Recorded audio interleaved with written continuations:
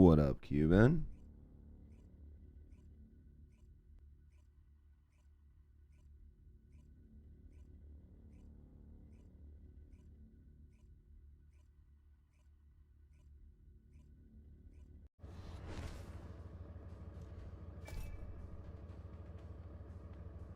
What up, Lo?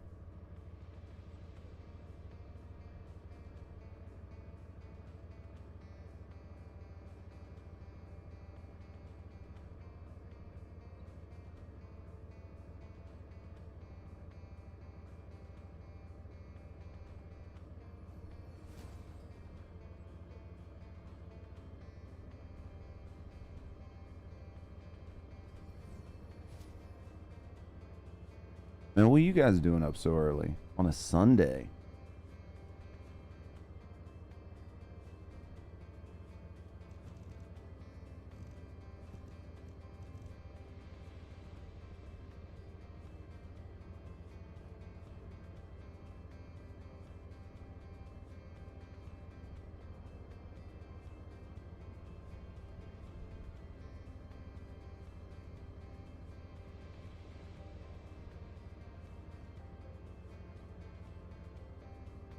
What up, amateur?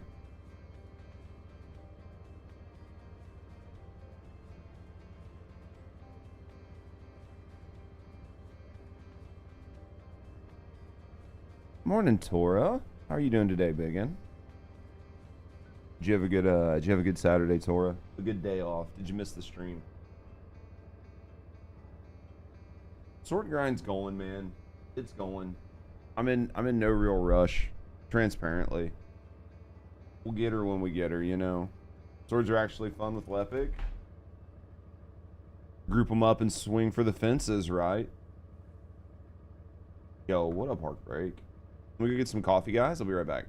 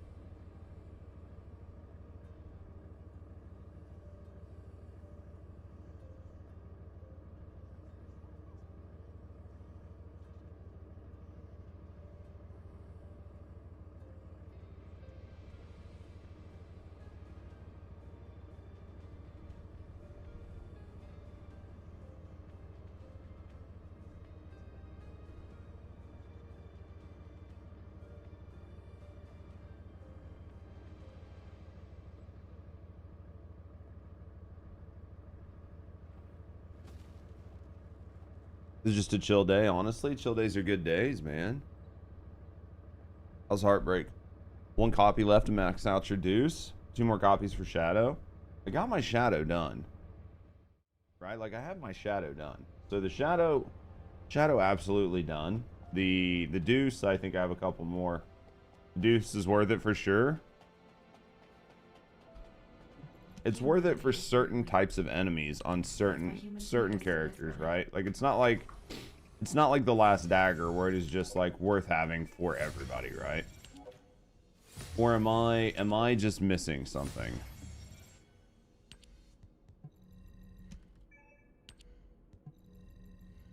I feel like I might just be missing something, right? Because I have not been impressed with any of these weapons, but to be fair, I haven't built the Deus myself, right? At least not like fully built it. I think I need to clean this last too. Yep, it's got smudge. Dude, I was like, man, I got smudge or some shit. All right. Boss killer everywhere except Void Vessel 2. Just one-shots most of the, like, dumb bosses. I mean, you can do that with a lot of other weapons, right? And a lot of other enemies, but if you can just, like, hot swap it and just one-shot every boss, then it's got its use cases, right? Swords feel like they were made for Season 1. I bet you money they were made for Season 1 and tell them. We talk about it all the time on stream. I think that, I think effectively what ends up happening is the content, by the time they think about it, they come up with it, and then they're like, we're going to implement X in the game. And then they have to sit down, they have to brainstorm it, they have to come up with the positives and the negatives, they have to come up with designs, they've got to come up with animations. I'm assuming that their development cycle on something that is like a quote-unquote like major implementation, like, I don't know, let's say like Void Erosion Purge, something that's like completely new, right? Not like Void Vessel, which is like an update of something that's already in the game. I think most of it is designed for like 6 months previously because it just takes them that long in their development cycle. So I think that's probably what happened here, right? I would not be surprised if that wasn't sort of what happened, right? I'd say they feel like they're made for Season 1, maybe Season 2, but it would have been like Season 2 before the introduction of Inez or obviously of Serena, right? What up, IQ? That's going to be my best guess on them. But if you guys are having fun with them, then that is all that really matters. I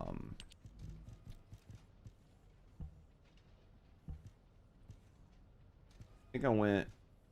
There's no way I rolled this.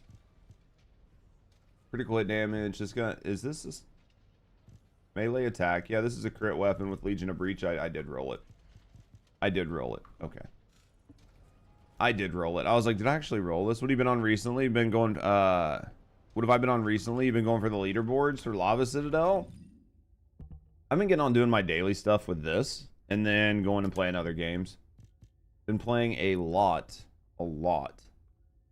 of Megabonk, actually. Stupid, dumb, fun game. Very funny, very interesting. A lot of good times. I mean, I've been seeing a lot of people playing Battlefield. I've been seeing like a lot of people playing Battlefield.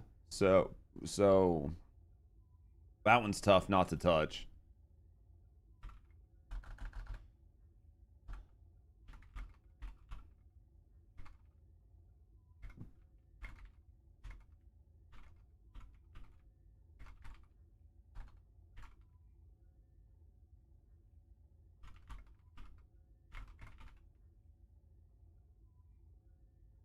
Battlefield seems nice, but I'd rather the finals. Dude, I get that. BF6 will be short-lived. You think it's going to be bad? You think it's going to be bad? Like bad?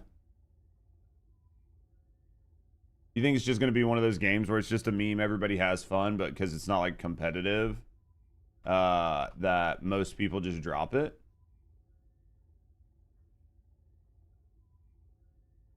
I thought they hit a mill. They didn't. Their peak was 740. We'll have to see what they end up peaking out at today. We'll see what they peak out at today. But I mean, they were doing pretty solid. I've heard most everybody have good things to say about it. Those game modes aren't going to keep them occupied. You don't think so? The game itself plays nice. I mean, it seems like people are enjoying it. So, I mean, if people are enjoying it, then we should put more content in this. It's super slow. Yeah, no, I don't disagree with you whatsoever. I need to refresh. No, I don't. Okay, it's fine. Battlefield 6 is awesome, dude. I've heard that it's good. I do wonder, though, like what Tor is saying, if it's going to just be like a fun game, but like a lot of hype drops off after, you know, a month or two, and then everybody goes back to Apex, Call of Duty, or if it actually has some staying power. Battlefield's always been like Battlefield's always been kind of niche, right? Like Battlefield's always been kind of the niche one out of the group. Plays well with dads. It's a really good dad gamer, but I think it was like Co Carnage or somebody shared a news article the other day saying like the average gamer's age in the US is 41. Like the average gamer's age is 41 and not 20. So there's actually a really good use case for a game like Battlefield that is just a fun get in and have just enjoy yourself game. Yeah, Heartbreak. I mean, I also wish they would add more to this game faster, but it's just not going to happen. If anything, it's going to actually get worse and slow down. So I would bet my money on it actually slowing down and us getting less content less fast. So I mean, if this is a bad pace, just know that this is going to be the pace that they more than likely right? Like this is going to be the pace that they more than likely maintain for a while. I just don't see a world in which it speeds up. Unfortunately, I just don't see a world in which the development cycle of this game speeds up anytime soon. Do be careful of overhyped games. I'm actually going to read that article here in a little bit.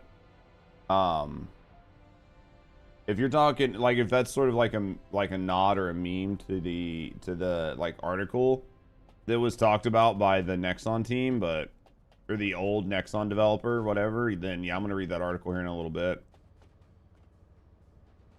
I mean, overhyped games are always kind of crazy, so you just have to take that with a grain of salt. But if people are having fun, like if the question for me is like,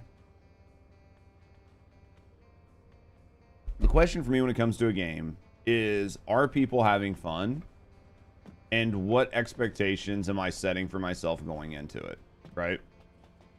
If I go in with the expectation to have fun and nothing more, and I set a reasonable expectation for the amount of fun that I'm going to get for the amount of money that I spent, then I'm pretty good, right? So if my expectation is I spent $100, so I want to get, you know, a good month out of this game, a good month, maybe a good couple months, then that's going to be what it's going to matter to me. I think most people average 2 to 3 games a year, so that's like 3 months. So if I spend $100 for a game, I should get maybe 2 to 3 months out of it. If I was a gamer and not a streamer, right? Now as a streamer, there's a whole different time value proposition, because we play games so much more than the average person. But if you're like an average person and you're playing, you know, 2 hours a day, 4 hours every 2 days or something like that, then I think it's reasonable to go, I'm going to spend about $100. Am I going to get $100 worth of fun out of this game? And then approach it that way. But I do think you have to be careful of games being overhyped and people overlooking the negatives because of the hype. And I think that happens quite frequently. I haven't looked into news articles on Battlefield because I'm not planning on playing it personally right now. But I would be more interested in the negative things people have to say about it. I think that would be Square Circle X. Those would be the things I'd be more interested in. Like, what are people saying that's bad about the game? Is the handling bad? Is the movement bad? Is the gameplay bad? Like, I was watching Asmongold play it yesterday, and while I was watching Asmon play it, the part that irritated me was proxy chat. I was watching his stream, and all I heard was, like, all I could hear was the proxy chat, and it bothered the fuck out of me. There was, like, one point where he was, like, running around doing something, and you could hear somebody in the proxy chat beside him, and it was probably, like, a 35, 45-year-old guy, and you could tell he was talking to his kid.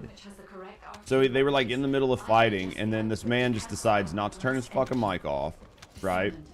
X circle square, X circle square. So this man decides not to turn his fucking mic off, and he just starts talking to his kid, and he's like, "What's wrong, honey?" And then you just hear, like, silence, right? Because it's not like you hear the kid talking back, but you just hear, like, silence, and he's like, "What's wrong, honey?" "Oh, it's gonna be okay." "Did your movie turn off? Did your mom not come in and turn your movie back on?" And he's just, like, going on talking to, I'm assuming, like, this 3 or 5-year-old who came into the room while he was playing games.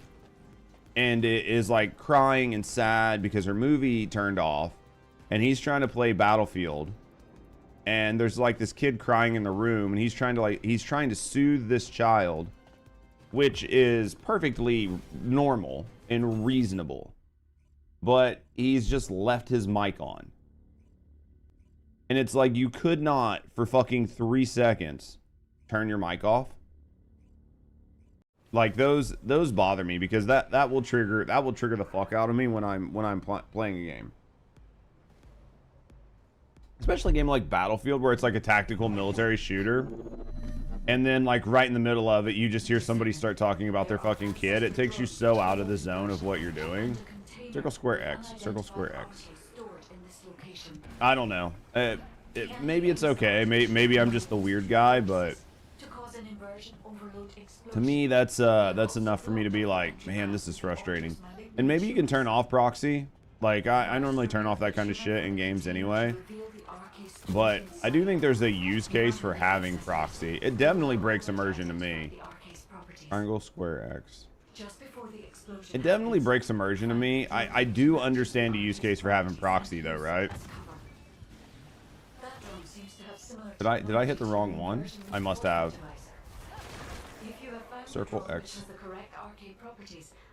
Did I hit the wrong one, or did this guy just hit the wrong one when he came in? I wonder if instead of me hitting the wrong one, he just hit this one back there right when I went to hit the button. Feels like that's what would have happened, but then again, I could have just not been paying attention. But yeah, I hit the wrong one. Yeah, I felt like I did. I was reading chat and not paying attention, so... Oh well, he died. I survived. At least we didn't wipe, right? X, circle, triangle. X, circle, triangle.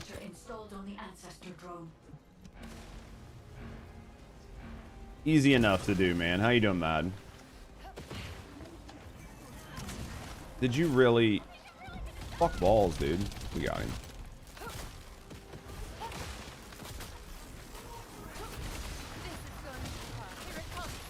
How's that? The only downside with that is, like, sometimes it just doesn't hit. It's like the radius on it just isn't big enough. All right, moving on to the other one. You're chilling. How are you today? I'm not doing bad, man. It's still early. It's still super early on a Sunday, but you know, we'll rock our dailies. We'll mess around. We'll do a little void vessel farming. We'll have a pretty good day. Then we'll play some Megabonk. We'll play some Megabonk. We'll relax. I'm gonna try to have a good day. Honestly, thought about playing Borderlands this morning. Like, instead of playing First Descendant, I was like, man, should I just play Borderlands? And then I was like, nah, I don't think anybody will show up. What up, Scoobs? So I was like, dude, I could play Borderlands for like 2 or 3 hours and then go play Megabonk. But I was like, dude, nobody's gonna show up. If I play fucking Borderlands, nobody will show up. And I was like, I can't do that. What's Scoobs doing this morning? We still have to make sure we get some good First Descendant time in every day, right? TFD is a mandated staple. TFD mandated staple. For now. No. Well, maybe. But still. Oh. Try to have a good time with it, though. We'll try to have a good time with it. Boys, I am... Did you guys have a good night? Like, anybody that, like, you know, slept last night. Did you guys have a good night? Is everything good? Everybody have a good time? Zumba in an hour and homework since you started school last week? Oh, yeah, that's right. Zumba in an hour. Man, you just, like, I know you don't, but you just live, like, that California life where it's like, dude, I'm up at 3 o'clock in the morning. I'm Mark Wahlberg. Fucking crazy. What up, Bubba? What's up? How am I feeling myself? John just subscribed for 7 fucking months. Dude, I've had like I've been congested for like weeks. I don't know what the fuck's happening. Bubba, dude, did you 7 months, man? Put that W in chat for you, brother. Thank you very, very, very much for the support, man. Thank you for supporting me and thank you for supporting the channel, man. How you doing this morning? Your Brazilian neighbors took me out to LA. Like an LA night out. You're fucking crazy. You live that life though, man.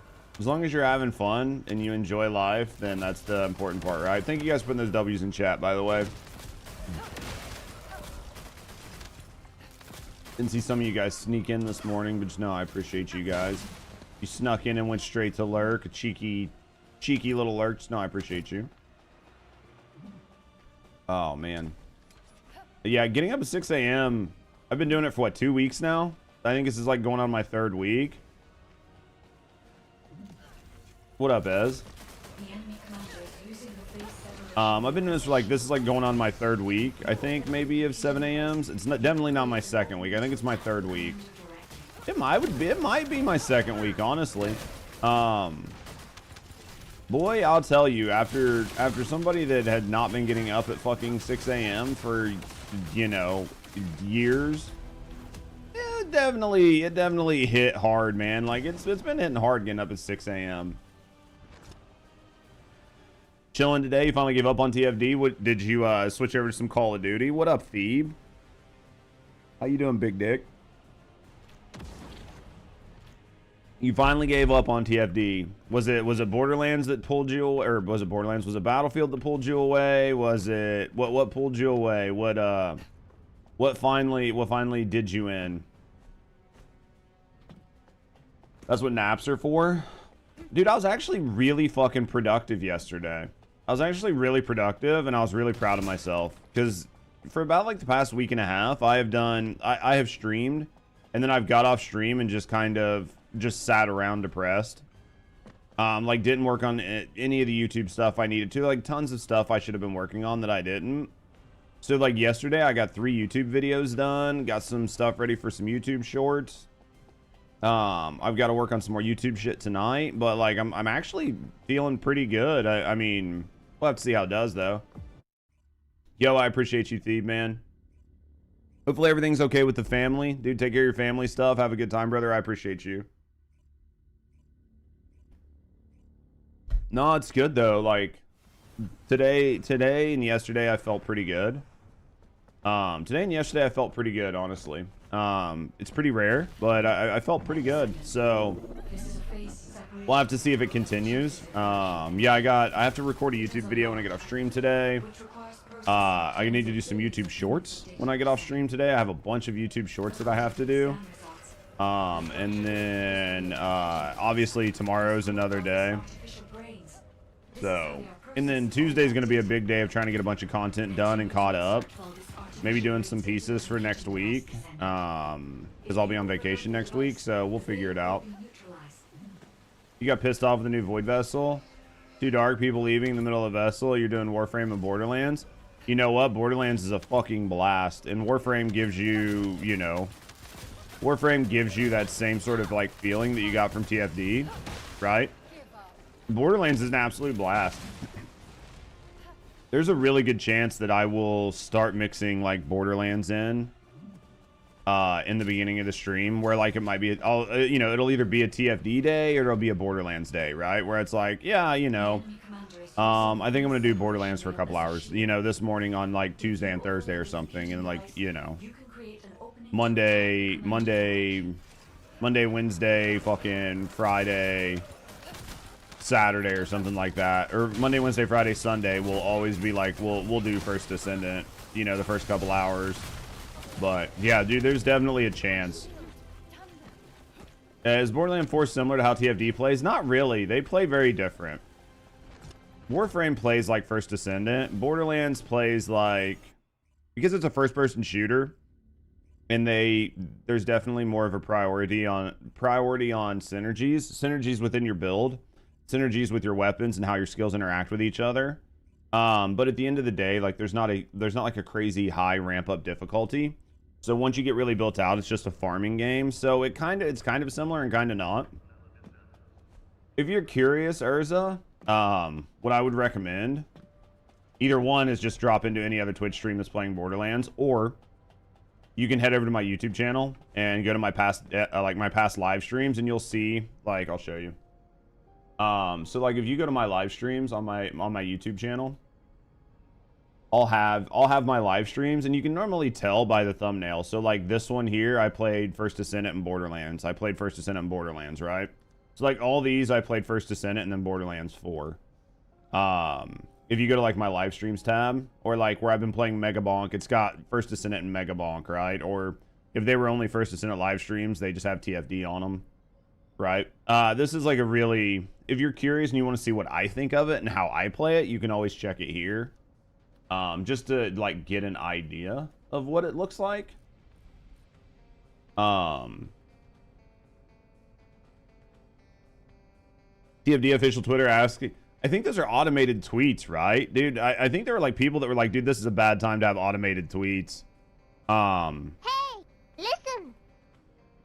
But yeah, yeah, Ez, if you're curious, like there's two, those are the links to both of my YouTube channels. One is like more talking head pieces. That's the one down bottom, the JudgeGray TV. And then the one up top is my like Twitch, or that's my like gaming channel, which is where you'll see a lot of my live streams, a lot of YouTube videos and shit like that, right? You attempted the vessel twice, nothing. Times people left when they were done, realized playing solo again. I hit the exit game and haven't been back. I mean, that's sad because I know that it's super unfortunate for a lot of players that that is their experience, right? It's super unfortunate because that's the experience for a lot of players right now. And also, what up, TP?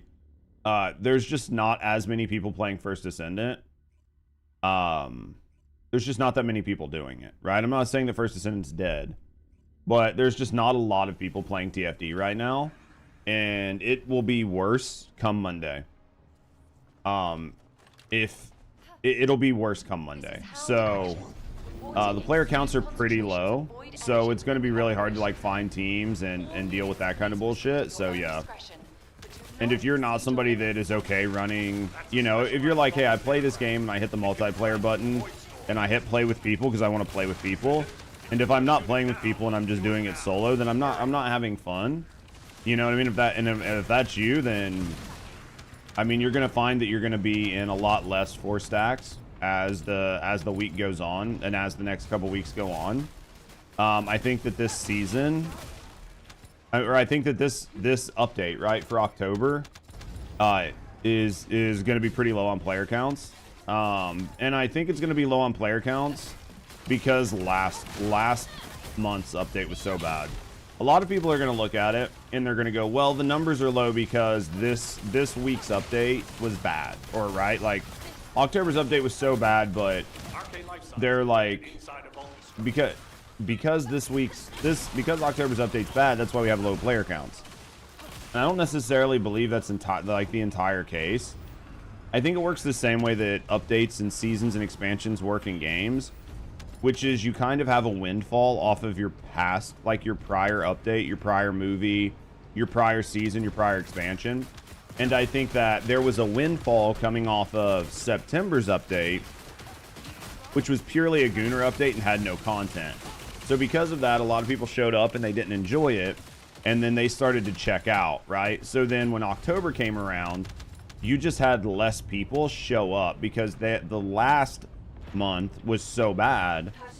In their mind, they just weren't going to show up. They were going to wait to hear if it was good instead of getting burnt. So you had less people, like you had less people show up, and then on top of that, it's not really a great, it's not very like a very well received monthly update. So then you're coming off of 2 kind of poorly received monthly updates, and I know some people were pretty happy with the like the August update, but I think that the August update was kind of sparse on content for some of the more hardcore gamers. So realistically, you've had 3 months that were kind of sparse, back to back to back, and I think that it's just slowly weighing on players. So I would be surprised if the player counts don't get pretty low this month, and then even though next month is Harris, I wouldn't be surprised if next month's player numbers aren't that good, even though we're getting a new Descendant and a couple things, because so many people are like burnt and have stepped away for a little bit. that they're going to wait to hear if it's good before they come back. Yeah, Harris comes in November. But that's what I think is actually going to happen, because you have the same thing with movies and new launch games. Like if the last game did bad or the last movie did bad, even if the next one is really, really good, it's going to start off really bad because you're going to have less people show up because the last time they experienced it was not good for them. Now, if it is good, right, and it gets a lot of publicity and people are talking about it and word of mouth, then more people will show up and it'll like slow build and then it'll have a good ramp up. But if it's the opposite, it's just going to do really bad. In your opinion, season 3 is not delivering. You have no desire to return to the game, dude. I'm sorry. I mean, I get it. I don't even want to pretend like I'm sorry to hear that. Like because I understand where you're coming from, right? What are you gaming on right now, Axis? Because I understand where you're coming from. You're like, you know, I'm just not feeling it, and I just don't. Every day when I boot up a game, I see the TFD icon and I click on the game beside it, right? You're like, I see it, I just don't want to click on it. And we talked about it before, like when you get off of the hamster wheel, very hard to get somebody back on. BDO, Gunner updates are killing the game. I just think that the Gunner update would have been fine if they would have added content, right, Dazzler? But the problem was they added the Gunner update and they added no content, which triggered a bunch of people. And then when they finally did add content, like the next month, a lot of people feel that they don't enjoy the content. They don't enjoy the new Void Vessel. They don't enjoy the grind for the swords. They're grinding for swords that they don't feel are strong. So it's like, okay, the last month you gave me a Gunner update. I didn't care for it. And then this month when you actually gave me content, you gave me shitty content. You gave me bad content. You gave me content that's super grindy. You know what? Fuck it. Like, I wasn't playing during the Gunner update. I'm not going to play this update. Right? They're just like, I'm not doing it. I didn't play last month. I'm fucking sure as shit not playing this month. And then once you do that too many months, then people are like, yeah, I don't think I'm going to come back for the next one. Like, I'll wait a couple months. We'll wait and then we'll come back when they nerf everything because we know they do it. And then we'll play for like a month and then we'll put it back down because they're off of the treadmill, right? Another grind with 2% chance of getting parts. Feels bad, right? You have more fun chatting with me than playing the game? Hey, that means I'm doing my fucking job. If you're having more fun just hanging out, listening to me talk and chatting, then I'm doing my fucking job, right? Seriously need to calm down the Gunner crap and focus on actual content. Yeah, I mean, we've talked about it before, and there are going to be some people that are like, nah, that shit's like good or whatever. Like, I've never cared. You could literally have naked chicks running around in this game as long as I wouldn't get banned from Twitch. None of that would actually bother me. But the gameplay needs to come first. If you want to have like hot naked chicks running around, that's fine as long as the game is fun. Right? What up, Mojo? Personally, that's the way I view it. Like, you could have hot naked chicks and you could have them just getting fucking railed. Like, just absolutely fucking demolished. In like the Gunner cave. And I would be like, yeah, sure, that's fine. I'm not going to interact with that part of the game, but the gameplay loop is awesome, right? Like, if that was the way it was, I'd be like, dude, I love the gameplay loop. Like, I don't go in the Gunner cave because it's, it doesn't interest me, but the gameplay loop is fucking amazing, right? So yeah, I'm pretty sure it doesn't even satisfy the Gunners though. And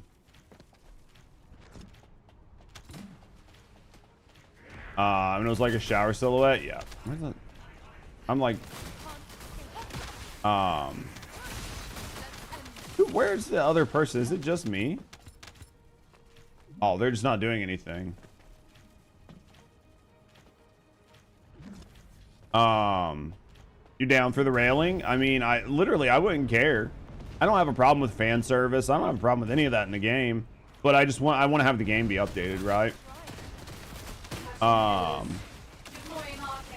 feel like 10% of the update was Gunner, 90% content. People would actually be happy with the updates. I mean, I don't think that people would be mad about it.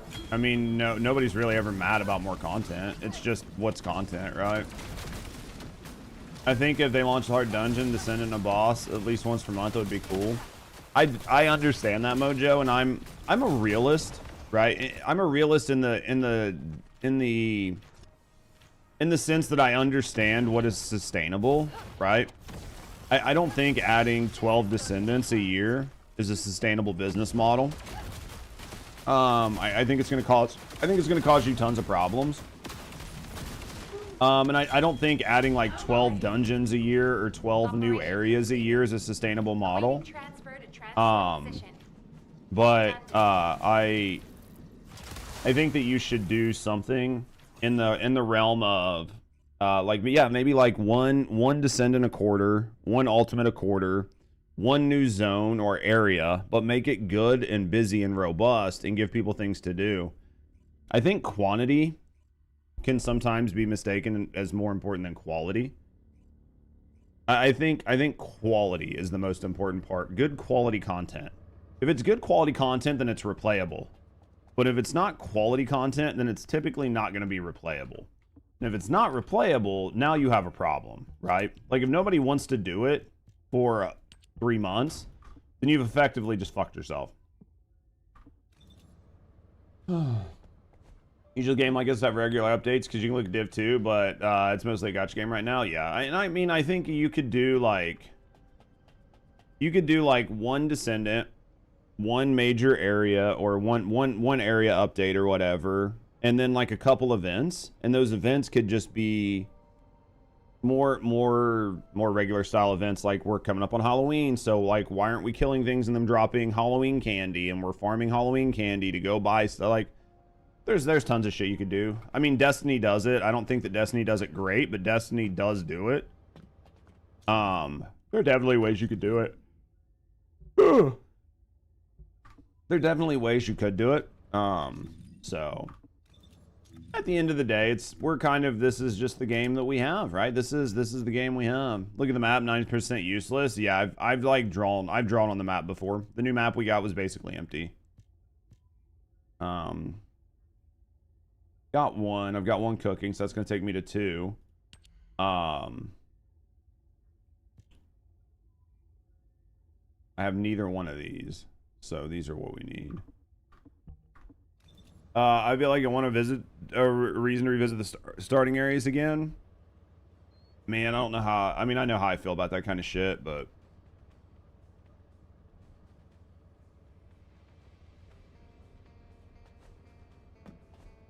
maybe include new farming content and shit in the dungeons. I mean, they could do something. They could do something.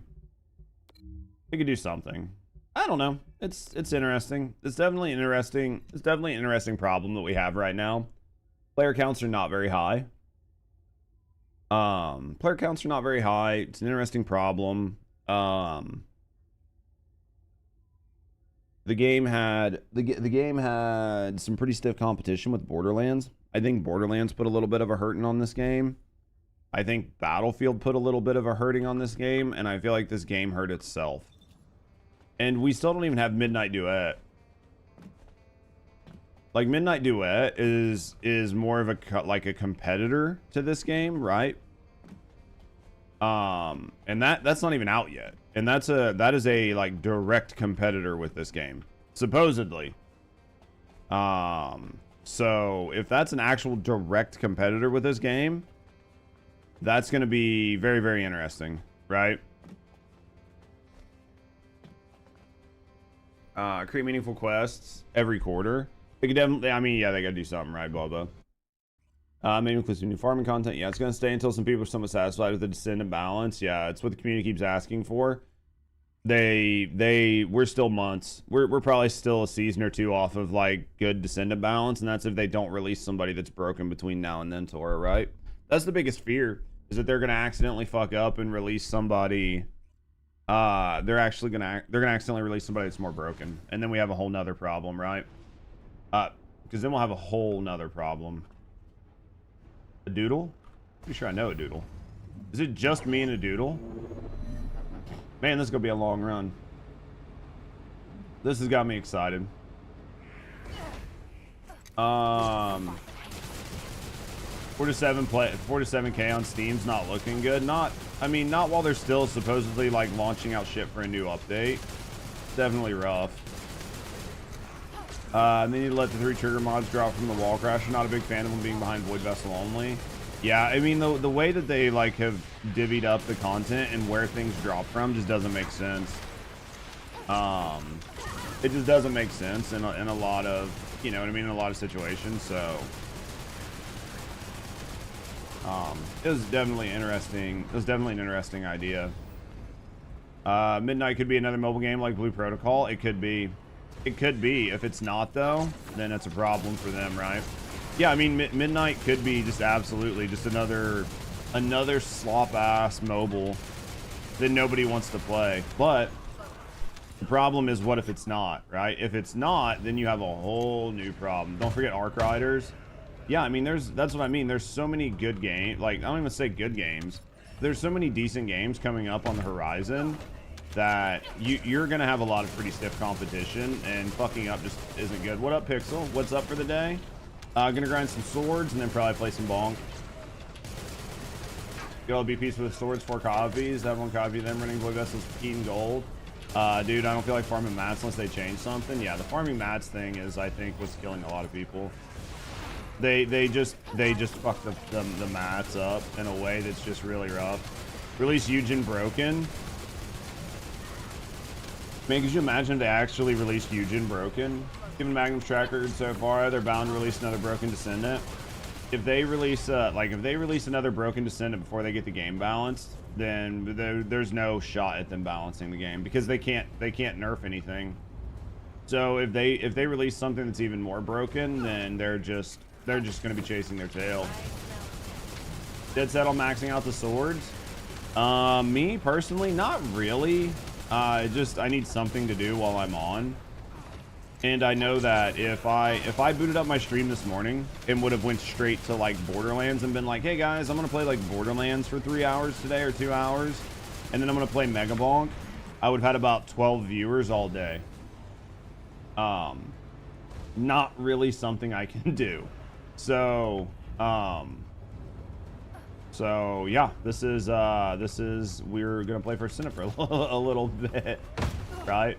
I just can't do it. I mean, I would have if it was an option and I didn't have to worry about it, then I would have done it. But I don't know, if these Megabonk videos continue to do good, maybe it'll be an option. There are bikini skins in the shop. Mission season 3, some Steam review. Wait, what happened? Also depends on what is a good Descendant balance. They just crank up the difficulty. Now Bunny's basically doing everything. Yeah, anyway, yeah. It's interesting on what they're doing. There's no way to satisfy everyone. No, there's no way to satisfy everyone. You can't make a game for everyone. And I don't think they're going to. I don't think that true balance is the goal. I don't think true parity is the goal. I think that they have stated that this is a collector's game, a hack and slash speedrunner style game. Right? Like, that's what they said. I'm not putting words in their mouth. That is exactly what they said this game is. So if that's what this game is, then that is how it's going to be balanced, and that's how it's going to be taken care of. And part of that is going to be constantly releasing ever more broken characters, feeding into that power fantasy, letting people like speedrun and grind things and collect as much dumb shit as they can. That's what this game is, right? So as long as everybody knows that, then it's fine, right? But having like this true parity balance of like a tactical shooter where you're like teams and team synergies are going to matter, and there's going to be hard content, and you're going to have to like put together a group to do shit, just not happening. It's just not happening. The goal is to sell overpriced semi-nude skins, basically. But hey, it works. If it works, it works, right? Paying somebody's bills.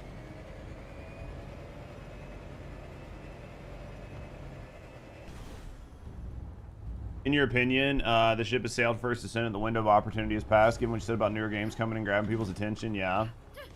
I think there's always going to be a core audience that just really enjoys TFD.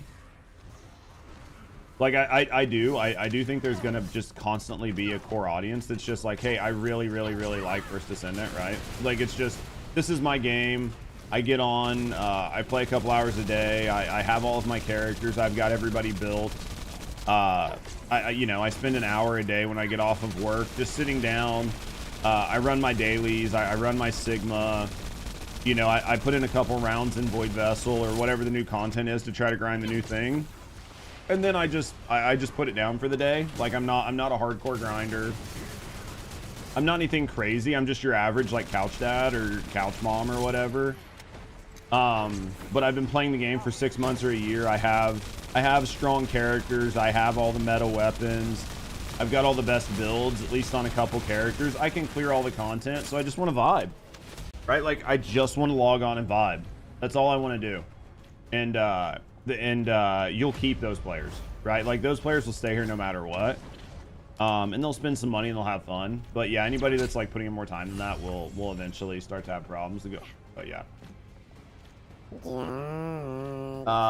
And not 200 runs on the same level to get materials. It's never gonna happen. Toxic Teapot just raided with 2 viewers. It's never gonna happen, Jack. Toxic, what the fuck were you doing with 745? What were you playing? Guys, check out my buddy Toxic.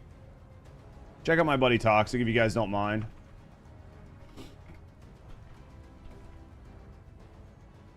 Check out my boy Toxic. I'm sure he was probably playing Battlefield all night. Check him out.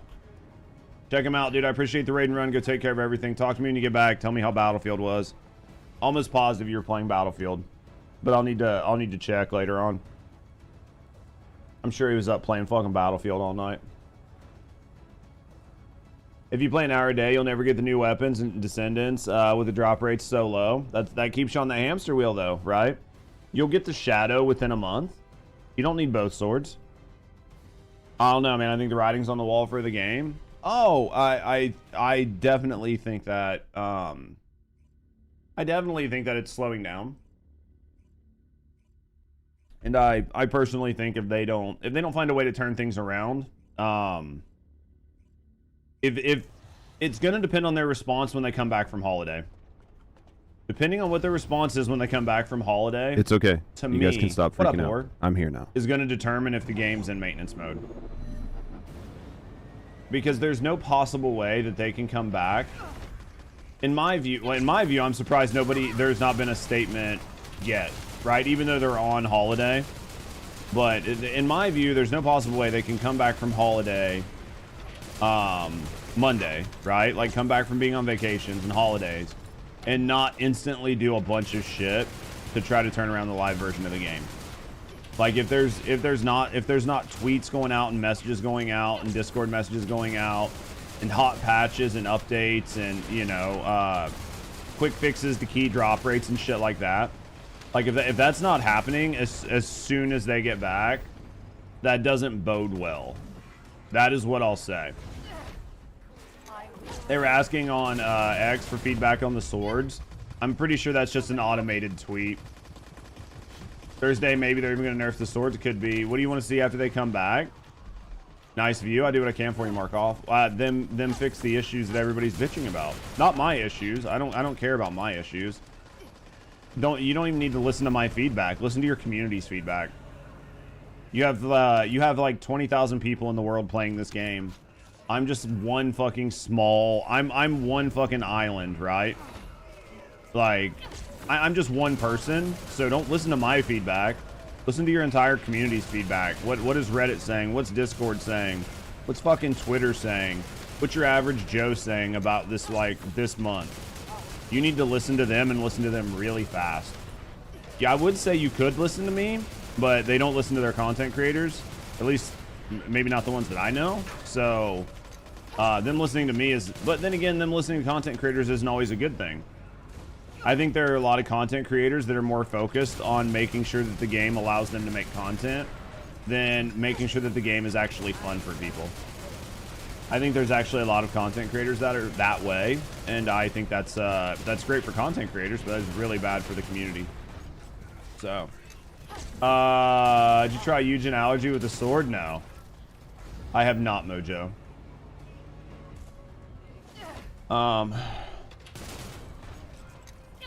Even the competitors aren't playing it anymore. Dude, that's pretty rough, right?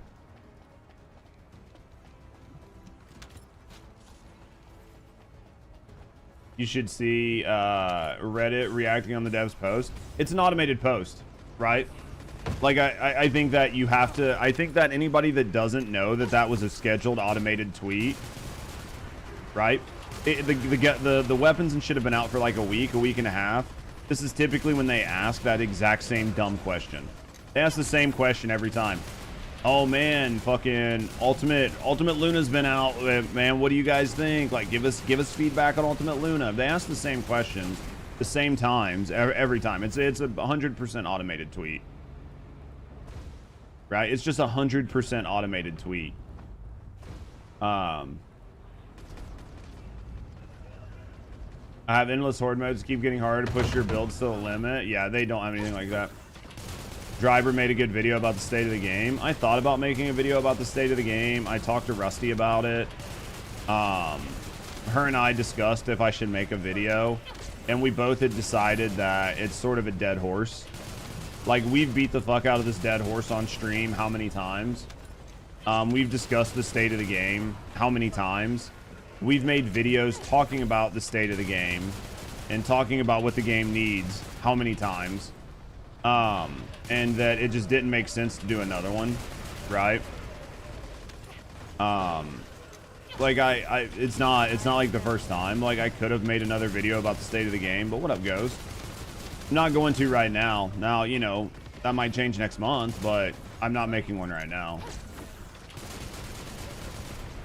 Ammo, swords got ammo. I think swords having ammo would make sense if swords had projectiles. If swords have no projectiles, them having ammo makes no sense. But yeah, I like, especially when it comes to like the state of the game. And this is gonna sound really bad, chat, and it's fine. You can tell me that this sounds bad, but I literally, I don't need another content creator to tell me what the state of the game is, right? Like, I know Driver made a video, and I know quite a few people have like watched it or whatever. I don't need to see Driver's video on the state of the game because I play it, right? Like, I play this game every day. I know what the state of the game is like, and I just don't know that I would, like, I just wouldn't, I personally would not watch Driver's video because I don't need somebody to tell me the state of the game. And I don't really care. Like, this is gonna sound really bad, but I don't really care what Driver's opinion is on the state of the game, right? Like, that's not to say that I don't like Driver, but like, his opinion on the state of the game makes no difference to me how I enjoy the game or what I think of the game. And because none of these opinions on the state of the game matter, and the developers don't seemingly care or watch them, then they're kind of a waste of time. They're kind of a waste of time to me. If I thought that the developers were watching like all the major content creators like state of the games, then I would make the video. But I just don't, I don't think anybody, I don't think they do. I don't think they do, and I don't think they care. So if they don't, and they don't care, then it's just me making like a shit post about the game. No matter how constructive it is, it's not really doing anything good. How do you like the new dungeon, the new Void Vessel? I hate it. You dive in the cesspool of world chat though? No, I absolutely do not, Markov. What's my weapon loadout besides Restored Relic? It's just Restored Relic and Last Dagger. The only reason I have a sword on is just to level it up.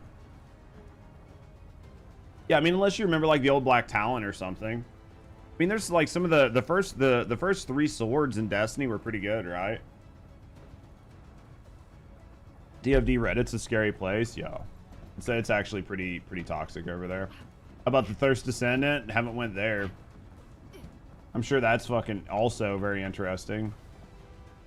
The Fit Descendant, dude. I'm sure there's probably, the Gooners probably have the best fucking Reddits out there, you know. But yeah, and like I said, again, it's nothing against Driver, but I know the state of the game. I know what the state of First Descendant is because I play it every day, right?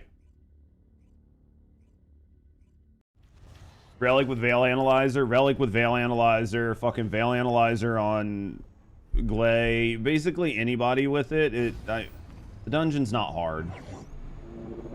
The dungeon's not hard. The dungeon fucking sucks. There's nothing about it that I find enjoyable.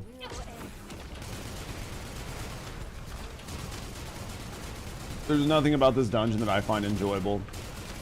And I particularly don't like it with Serena, but I know other people do, and that's fine. Like, you play the game however you want to play it. It doesn't really matter to me, so. You have Toxic on Relic? Yeah. Why wouldn't you?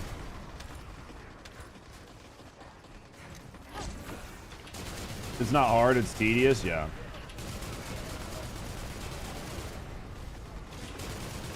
Because it has an 8 fire attack, yeah, and everything in here is weak to fucking toxic, so.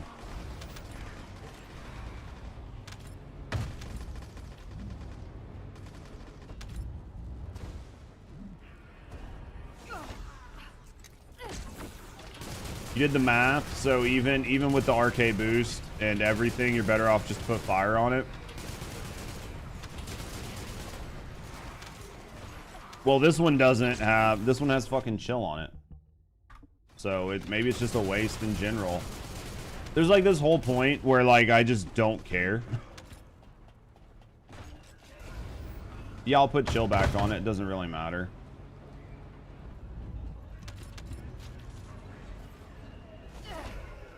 Yeah, I'll just put chill back on it. Maybe I have a fire relic. I would need to look. Because our claps either way, yeah.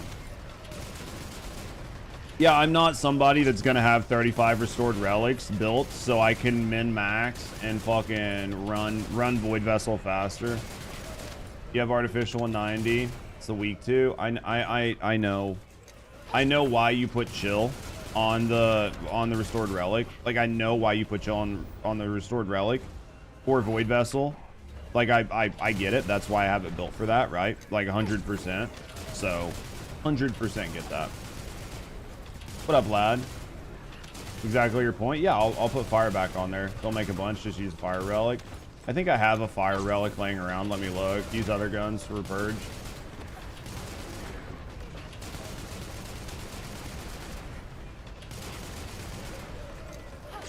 There's this whole level, Markov, recently of me just not caring. Is that bad? Where I just like don't care. Like I'm just like, yeah, it's fine. It's fine. It does good either way. Like it works, right? There's like this whole level of me just not caring.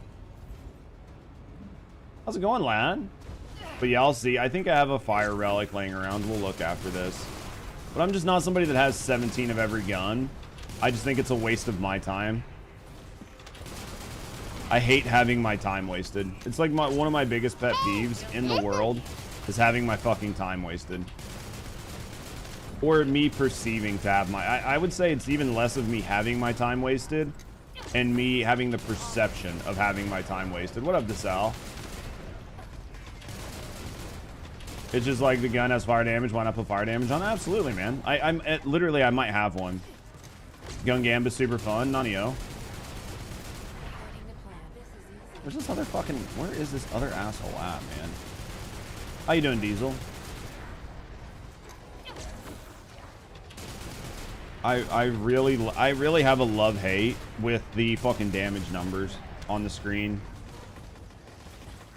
I have such a love-hate with the damage numbers on the screen.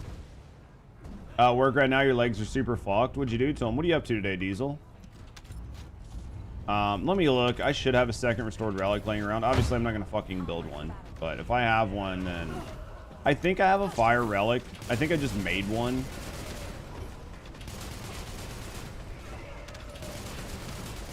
So you had to go back to work for a little bit, lad? No sitting around playing fucking bonk all day?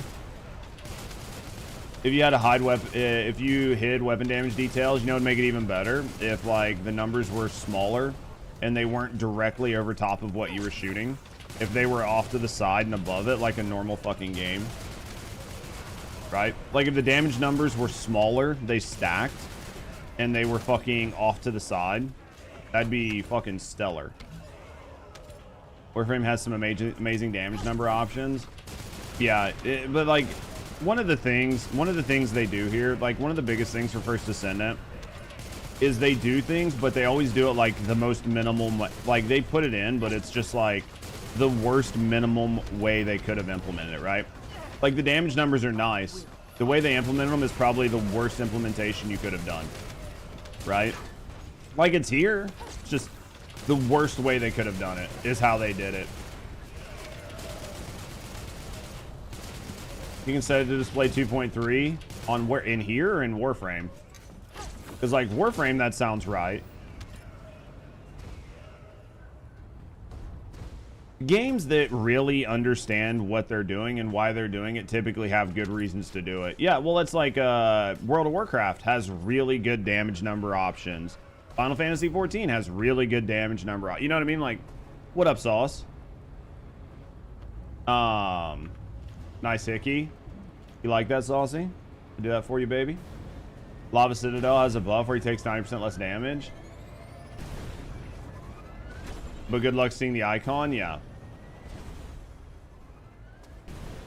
They just do things that frustrate me. So damage numbers to off looks much cleaner.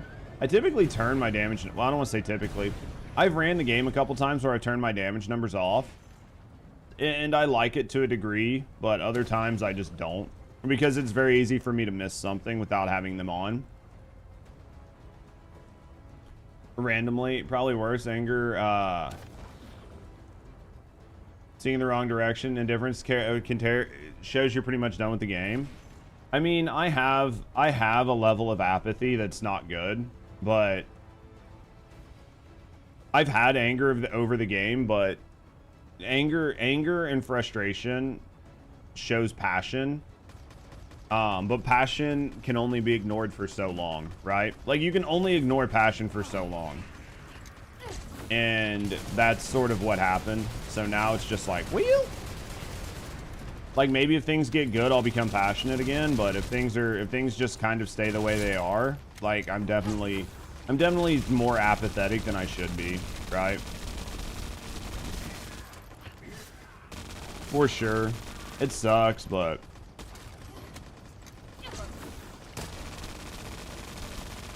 we'll see how it goes. I definitely have a level of frustration.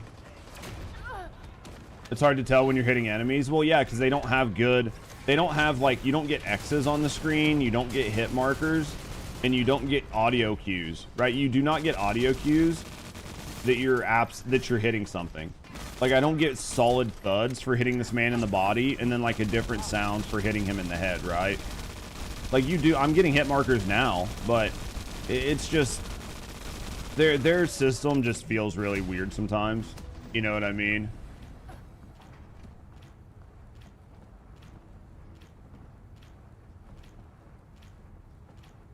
I know, Markov. We're gonna go look at it. We're gonna go look at it, buddy. Because I don't care. We'll go look at it though, to help you out. Sound options, there's a hit. I'm pretty sure I have it on and it doesn't even fucking matter. Unless it's just turned off by default, but... What up, Tim? It's a slider? Let me look, dude. Maybe I've never noticed it. It'd be funny. Floating damage numbers need to be moved. Yeah, I'll show you exactly where the damage numbers need to be. I'll show you exactly where the damage numbers need to be. Yeah, hit marker 8. Basically, doesn't even matter. This is where damage numbers need to be. This is where Gib. Actually, it's just hello. This is where damage numbers need to be. Like, if this is the character you're shooting, damage numbers need to be up here. They need to float and go up here. They need to not be right here. If your damage numbers are right here, that's a huge problem. Because what happens is when your character is this big, and your damage number box is this big, what the fuck? Where the fuck are you shooting? Where are you shooting? You're just like hoping that your fucking crosshair's in the right spot. No, well, now we put boobs on it, so we might as well put one on the other side. But yeah. It should always be up and off of your character. Always. There should never be a moment where your fucking damage marker covers your character. It should just not happen, right? Like, there's not a world in which it should ever happen.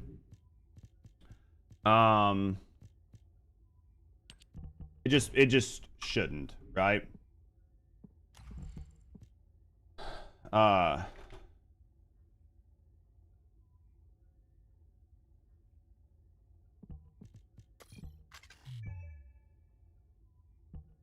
Really.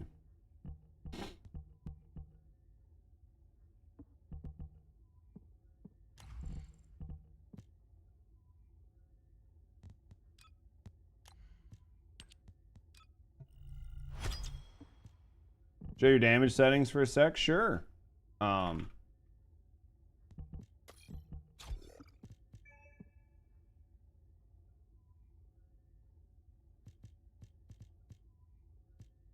won't have enough to put it up here.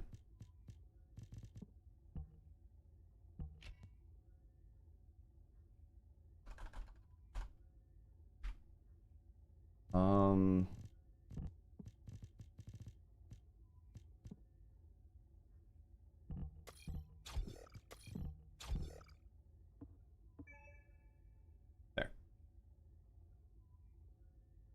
You only have a stock of cats? I'll have a couple, yeah. Not as many as I probably should, but you want to see damage? I mean, I'll show it to you. Options. It's in what, graphics?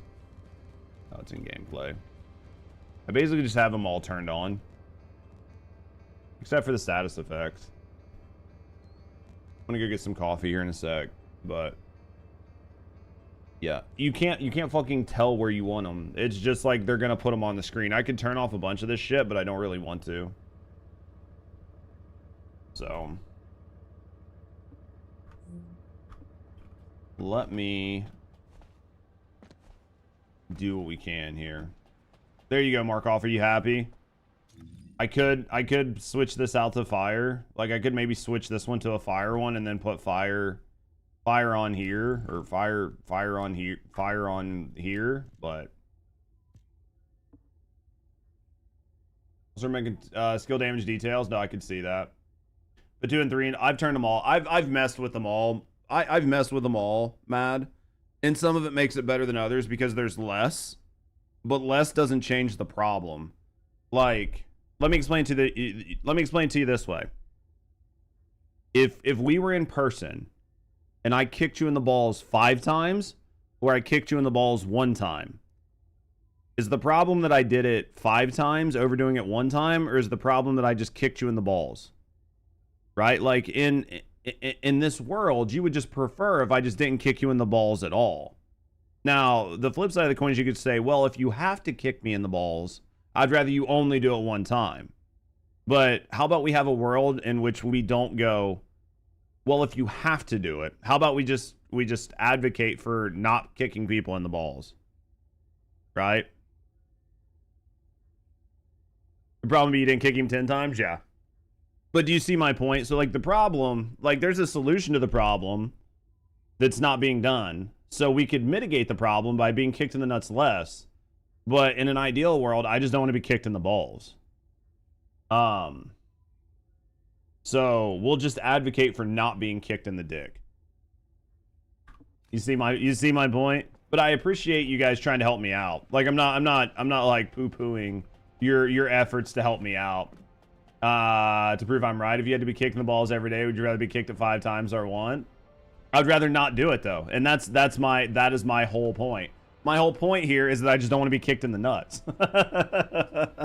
Like, I just want to live in the world where I'm not kicked in the nuts, right? Because I knew where you were going to go with that, because it's the logical step of then quit the game. It's a really good idea. I didn't even think about that. But yeah, no, because it was the next logical step, which is like, well, would you rather just have like 1 damage number to show you're still getting your hit, or a bunch? But to like Markov's point, and it's not even Markov's point, but it's sort of what Markov showed, which was like, while I was playing, Markov was like, Judge, why are you running all of these wrong damage types? And it's like, well, right now I literally don't care. But there have been numerous times where I've been playing the game and I'll see my damage type and be like, oh, fuck, dude, I forgot to change my inversion. I forgot to change the element on my weapon. I forgot to change whatever, right? Like, those are good, clear indicators, and I like having them available. I just don't like where they are. Yeah, I gotta go get coffee, Alex. I gotta go get it. I think no matter what, you do, no one's short of power right now. Yeah, I mean, basically nobody's short of power right now. But like to what happened earlier with Markov, where Markov's like, you can switch all this, and I'm like, yeah, I know I can, but I don't want to because I'm lazy. And Markov's like, yeah, but but at the end of the day, no, but at the end of the day, that sort of like reaffirms why I actually don't turn the numbers off. It's because there have been times where I have actually been playing content and I'm like trying to do an Abyss boss or something. And I'm like, dude, why are my and then all of a sudden I'll like look at my screen and I'll be like, oh, yeah, I shouldn't see fucking chill on the screen right now. I should not see any chill damage, right? Yeah, and like, so right now I don't really care about the inversion because I think that the inversion for taking out the guy at the end is more important than like doing the proper inversion damage going through the map, because the going through the map doesn't matter. So I'd rather have Toxicon for my last dagger for the burnout at the end. But yeah. Ask Nexon, fuck, marry, kill, Bungie, Nexon, and Gearbox.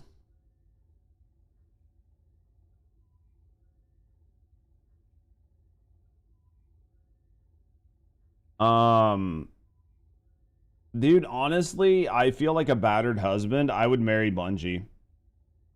I would marry Bungie. I would fuck Gearbox, and I would kill Nexon. Because there's always a chance. Chat, there's always a chance for Destiny 3. It could be there. The saving grace of gaming could exist. Right? Like, it could happen. Just, like, hit me one more time, Destiny. Like, just hit me one more time, Bungie. Just tell me I'm a dirty girl. Tell me I deserve it. And just black both of my eyes. Like, just tell me, Boy, right? I don't got enough Like, I'm here this, for bro. it. Gearbox, I think that Borderlands is a fun game. I think Borderlands are a lot of fun. I don't think they're a live service game that you just like sit down and play for like 3 years straight. But I think they're a lot of fun. It's a lot of fun to jump in and out of. So that, and then Nexon, boys, you have really hurt me lately. How you guys break my sound alerts? They're working just fine until you break them, Sauce. Bungie's gonna be PlayStation Seattle, dude. I don't get it. How do you guys break my sound alerts though? I really don't understand how you do it. Things are working fine and then you break them. We'll refresh them all anyway. And then I'm gonna go get coffee and then we're gonna move on. I don't know how you guys do it though, but you do it. Yeah, but Destiny 3 is what I need. Maybe you can play Destiny 3 on Linux. Maybe Destiny 3 is where they finally sort out their issues. Would be amazing. Exactly, right? Right? Like, it's just like the one time, like Destiny 3 is going to fix everything, right, chat? Destiny 3 fixes everything. Let me go get coffee, guys. I'll be right back.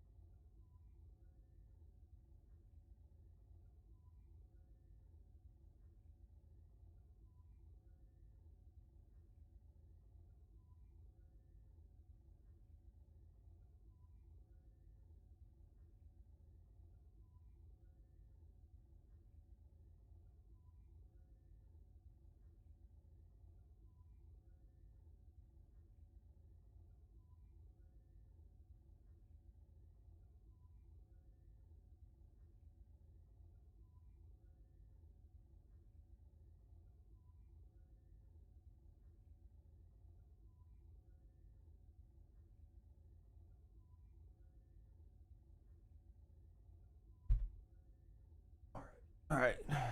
All right, guys. All right. I'm back. Destiny's going down the tubes, but I highly doubt those players come First Descendant. They're not. First Descendant is not a game that Destiny players will enjoy. I about guarantee you that. In the current state of First Descendant, it is not a game that I think would resonate with Destiny players. Some haven't left, yeah. Well, because they're not... There's like this whole thing. Came to Destiny 2, from Destiny 2 to TFD. I think that there's like a level of just... There's like a Stockholm syndrome with Destiny players, right? Like where they're Stockholmed, and you have to allow yourself to become Stockholmed first. And I just think that it's not always going to work. I did, but to be fair, hell, I did it in the beta. The game, the game was much different a year and a half ago than it is today. Because if I came to the game today, I don't think that if I had played Destiny up until like today, right? You came right before season 1, yeah. Like I played the beta and shit like that, and the game was different.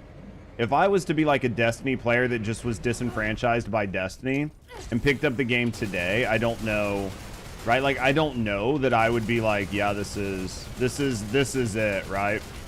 I just don't know that I would.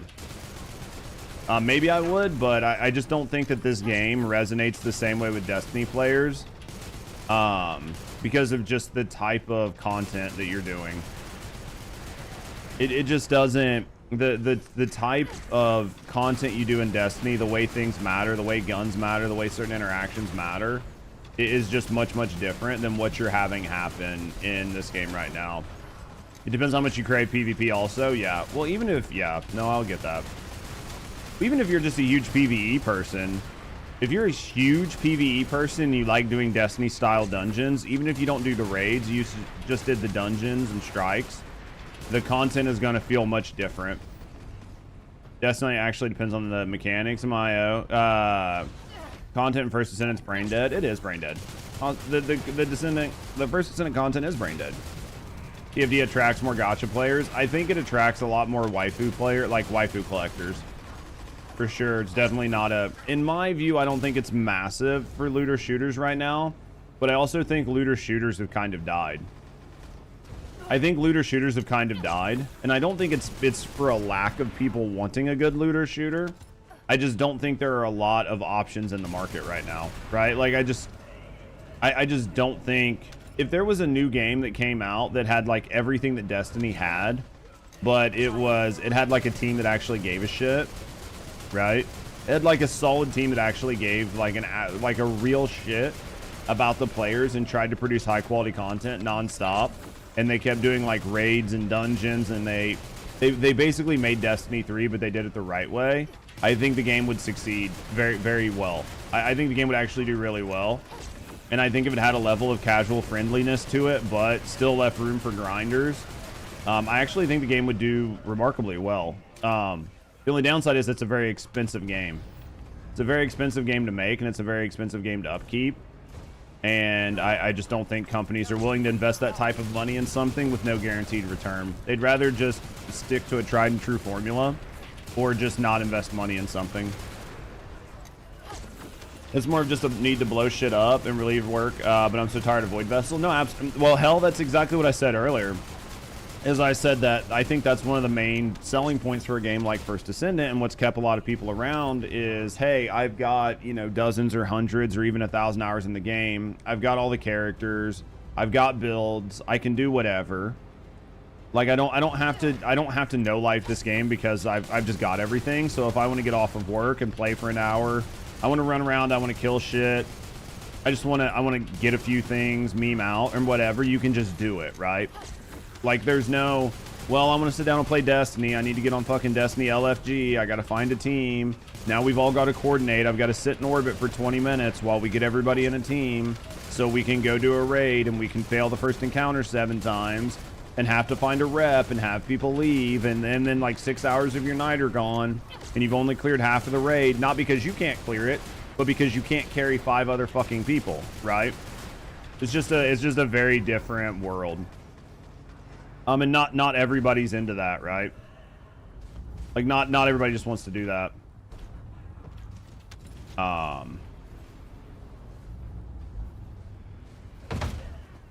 Is making a looter shooter realistic, like TFD. Cacao Games is, but the game's at least 1 year away. Is it gonna be like another fucking Eastern style game? All big titted chicks, like multiple fucking layers of monetization, new skins every week. Like, is it just gonna follow the same formula? Or is it actually gonna be, because that's always my big fear, is I'm starting to notice a trend in gaming, and it's basically every game is just following some fucking, everybody's just following a formula. Like, nobody's doing anything fun, original, or inventive, and it's just what flavor of big titted blonde do you want to play, right? Because it's not like, oh man, this game's like cool and unique and got some like crazy features, and it's not anything that I've never played before. It's like, nah, do you want like realistic chicks? Do you want fake chicks? Do you want chicks with really crazy body proportions? Do you want very Western style people? Do you want Eastern style people? Do you want them to look more anime? Do you want them to look more fucking hand drawn? Do you want them to have like thick borders around them? Like what type of big titty chick do you want to play? Right? Like that's basically all you're asking yourself. It's like, yeah, okay, so what kind of girl do I want to see half naked? Right? That's all I've been asking myself when it comes to new games recently. Anthem could have been good. Anthem could have been amazing if they wouldn't have redesigned the entire game 1 year from it coming out. At this point, I'm thinking about expanding my Minecraft worlds. Fucking Lamal. Minecraft's fun though, man. That is correct. Sex sells every time. Yeah, I mean that's just what. But I mean, like I know that I was like memeing Ghost, but I'm being kind of serious. It's just what type of fucking waifu collector experience are you trying for? The Bazongas chicks are designed with gamers in mind, right? Well, you guys know me. We've talked about it earlier, like numerous times. I'm definitely a big fan of fan service. I love naked chicks. Absolutely love naked chicks. But at the end of the day, I want some game in my video game, right? It doesn't matter now. EA's owned by Saudis and Jared Kushner. I don't give a fuck who owns it, man. I don't give a shit who owns it. It could be Jesus Christ, or it could be fucking Satan himself that owns the fucking the fucking production company or whatever. None of that matters to me. All that matters is, can you produce a good game? Can you produce a good game, and can you keep fucking politics out of it? Those are the only things I care about. I am more inclined to have people that fucking I know are gonna be concerned with profits owning something, because at least in that situation, they're gonna try to do what they can to make money instead of trying to do what they can to push a message or an agenda. Yeah, I literally don't care who owns fucking whatever company. None of that matters to me. I literally don't care. We need some gaming in our Gooner Lounge? Yeah. Basically. Yeah, I don't know. I've just never been, like... The funny part is anybody that thinks these mega major conglomerates, that them changing ownership actually matters, is funny to me. Because these companies have always been held by stockholders and have always been ran by board members and CEOs and executives. And it doesn't matter who they are, because all of these people went to the same fucking Ivy League schools, whether they're fucking Saudi, Chinese, fucking Korean, Japanese, South African, British. They all came to the US. They all went to fucking Harvard and Yale. They've all went to the same schools. They've all had the same educations, and they all know the exact same thing about business. You need to make money. And they all worship the fucking almighty dollar more than anything. So, like, none of that matters to me at all. I don't fool myself by thinking that people care. People don't care about anything. That's Lionheart's name of the moment. They just got a teaser. Hopefully it's a good game, Nito. I'm all about good games. You kind of do. Monopolies aren't good. I mean, like, we've had monopolies forever. You don't think Google's a monopoly right now? The last time that we had any serious major monopolies broke up were like back in fucking back in like Carnegie's days. And they were broken up, but they still were owned by the same people. They were just broken up and they had to add different board members. Right?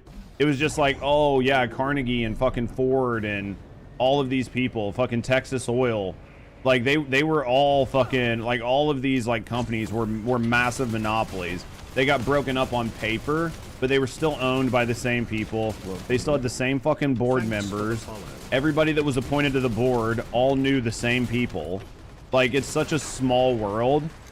You know, if you're a mega CEO for like a Fortune 100 company, you know every Fortune 100 company person by name. Like it's a level of, it's just a level of just denying reality, thinking that it matters. Because at the end of the day, you're not changing anything. It's the same people. Doesn't matter. Yeah, Standard Oil. Right, Alex? I think the best thing I've heard an exec tell me was, how do we make people think we care? 100%. 100%.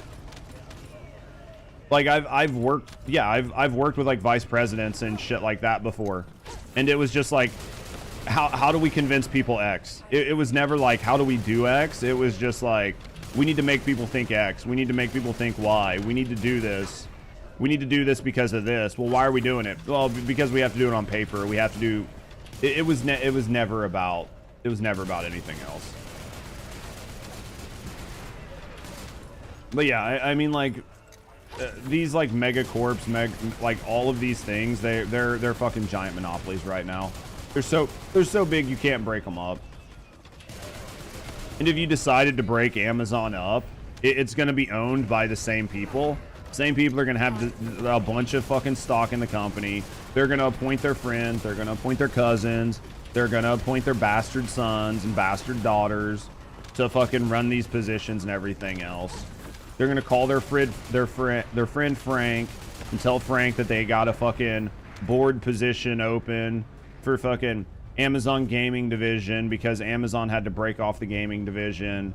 And then that person's going to take the job and then show up to fucking Bezos's house on Easter for fucking brunch. Like, it's just something to make little people, like us little people, feel like we have some monochrome of control.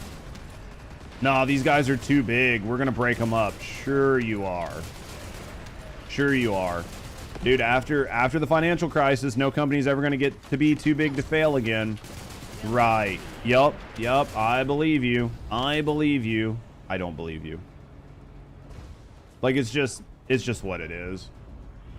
I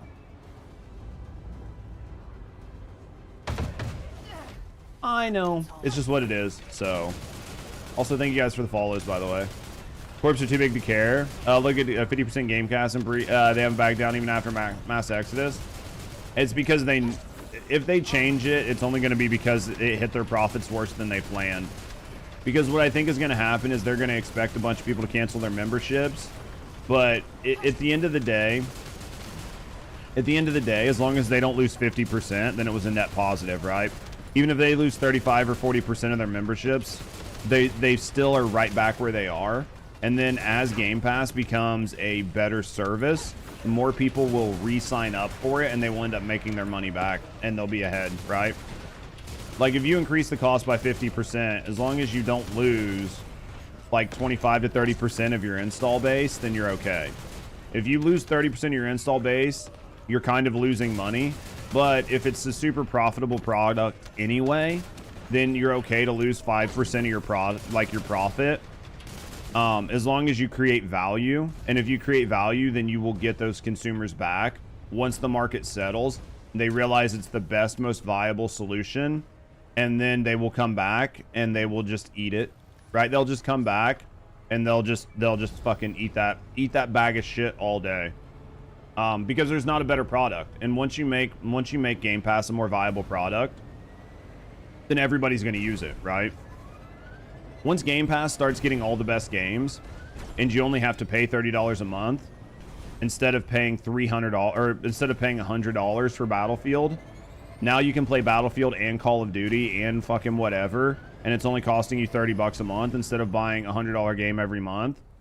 Like, people will find value in that and they'll do it. Game Pass doesn't work on Linux. Misses everybody. Yeah. But yeah, I think that I kind of agree. I agree with Asman that I think Microsoft is making a very smart business decision. I think them getting out of the console game and focusing more on cloud gaming is really, really smart. Because consoles lose money every day. Like, every time they produce a console and sell it, they lose money. But the goal is to make up money with, like, PlayStation memberships and to make up money all these different ways and by selling titles and by games and shit like that. So their whole goal is to make money without the consoles. So if you can bypass the whole console thing and then you can just go straight to the software, which is where Microsoft makes all of its money anyway, is on software, why wouldn't you do it? And now if you can have a situation in which every PlayStation runs Xbox Game Pass, you just won. You just won.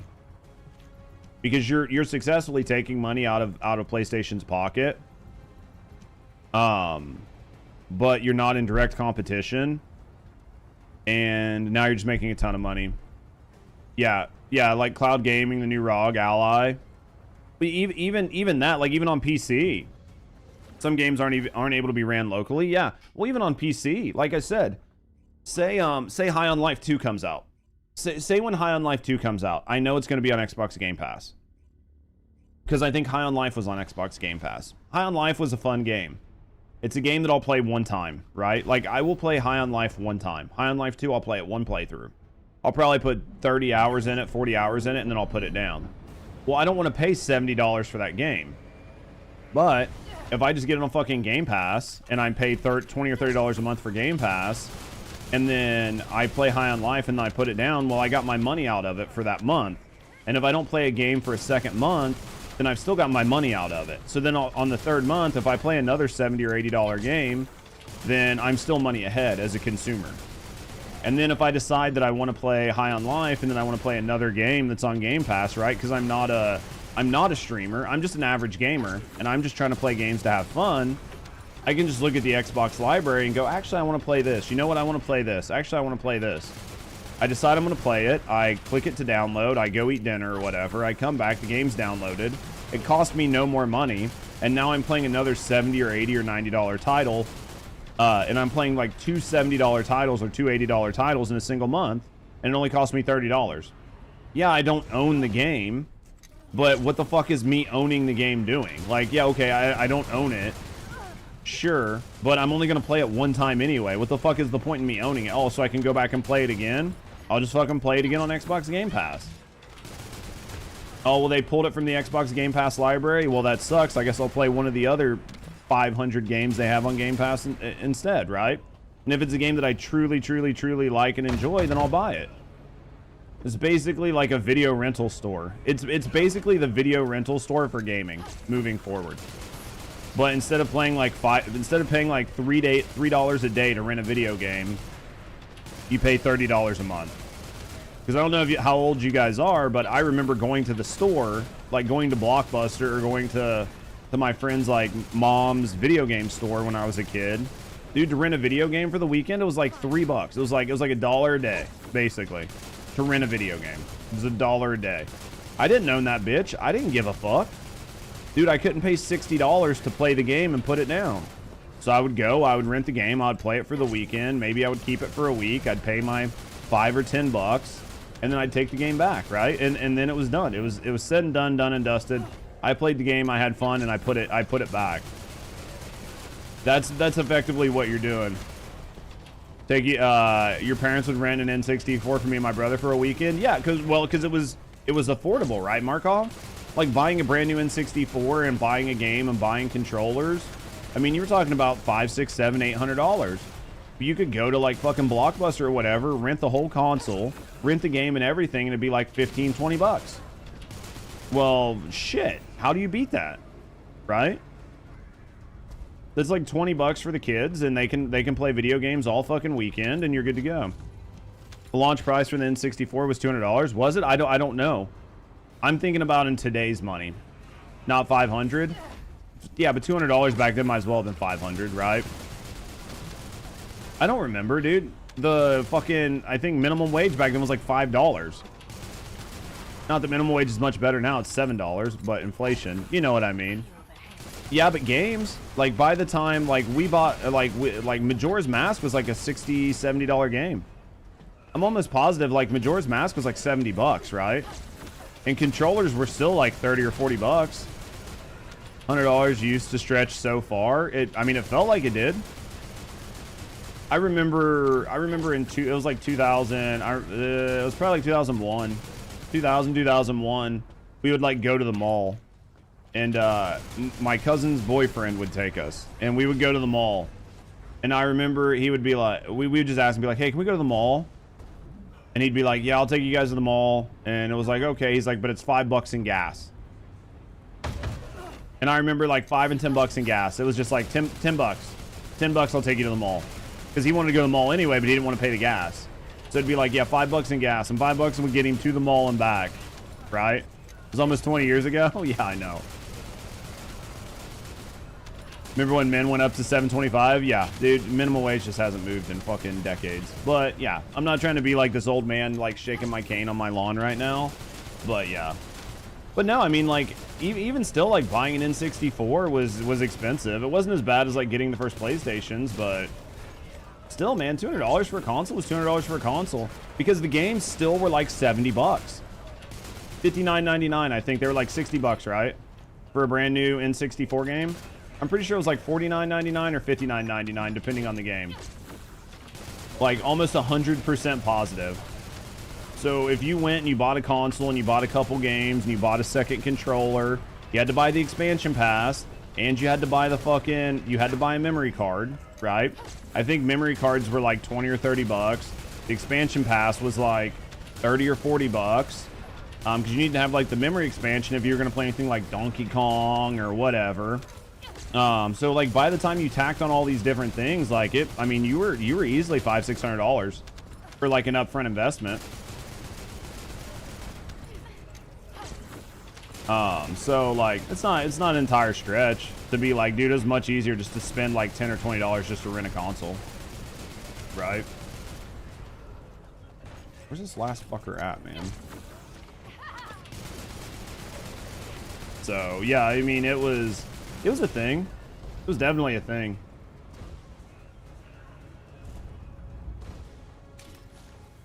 But I mean, yeah, consoles are like what, $700 now? $600, whatever they are. They're going up. They're going up in price. So, meh. I mean, it's still much cheaper to buy like a $700 console than it is to buy a brand new graphics card every other year. Right? Brand new graphics card every other year, $2,000. Or a console that lasts you like 4 years for $600-$700. Like all day, much cheaper to buy the console. The 2 terabyte is now $800. Jesus. Still cheaper than a graphics card. Cheaper than buying a new graphics card every 2 years, right? Like that fucking Xbox will, in theory, last you like an entire generation, right? Which generations on consoles now are like 84 years. Fucking games still support last gen PlayStations.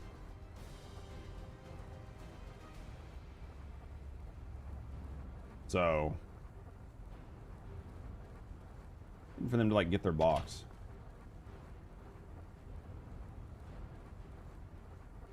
What are they doing? You ever just like watch somebody's dot and you're like, what are you doing? right?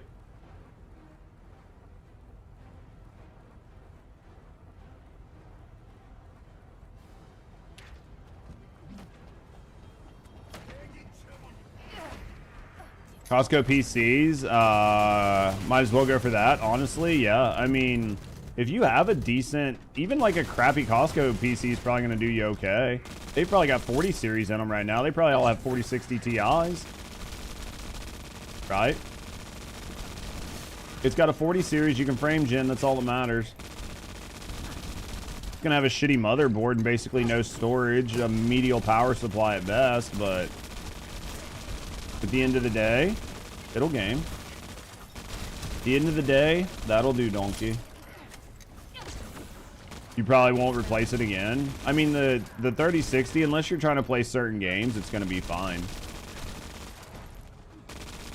Borderlands, I mean, like, UE5 is really forcing people to upgrade their is forcing people to upgrade their graphics cards just because of all the real-time lighting and shit that every game has baked into it now.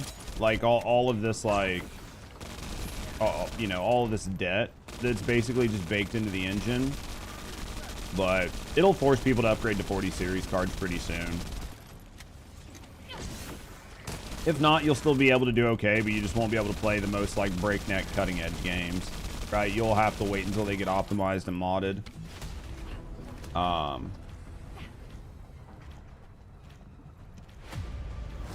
And you do fine, even on Linux. There's 20% performance hit. Yeah. Yeah, people are still playing GTA 5 that came out on PS3. Yeah. Yeah, it's interesting. It's fucking interesting, isn't it, Tim? Oh, shitballs.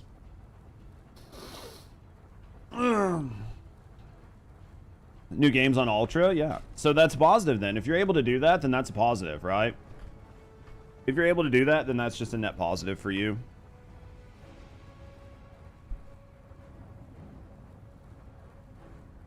It's only some of the new games that are fucked up, realistically.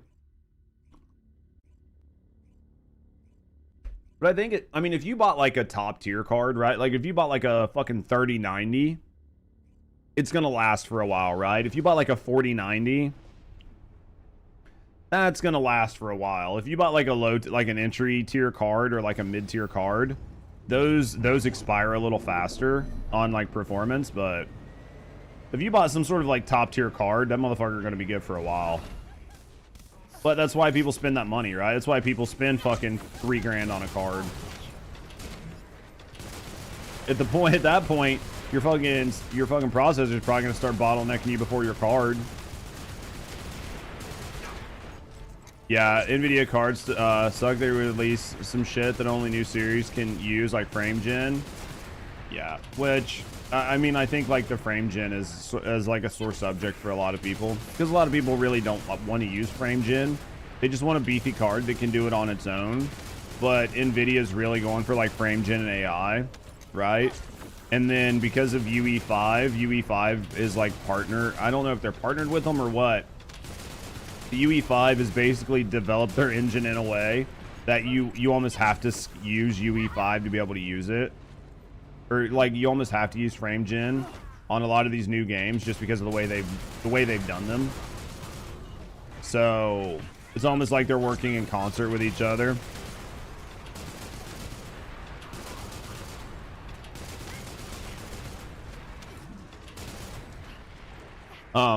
It's rough. It is what it is though, but it's sort of it's just the world we live in. It's the world we live in now. Hopefully it gets better, but man, I'm hoping that I at least got like one sword out of this, right? Like I'm hoping I at least get one sword a day. Oh shit. We're gonna need to do that. We're gonna need to pull it back a little bit. We just overshot that. Or tied to hardware, right? Yeah, unfortunately, I'm not a techno nerd as much as I'd like to be. I wish I was, but I'm just not. I know just a little bit, right? Need to sneeze.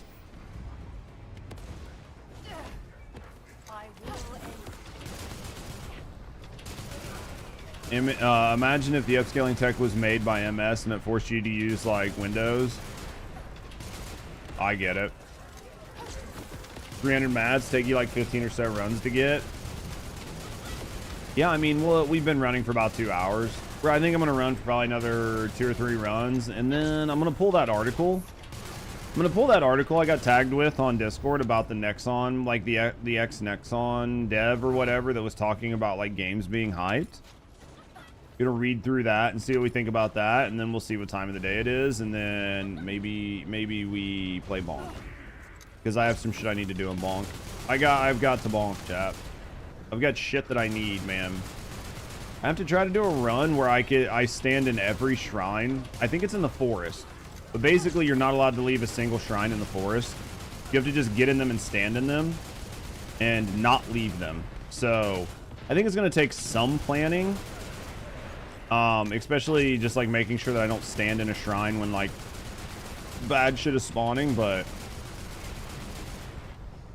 I'm hoping I can do it in a single shot. Have you unlocked the second night? Are you talking about in Megabonk? Yeah, I've got all the characters. Like Chadwell?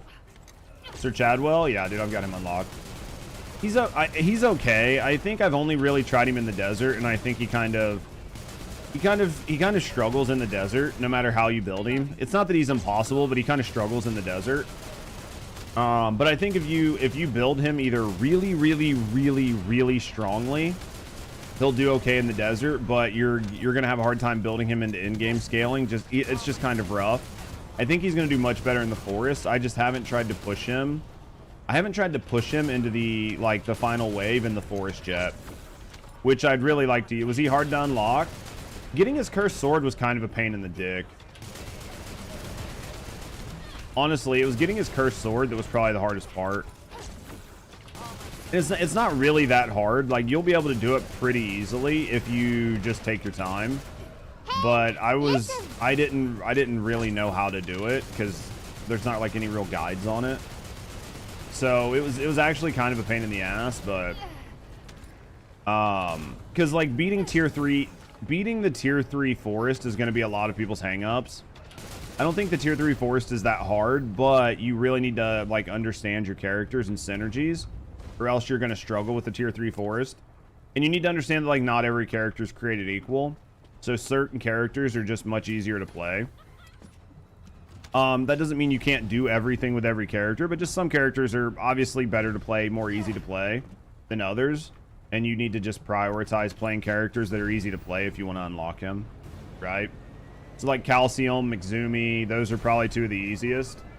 You can do it with Ufi. He's just a little bit slow moving. You just need to know how to skate. Prioritize getting a bunch of jumps, wrenches, and jumps, wrenches, cheese, mirrors, and some shield, and you'll be okay in the forest. The shield's super helpful, but like on Ufi, you really don't take that much damage in the final stage. Like in the final stage, you don't really take that much damage. There's like these red balls that are kind of a pain in the ass on lower tier, or lower on different bonkers, whatever you want to call them. But Ufi, because he gets all that armor like just passively as he levels up, it makes it to where they don't actually hit him that hard. They're irritating, but they're not going to kill you. They'll kill you on some of the other characters, but they won't really kill you, but they will put you in a position where you can die. So having a shield, like prioritizing shield, is nice because shield comes back much faster than HP, unless you have really good HP regen, which I guess you could build into HP regen, but the joy of shield is that the joy of shield is that you can't get one shot with one on. No matter how much damage you get hit with instantly, it only takes off your shield. So if like an enemy hits you with like 1,000,000 damage, it's only going to take off your shield. And then after your shield is gone, if it hits you with 1,000,000 damage a second time, then you're dead, right? But if you only have HP and you get hit with 1,000,000 damage and you only have 500 health, you're fucking dead, right? So it's not quite like shield gating in Warframe, but it's a similar idea. It's just there's not a good way to regen your shield fast. So I think in Warframe there are things you can do, or there are things you used to be able to do to get your shield back really, really quick. And the whole goal was to let enemies break your shield and then regen it, and break your shield and regen it. That way you kind of like stayed in this like pseudo state of immortality. Because like no matter what, you were in that like frame of being immortal, like after your shield break for most things. You're kind of doing something similar, but you're not doing the same thing. And then with your shield coming back fast enough, it's not a huge problem. Shield gating, yes. Shield breaks, couple seconds and more. Yeah, basically that's what you were doing. There's no real good way to like regen your shield faster in Megabonk, but you're essentially doing the same thing. So you're just allowing yourself, or yeah, which gives 5 seconds of invulnerability. Yeah, or you can do that, right? But that's sort of like the idea. The idea in Megabonk is to use your shield for that. So even just giving yourself 5 shield on a character that doesn't have shield is effectively 1 instant get out of jail free card. So even if you're playing a character that doesn't do shit with shield and doesn't scale shield whatsoever, even grabbing 5 shield is enough to help save your life from 1 fatal hit. Right? So in my view, you should always grab, shield. At least 5 shield. 1 shield. It doesn't really matter. Just always grab some shield.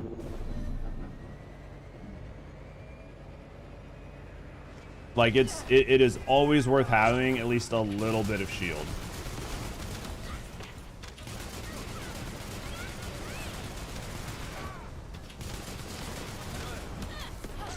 %. So, and then when you're doing your forest runs, it's like shield plus jumps. The final boss having jumps is like having at least 2, if not 3 jumps. It's hard to state how important it is. If you can get 3 jumps plus like the floaty jump, then the final bosses are basically a breeze. When it comes to like all the mobility shit, so then it's just staying alive. And having, you know, 3, 4, 5, 6, 7, as many wrenches as you have, just makes the final bosses easier. And then mix that with cheese to do a bunch of extra damage. And then, you know, I mentioned the mirrors earlier, but the mirrors are nice. Just because, like, when you get hit, they give you immunity for 1 hit. So if you have, like, a couple mirrors on you and a couple other things, then you get extra immunity. Plus, you get immunity from your shield. So like once you start stacking all these things up, it can make your life much better and give you a lot of forgiveness. So, let me get up here. We missed it. Thank you. I thought I had it, dude. I jumped. I thought I had it. Good thing dying doesn't really matter. I should have got on my bike, but I was like, we'll just grapple out, right? We'll just grapple out. It won't matter. It won't matter. What other Farseer, man? Did we get them all? There we go. Let's go right here. This one's good. That was the only one, man. I think that's the only box we've seen so far, right? Big sad. Dude, I will be happy when I never have to run this Void Vessel again. I know I'm like a ways off, but boys, I will be so happy when I never have to see this Void Vessel.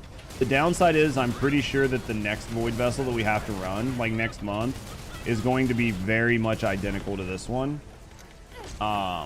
Which is going to feel really bad. I actually wouldn't be surprised if it was the exact same Void Vessel ran in reverse. I actually would not be surprised if that's what they did.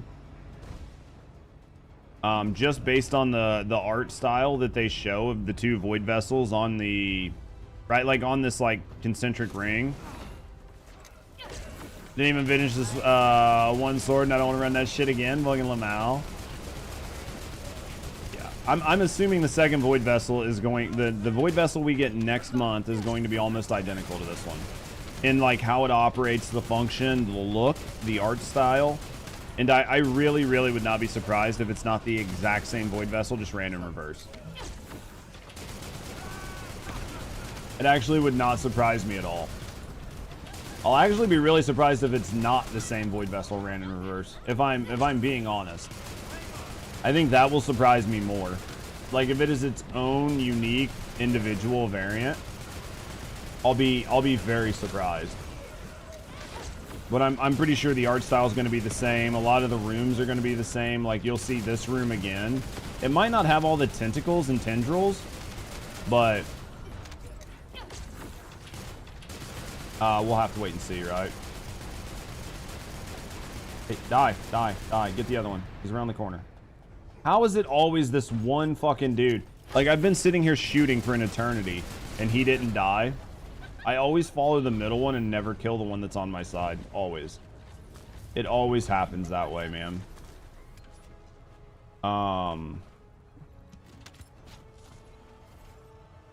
Like invasions being dungeons in reverse? Yeah.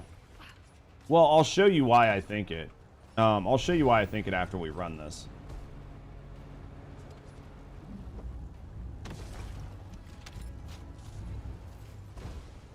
Until we get the next sword maxed. That and Harris, right? Like, Harris will probably be pretty quick. It'll be the new swords that suck. Old VPs were the same, too. Yeah, they just used the... They just, like, ran inverses of other pieces of content. Yep. I mean, I'm not going to be surprised.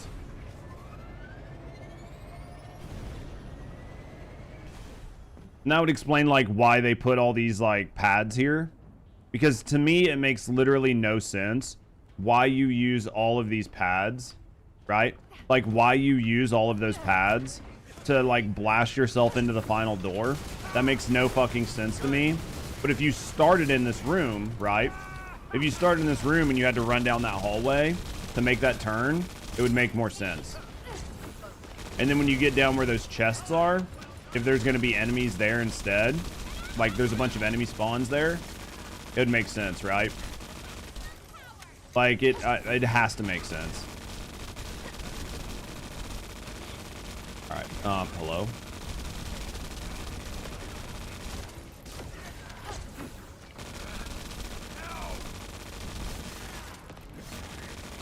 Dude, I'm just not be bothered to care. All right. Like I could try to snap on this man's head, but all right, we're gonna do this. I'm gonna show you what I'm talking about, and I'm gonna use the bathroom, and then we'll probably look at reading that article. We'll look at reading that article, and then we'll go from there.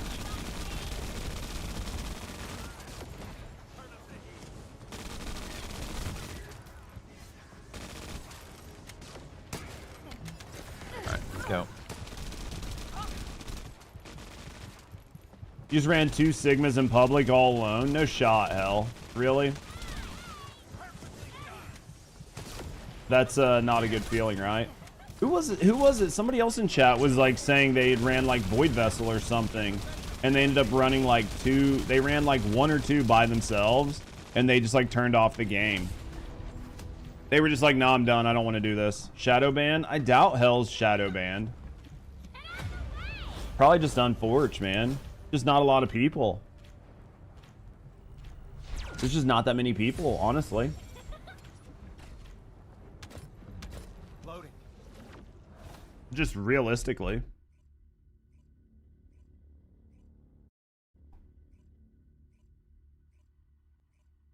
It's just very, very, very, very unfortunate.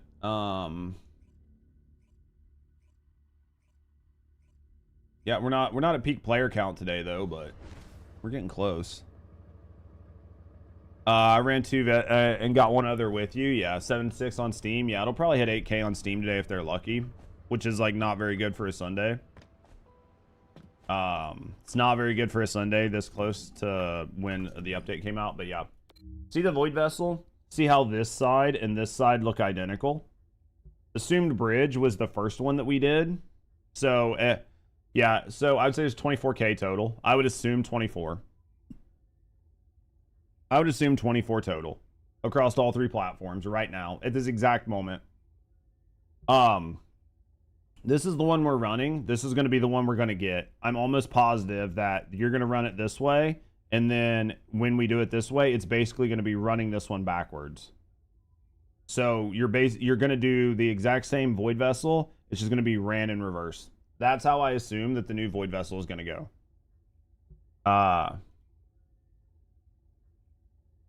And then worst case scenario, when we do the large one, it'll be like you run to here, and then you go across here, and then you come down here, and then you go up here. I'm assuming.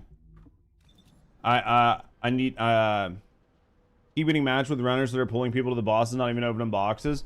What's happening is a lot of people are just trying to stockpile keys. So they'll run on like bunnies. They'll stockpile a shitload of keys, and then they'll go back and run by themselves and open all the boxes, because they'll just open them all. It's like I don't get the logic behind it, but give me a second, guys. I'll be right back.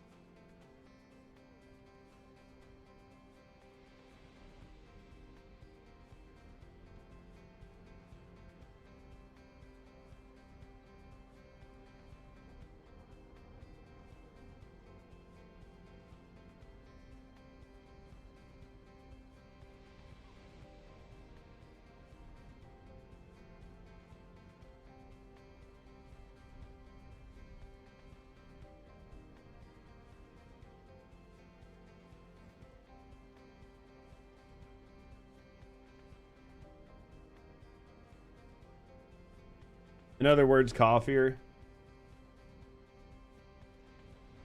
What happened, dude? I can't get over coffee, dude. I have to have it. All right, let's look. We might run like 1 or 2 more Void Vessels, but we might run like 1 or 2 more, chat. We might run like 1 or 2 more. Let me see if we can get anything. If we can get anything crafting, right? See if we can get anything crafting. Humanity's real hope, don't you think? Weapon materials. Yeah, so we just ran. We ran Void Vessel for like an hour and a half, and we didn't get a single. That's rough. That's rough.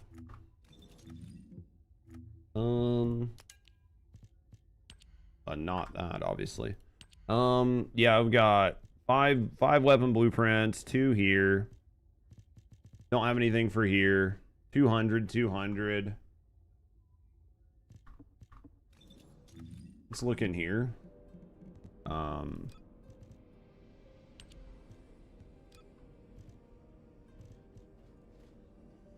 When's the next weapon box?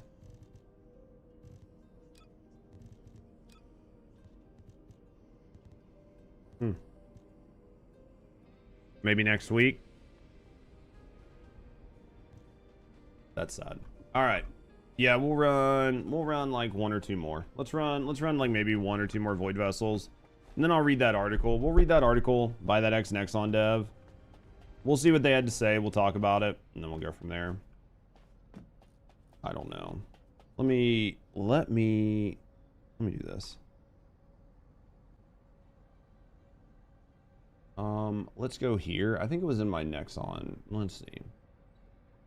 First Descendant. This one here. It's okay. You guys can stop freaking out. I'm here now. Open link. It's this one. Who's here? Who's here, chat? Oh, that's a very short read. We'll read it. It's super short. There's not really much to say there, but we'll check it out. I thought it was going to be a much longer article than that. What up, Crump? I thought it was going to be a much... Did you already 5x the shadow? Yeah, I got 5 shadows.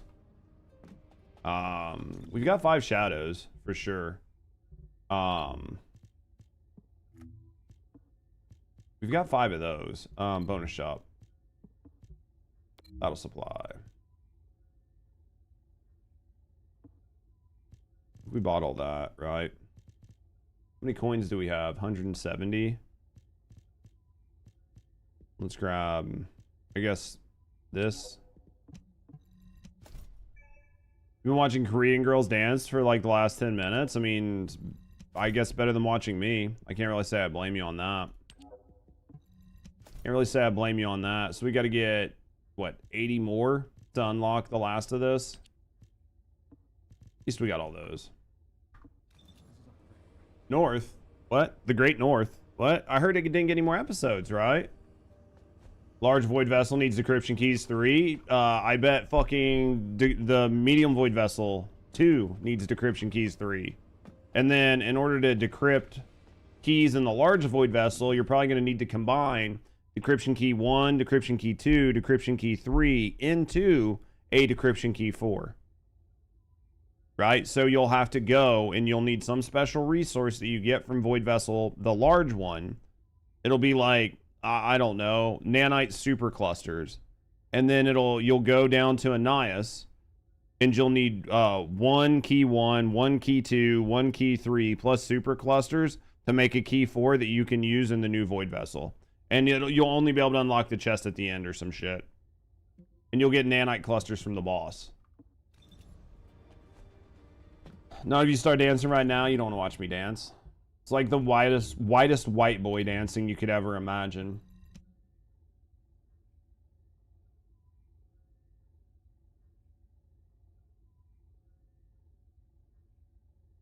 You have enough of what?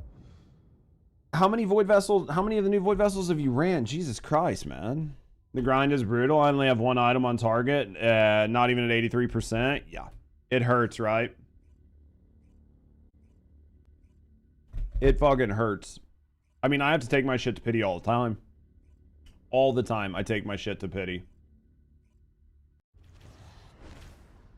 There's a new Descendant. I needed a different material to upgrade besides cats. You think they would do that? Think they would do that finally, Hell? You think they're going to implement another cat? Crystal Cat 2 that you're going to have to... A new special resource to be able to put on the Ancestor mods? They'll just call it a crystal credit card instead of like a crystal cat. You just got to buy like these crystal credit cards, or you got to craft them. You have 140 cats pre-built.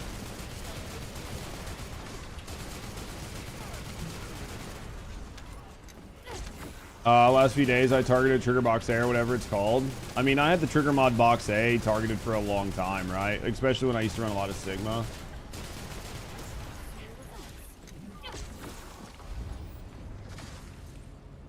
I mean, I think the new Trigger Mod B box or whatever, I think the Trigger mods are okay, but I should probably be testing them, but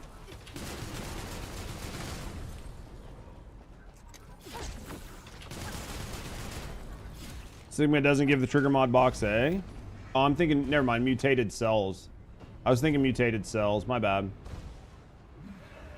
Not trigger mods, you are 1,000,000%. Yeah. You're 1,000,000% right. My brain, it all ran together, right?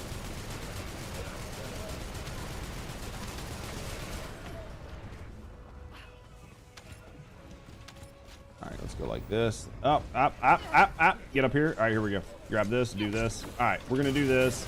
Let's cook these guys for a couple minutes.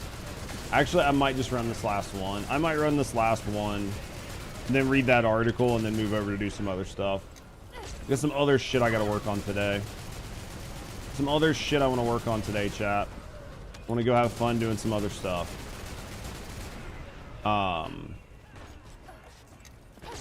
So let's get up here. Go like this. Man, didn't getting on your bike and off of your bike used to reset your cooldowns? Like, it doesn't seem to do that anymore, right? They must have fixed it.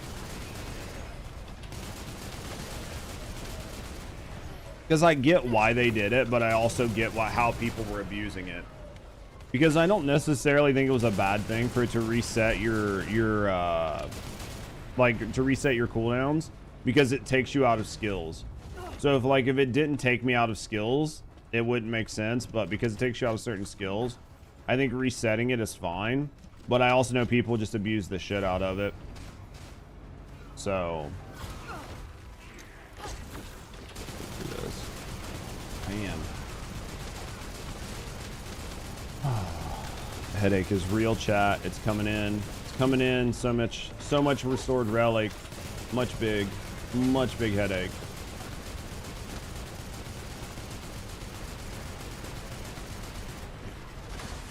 Where's the other elite tracker?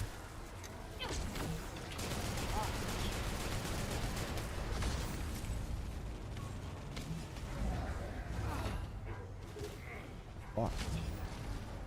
So confused. All right, let's go. Let's get up here. All right, let's go here. Grab this. Then we'll go here. Grab this.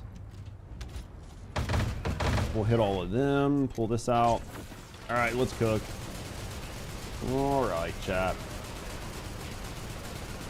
Man. Just so brain dead right now, boys. So brain dead right now. All right, let's do this. We're at almost 200. Get these to the 200 mark really quick. It'll reset. We'll try not to leave this right side or this left side until we actually kill that fucking enemy or whatever, the one that we always leave standing. So see, maybe he just spawns in late. Maybe that's how we don't always kill him. I feel like the arrows are just bouncing all over the place. Some lazy Serena runs, yeah. I get that.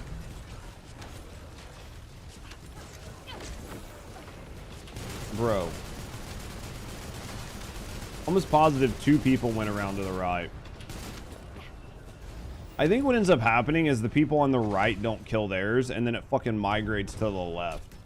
Because there was not a damn thing left on the left side. And I'm always like, how is this shit getting over here? I'm pretty sure what's been happening is people just don't kill the one on the right. Frequently. Alright, let's cook. Alright. Oh.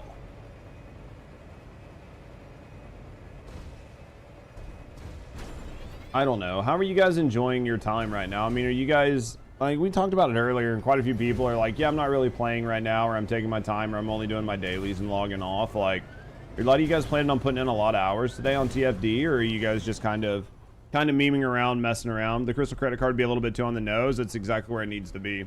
Right on the nose.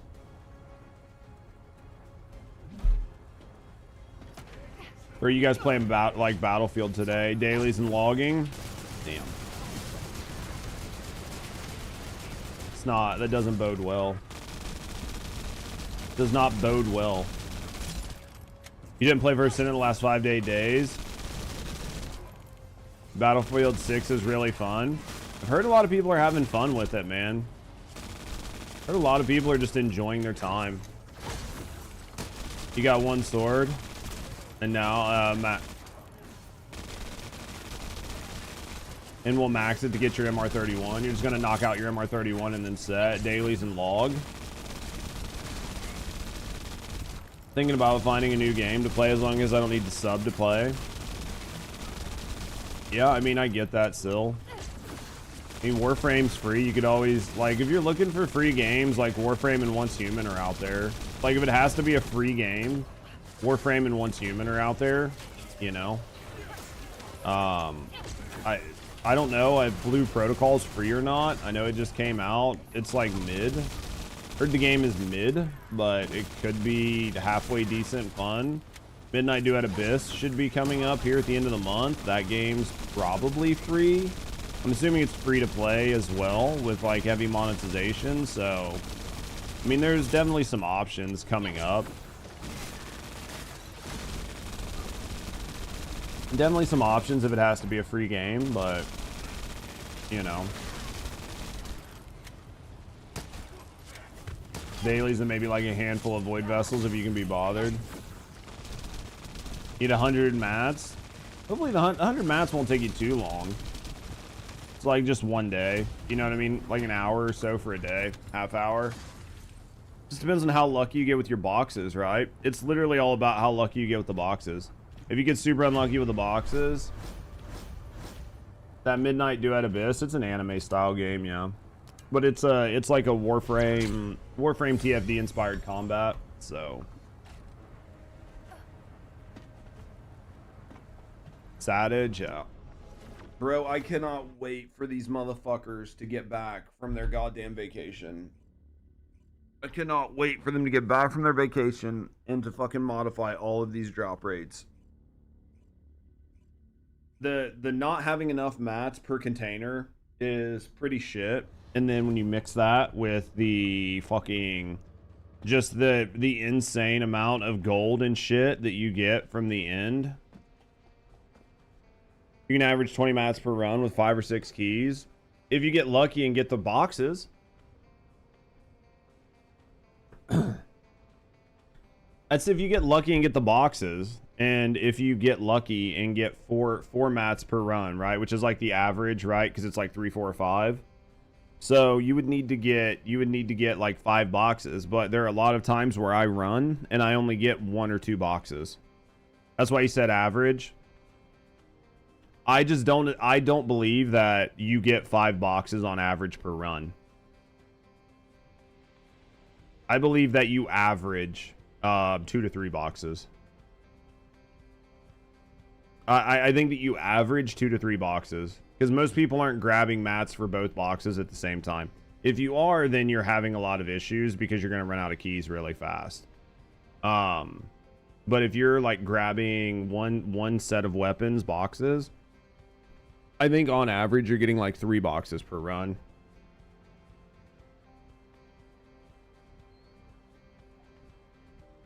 Nexon announced they will introduce 4 more socket types.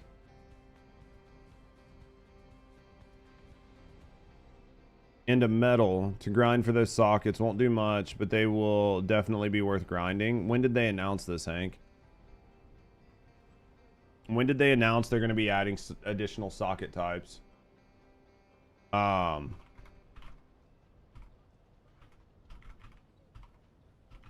are they going to be for... Are they going to be for the... I'm guessing like Ascendant mods or something?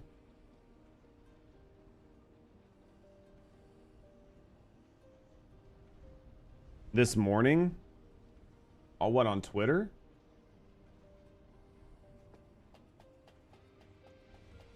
They announced it on Twitter or what? No, I get that. Like Cerulean and so forth. I get what you're saying. Like, but what... I guess for just general mods, they're going to be adding 4 additional types. No, I'm messing with the... Oh. Okay, I was like, Hank, dude, that is. I was like, dude, that was like, that's why I was sitting here. I was like, this got to be a meme because like. I was like, dude, that's got to be a meme. They just want people to grind idiotic shit. Works.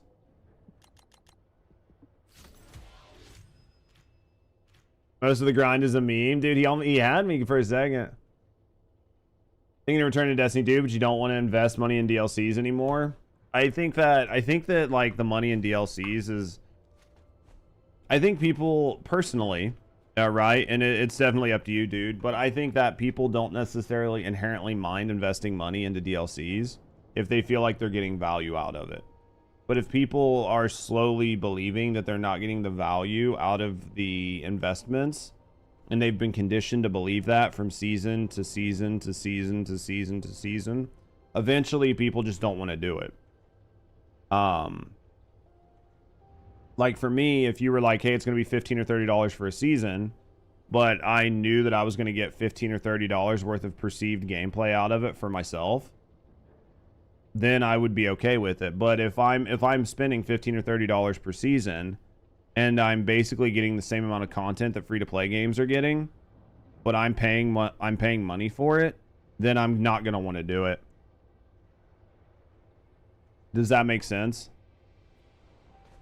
Because I think that effectively what's been happening recently in a lot of these games is they've switched to the, like, especially like Destiny. Destiny's really bad about still asking for premium money for seasons, but then their seasons have the same or less content than fucking Honkai Star Rail or something like that. And it's like, how can you justify me spending all this money on seasons and then me spending all this money on cosmetics and me spending all this money on Eververse and I'm still just not getting a lot of content? Like, it just doesn't make sense, right? You're just like, this just doesn't make sense. I don't want to do this. I'll just go play a free-to-play game. And then if I'm happy with the game, I'll spend $100 in their cash shop. And that's typically what happens. Is you go play a free-to-play game. What up, Holmes?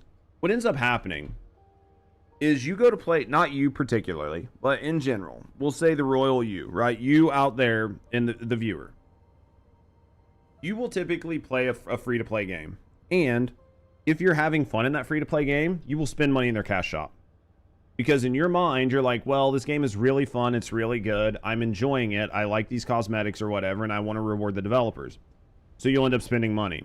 And then what ends up happening is you end up spending much, much more money just through the cash shop buying dumb shit than you would if you just bought a premium upgrade and no cash shop spending. But the problem is there's not very many games anymore that just have you spend $30, you get everything. Now it's you spend $30 and you still spend money in the cash shop, right? So it's kind of just like this shitty catch-22. Maybe they launch an expansion for $80 just feels off. I mean, I get that, dude. I think that if it's an entirely new gaming experience, then it's worth $80. Me personally, I feel like if you're giving me a game's worth of experience, then $80 is fine, right? Like if you're giving me as much content as Borderlands is giving me when it launches, and you're doing that every year, then that's worth $80, right? All these new experiences, all this new whatever. But if you're giving me a half or a third or an eighth of that content, and you're charging me $80, and then you're charging me $20 or $30 per season, and then you're still having an active cash shop, now I'm starting to have a problem. Because I'm like, okay, I'm spending $80 to get 8 hours worth of content, right? Like 8 hours worth of story, and then like a raid and a couple things. Like you're not giving me $100 worth of value.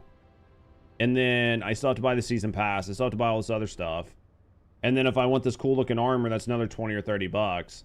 And now I'm like, okay, so bought the game, spent $100, bought a cool looking set of armor, that was $20. Bought the season pass, that was $20. Now I'm $140 in. And I still have a whole year to go. And okay, well, there's a new season that's going to cost me this. No, this season pass, another cool set of armor. And then by the end of the year, you're spending $300 or $400 to play the game. Is it worth $300 or $400? That's the question you have to ask yourself.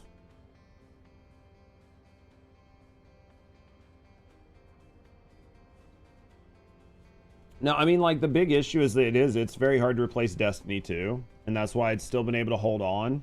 Destiny 2 has been able to hold on because nothing has been able to unseat it, and because of that, it has had no direct competition. And if you have a market where there's no competition, the product will progressively get shittier and the cost will constantly increase because there is no competition to drive innovation or to threaten the status quo. So over time, what happens is they just find ways to make more money with less. Competition is very healthy for every industry because it requires you to be at the top of your game. That's why Destiny 2 went to shit. Destiny 2 went to shit because it has no competition. Because it has no competition and it's never had any true competition, they've been able to get away with just shitifying the game with no repercussions. Until they got it to a point where it's so shitty that nobody wants to play it. And then even a non-alternative is better than the status quo. Right? Exactly why I don't do that. It's the only option. If there was a viable option to go up against Destiny 2, Destiny 2 would be crushed. Because Destiny 2's team has gotten so complacent that they could not turn it around right now, even if they wanted to. And if there was an actual competitor, Destiny 2 would be hung out to dry, taken up to the farm, and shot. And they would start work on Destiny 3 instantly because they just lost their cash cow. When I started last year, you coughed up $70 for like, yeah. How much is it now, Lestat? It's expensive right now. But yeah, I mean, it sucks because like I'm a big fan of Destiny 2, but right now they need to take Destiny 2 and fuck it, send it to the farm upstate and start Destiny 3. They should have started Destiny 3 2 or 3 years ago. Destiny 3 should have been in production for multiple years now, and it needs to get off the Tiger engine. They need to get off of the fucking Tiger engine. I'm not saying they need to go to UE5, but they need a different engine. Whether they upgrade their engine or go to UE5, I really don't care. They need to go to a new engine, and they need to make Destiny 3. Destiny 3 should have happened before Marathon. I think Marathon is going to fall. I think it's going to fail. It's not going to take off. It's not going to beat Tarkov, and it's not going to beat fucking whatever the new one is. The new shooter that's coming out. Fuck Arc Raiders. It's not going to do better than either one of those games. So you just wasted hundreds of millions of dollars in development for a whole new IP. Well, to revive a dead IP, which is typically a good idea. They should have never spent as much money as they spent on it. They should have never taken it in the direction they did. And they should have spent most of that money on developing Destiny 3. They should have never went all in on Marathon. Marathon should have been something with a very much smaller budget, a smaller team, developed in a very small scope, and produced much faster, and put out to the market to see if it did well. And if it did well, then they should have doubled down on their spending. They should have doubled down on their spending. They should have ramped up the team really fast, and they should have hit it with very fast, very large updates to monopolize the zone. But they should not have went with like a full court press on that game and ignored everything else. Should have never happened. They knew Destiny was making them money. They should have doubled down on Destiny. Everybody's been asking for Destiny 3 for almost since Destiny 2 came out. It's insane that they fucked up that bad. Dude played Warframe TFT, but nothing compares to a new raw Vault of Glass.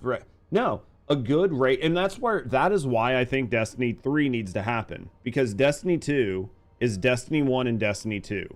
Everybody knows to the extent what can happen and what you can do in the Destiny 2 sandbox and what to expect from the raids. So even new raids, people can figure them out very quickly because most people know to the extent what the engine can and can't do. So you can very quickly figure out mechanics and what can and can't happen, what type of damage you're going to need to do, what type of gating is going to happen. You know instantly because you've been in this world, right? You've lived that world. But if you go to Destiny 3, a new sandbox, a new engine, you have no idea what the capabilities are or what they can and can't do. And if they stretch their imagination and make you do something that was just impossible, in Destiny 1 or Destiny 2, then it makes you rethink the entire raid experience, and that creates a new memorable experience. Vault of Glass was so good because we didn't have it. Nobody was making Vault of Glass. Even Destiny wasn't making Vault of Glass. Destiny took a World of Warcraft experience that was exclusive to PC players, and they brought it to console. Nobody else had done that. There was no true raid experience. It was the first time anybody had ever seen a raid experience. It was the first time anybody had ever been like, oh, you mean I can't kill this by myself? Oh, you mean I have to do something, and Fred needs to do something, and fucking Sarah needs to do something? Like, we, and what do we do? I don't know. It's just try it till you figure it out. Because you had no idea what the limits of the engine were. You had no idea what the limit of the game was. Right? You were just like, I don't know. I don't know. Like, the Templar's getting ready to do this wipe mechanic. Why are we dying every time the Templar does this? I don't know. What are these pulls? What is this thing? I have no idea what this game can and cannot do. And you're constantly like trying to figure it out. And it's not the best experience for your casual gamers, but it was the first time a lot of people had ever had that experience. But if every experience is formulaic in the exact same, then everybody is just doing, like, they already know what it's going to be. Oh, you see a bunch of symbols laying around? Guess what? Better write those bitches down. You're going to need to know it. See something that looks weird? Better pay attention. You're going to need to know it. Oh, you see like 3 or 4 spots on the ground? Better split your team. Like, you already know what you're going to have to do. Because you know. You just know. Because you've done it 30 times. Oh, I'm running around. I can see through this floor. Bet I'm going to need to have people on the top and the bottom talking to each other. Like, you already know what you're going to do before you ever even do it. I hit a button. What's it do? Like, you know. But if you change everything, now it's back to being like super cool, right? Yeah. So, you got the sword pass. It sucks that you have to do it, man, but I did it. Deep Stone Crypt, man, so cool. They've had really good hits, and they've had really big misses. But everything I've seen is just reusing the same concepts and the same ideas over and over again. 6 players, 3 circles, split into teams of 2. Yeah, as soon as you walk into a room, you're like, 2 elevated spots. All right, 3 of you guys go there. The other 3 of us go over here. Let's hit the button. Let's see what happens. Okay, we all died. What did you guys see? Don't shoot anything. Don't care. Just what did you guys observe? Right? It's just so formulaic. You know what's happening. You know before you even know. Because you know what the limit of the engine is. You know some crazy asinine shit's not going to happen. But you didn't know that when you did the first couple raids. So, they need Destiny 3. Like a fucking, they need it like now. So, guys, let me go warm up my coffee. And then we're going to look at this news article. And then we're going to bonk. I need to do some bonking. But give me a second, guys. I'll be right back.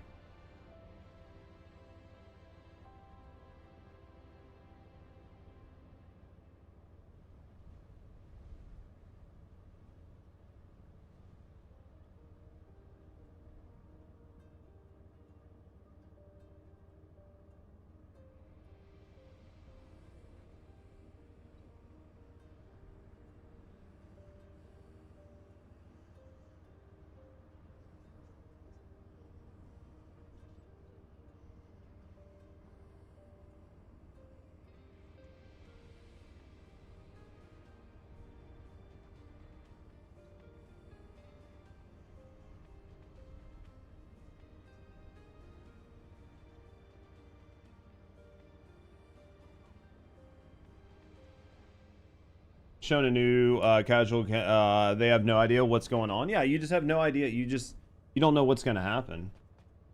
Destiny 3 is they shit on so many of us players over the last 5 years. Good chunk of myself included refuse to give any attention whatsoever.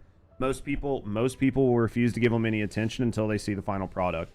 There's going to be a lot of people that are burnt, but there are even more people that are excited. There are more people that are excited for a Destiny 3 because it's a refresh, and they've exited the series, and they don't want to come back because it's too late. But they would come back for a new game. And there are a ton of people who have been burnt that would not instantly show up but if a new game came out, it was said to be doing well. A lot of people were playing it. A lot of people were enjoying it. A lot of people's friends had returned. They would dip their toe back in. They would be like, bloop, hey, this isn't bad, right? You're just not going to get a bunch of people dogpiling it, but it's going to do better. But there are a ton of people that are like, dude, I'd love to play Destiny 2 again, but I haven't played in 3 years. I've got so many things I've missed. I've got so much grinding to catch up on. They're just not going to do it. Yeah, Vicarious Visions. Yeah, they had some really good teams, man, but like imagine a new gamer going to watch Mythic WoW race World's First, they'd be lost. Well, a lot of that is because they have to like they had to like overcraft shit, right? Because of like one of the biggest things World of Warcraft needs to do is they need to disable add-ons. They need to get their add-on situation under control. The reason I say that, because add-ons are so egregious, the World of Warcraft team has to build everything around add-ons, and that's why it's so crazy.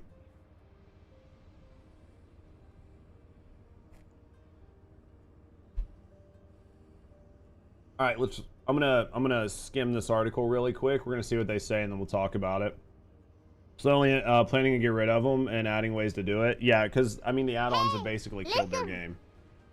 Because only the most hardcore gamers can do anything.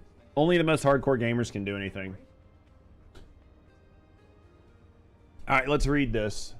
So this is giving up on Destiny 2. At least there won't be much in the way if your cosmetics equipment don't get transferred over to Destiny 3. I just think that people. Do you want to know my honest opinion on that, Pixel? I think that anybody that is like, well, I need all of my stuff, all of my cosmetics to transfer over from Destiny 2 to Destiny 3. I'm sorry to say, but it's not gonna happen. And yeah, your eyes, yeah, my eyes too. It's not gonna happen. And if you think that it should, you're being unrealistic. I don't want to outright call you retarded, but you're being unrealistic. I don't think that that's fair. I don't think that it's fair that you should expect cosmetics to transfer year over year, game over game for 5, 10, 15, and 20 years. I think you just have to understand that that is a cost you will never get back. You'd play Destiny 3, I would check it out. I think anytime you spend money on cosmetics on a game, you should just assume that you took your money out of your wallet and you lit it on fire. If you spent money in cosmetics in a game, just know that you have effectively taken $20 and set it on fire. You are not entitled to it. You are not entitled to that money. You are not entitled to that cosmetic. I am sorry. I hate to say it. I know people are going to disagree. People are going to be like, well, I spent the money. I bought it. I should be able to own it. I get that you like to think that. That's not the way it works. Right? That's why I don't buy them. Yeah, like only spend money. Think of it like gambling. Only spend money that you're okay losing. If you are not okay losing the money, you should not spend it. Like it's unfortunate, but it's just the way it is. All right. Former Nexon CEO criticized fad-obsessed industry executives. Interesting. Owen Mahoney. Interesting. Would not have assumed that was a South Korean name. Owen Mahoney, former CEO of South Korean publisher Nexon, says the game industry suffers from mass delusions that drive empty hype cycles. I'm listening. All right, former CEO Owen published a blog post on Tuesday analyzing the video games industry's hype cycles, esports, cloud gaming, the metaverse, virtual reality, and the like. He warned readers against falling into these cycles, providing a framework for both industry patterns and what he calls fad audits. This sort of transparency is unusual for an executive, something Mahoney himself alluded to in the post. Referencing an exchange with a Bloomberg reporter in 2015, which he was advised not to speak freely about his opinions on virtual reality.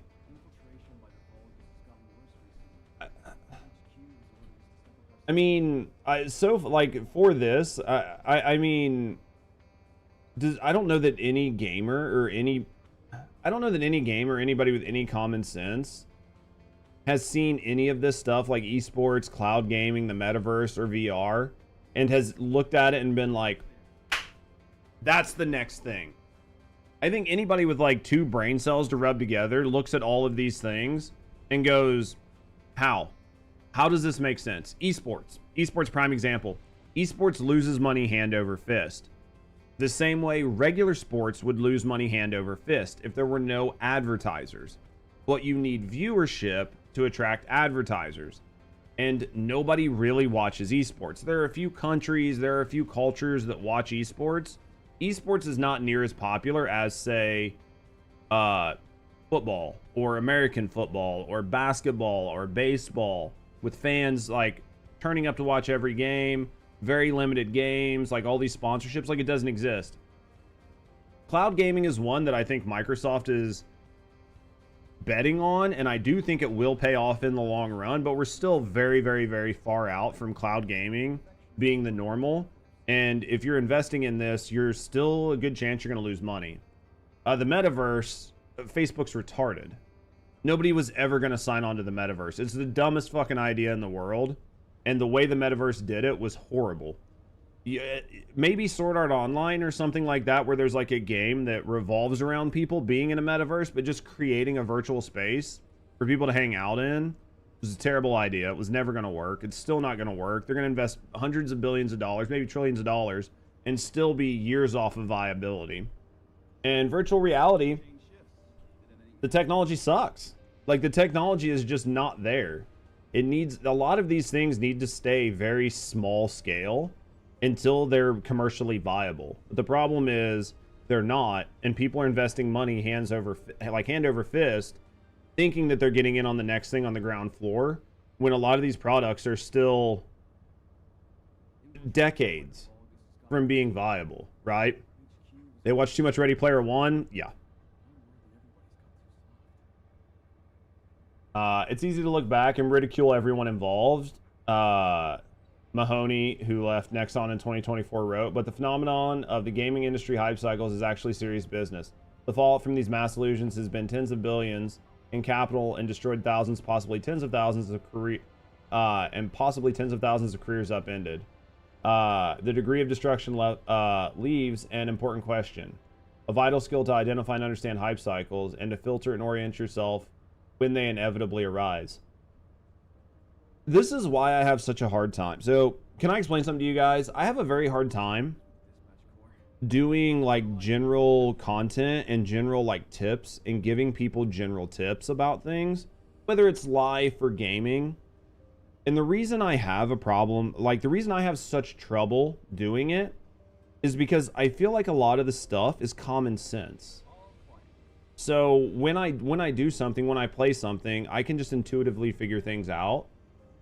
And I can like spend a little bit of time and figure it out. Or I can look at something and go, well, yeah, don't do that. Like, fire's hot, don't touch it, right? Like, stove hot, don't touch it. Water wet, right? Like, I can just ice cold.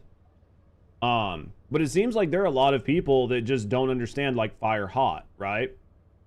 So when it comes to all of these different industries, the only people that should be investing in them are people that are okay losing money, right? When you're dealing with emerging markets, emerging industries, emerging businesses, there's not a, you're investing money into a market that you're hoping exists in the future, and you're hoping that the technology is good enough to drive that market. So basically, you're betting on a ton of futures, and if you don't take the time to really understand what you're doing and you just throw money at it, you're going to lose it. So like this guy explaining this, I'm just sitting here and I'm like, well, yeah, obvious thing is obvious. And he's like, you know, where he states it's easy to look back on it and ridicule people for the hype. I feel like you could ridicule people for the hype while it was happening. Again, obvious thing is obvious, right? Instead of chasing fads, these companies and executives could have built things people actually want, but instead they end up wasting time and attention of talented developers and technology. I think that I see what he's saying, and I agree to an extent that you need to be developing a product to fill a need. And you need to do that first before you identify needs that people don't know they have. right? So like Steve Jobs with like the iPad, or with the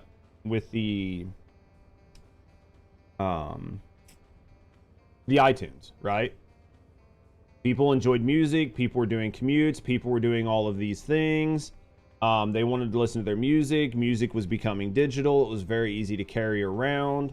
He knew that he could make something that allowed people to carry around a CD book with them at all times. And he knew that he could do it in a way that was both sleek, innovative, and filled a need. And he did that, and then it blew up, right? And then people bought it, and then he found other needs, and he filled other needs, and he merged needs, and then he saw needs that were coming for people, and then he developed products ahead of those needs, or even developed products and then highlighted the needs that people had. That is how you do things in business and marketing. That's how you do it.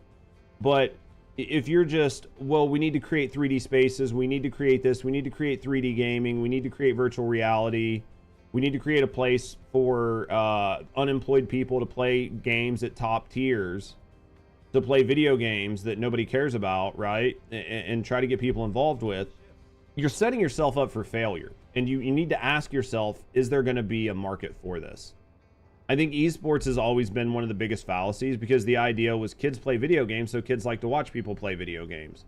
The reality is that video games, for the most part, are actually pretty boring to watch. Watching somebody play video games sucks. Because like when you were a kid, and you can answer this question by what you did as a kid.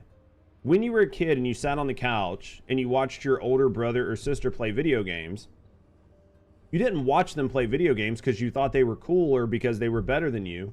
The only reason you sat there was for your turn. You watched because it was your turn next.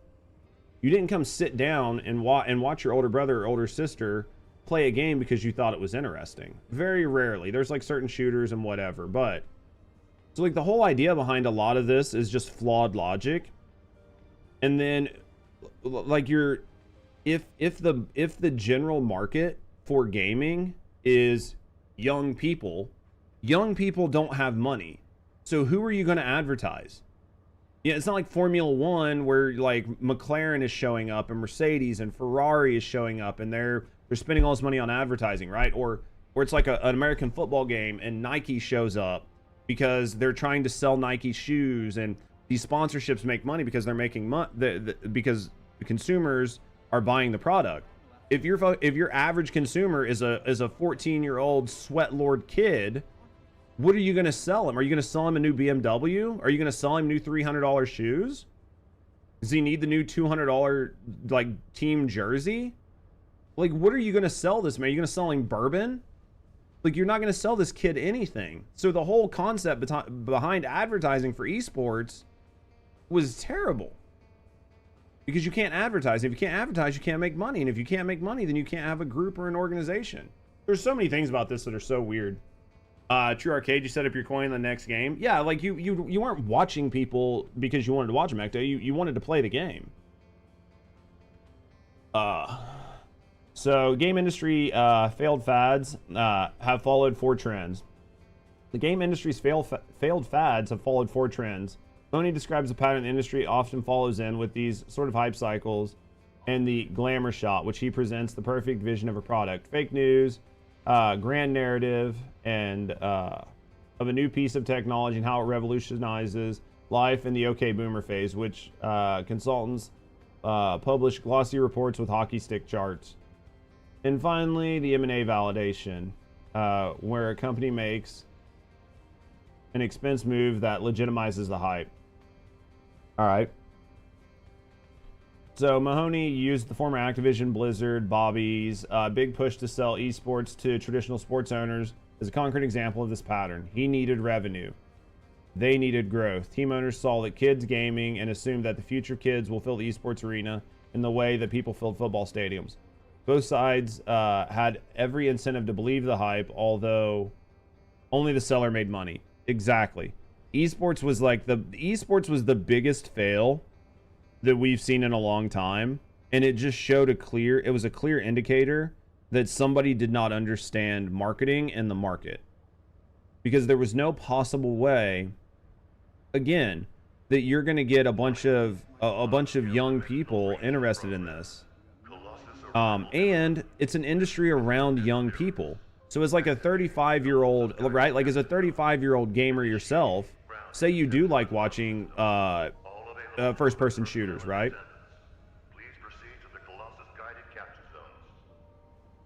So say you do like actually enjoy watching first-person shooters, you're not going to be able to understand or empathize with some 14-year-old kid who's playing these games. Like it's not like it's a 30 or 40-year-old football player or soccer player who's around your age, who's lived life, who you played, you know, football or soccer in high school, maybe even in college. There's like some level of understanding of the person. You're never going to understand these kids, and you're not going to care about them. And the turnover rate is so fast that you do not get invested. It's not like you watched this guy play college ball and then you watched him go to the pros and you've been following this person's career for 15 or 20 years. These are esports kids that wash out within a year or two. The whole thing was a bad idea. Next, he calls the fad. The fad audit, which is 3 questions to ask about a potential fad. Here does executives to question whether the trend is actually something new and improves the user's experience. The 3rd question is about product's tangibility. Can you try it out yourself? Your own senses are usually more reliable than the crowd's opinion. These are just the fact that he has to tell people about this, and people in these levels of positions do not think this critically, makes me nervous for how people can be a CEO and not have this level of critical thinking just ingrained in their head. Mahoney pointed out that if you analyze several industries' biggest fads through a lens, including virtual reality, blockchain, metaverse, esports, cloud streaming, none of them pass the muster. Absolutely. Discerning the real from the hollow is more important than ever, and starting at the start of a large hype cycle, a world-changing technological revolution of our lifetimes. This is a challenge of the moment, blah, blah, blah. At the end of the day, giant revolutions are very rare, and while it is nice to be in the ground floor of it to make money, and that's what this is all about, these companies are trying to make money, you are going to lose a ton of money to make a bunch of money. And not every company can be a winner. And you are going to have 10,000 or a million losers for every one winner that exists in anything. So I think that it's sort of a bad spot that people just don't understand this, because it's basically gambling. If you do not understand these basics, then you're somebody who is going to fall for gambling, because you're going to think that the time that you pull the lever, you're going to be the person that hits the $100 million jackpot, but everybody else before you, they were just suckers. And that's not really the way it works. So that's my thought on that article. It was shared in the Discord and I wanted to like look over it, but it's one of those things where I'm just like, how do people not, you know what I mean? Like, how do people just not know these things? But it is what it is. All right, boys. Sorry if you guys didn't fully enjoy my thoughts on it, but I did want to talk about it a little bit because I wanted to read the article. I thought it was going to be more about First Descendant. It wasn't, but no.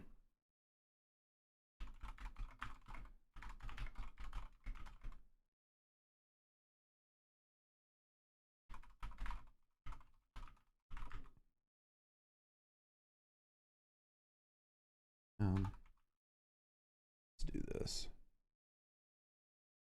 All right. All right, chat, we're playing some Megabonk. We're playing some Megabonk. We are playing some Megabonk. Oh, let me get this up and running. I'm gonna try to get that tome. There's a tome that I don't have that I need to get unlocked. A tome that I need to get unlocked. So let's go YouTube Studio. Let's go here. And then let's go live. No. Go down here. Boys, I'm out of creamer. And I'm trying to use Rusty's creamer, but I'm also trying not to drink all of her creamer. So I'm drinking my coffee pretty much like pretty much without anything in it. And it tastes good, but man, is it bitter as fuck. And I think I drank the last of my soda last night. I might be able to go steal one of her Dr. Peppers, though. We might be able to go steal one of her Dr. Peppers. So we might do that. All right, yeah. So our goal today, what I want to try to do is I'm missing this tome.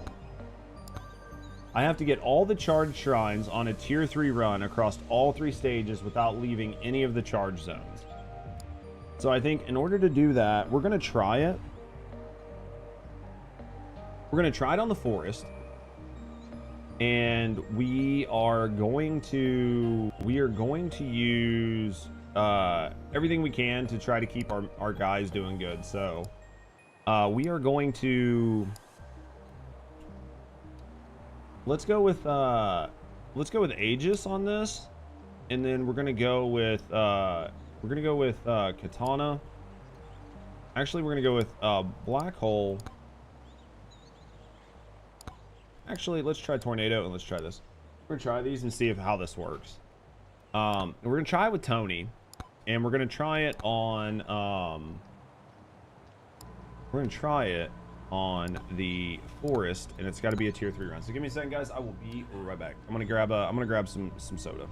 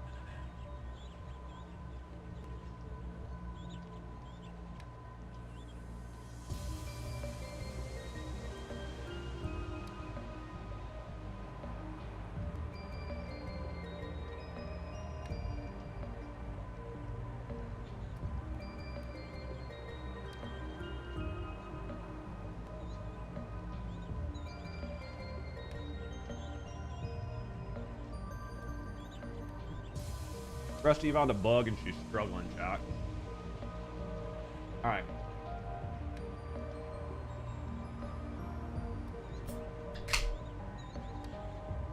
Ready?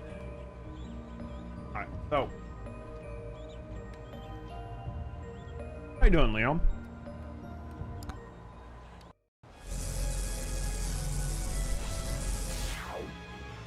It says all of them. So this says we have to do all of them, which is the biggest issue, is trying to find them all. And I don't want to go into them too fast. So, hanging in there. How about you? I'm doing pretty good, man. I'm still super early in the day, right? No.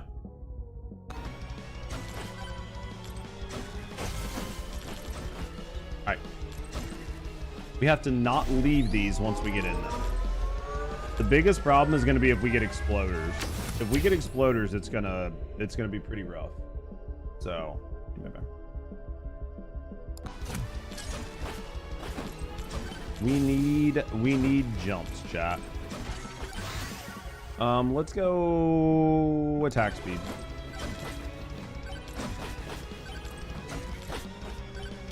Gold chest. Destiny has exploders. This game has them too, dude. They're just not cursed thralls. Ecto, you're gonna have to check this out eventually. All right, we're gonna get up here. We can't lead. The hardest part is we're trying to take somebody that's quick, but like we're trying to take people that are quick, so we can actually like get around the map, because there's a lot of charge shrines, but we can't leave them, and we won't know, right, until we complete the map. So, because I don't know how many charge shrines there are. I'm assuming there's maybe like 9. Yep, see, we just got pushed out. We just got pushed out.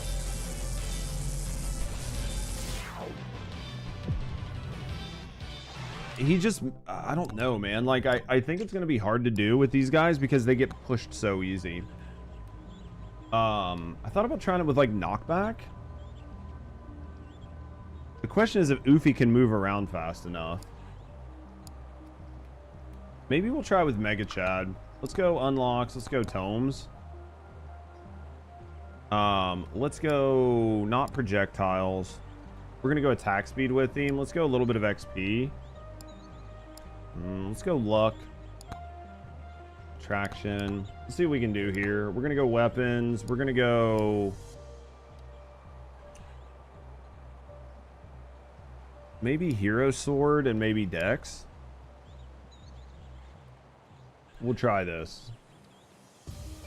This is going to be a really tough challenge, honestly. I think this is going to be a really tough challenge because of the mobility issues. The mobility issues are going to make this suck.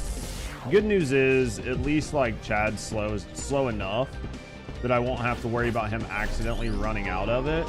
And he's not going to get pushed.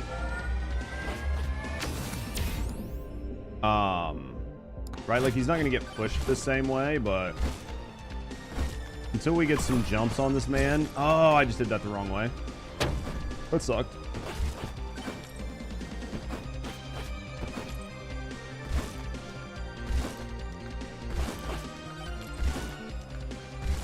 Man, this is going to be arduous, grueling even. This is not going to be fun. But hopefully it's just a one-time thing. So let's go armor.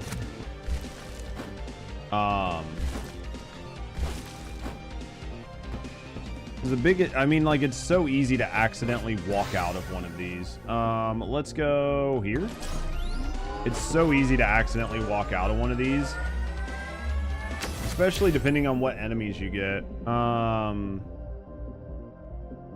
was I doing? We'll go with projectiles. I think the projectiles will be okay.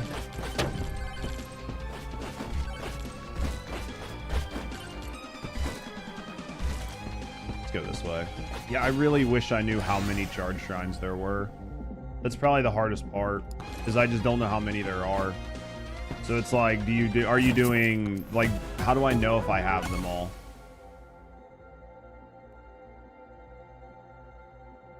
That's by far the worst part. I'm assuming there's like 9.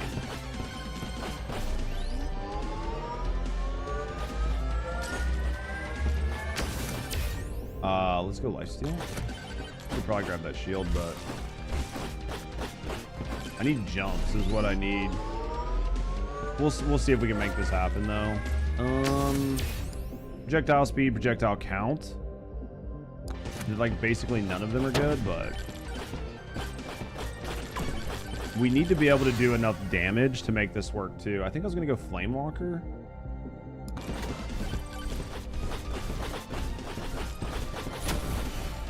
I need whatever this is.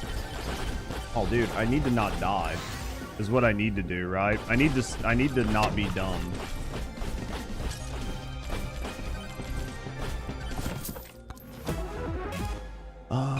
Take evasion. Because I always think that I'm like much tougher than I am in the game. I'm always like, yeah, my dude's fine. He can stand there and tank. He can't tank.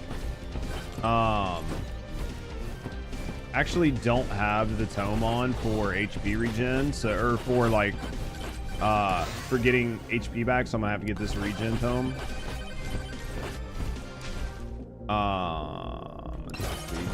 Also gonna be careful that I don't accidentally walk into one of them.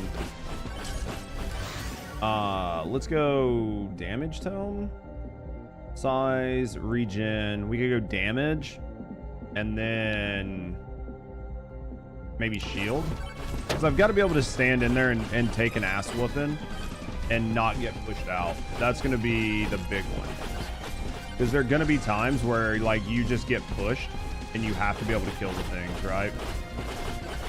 And I can't get pushed out.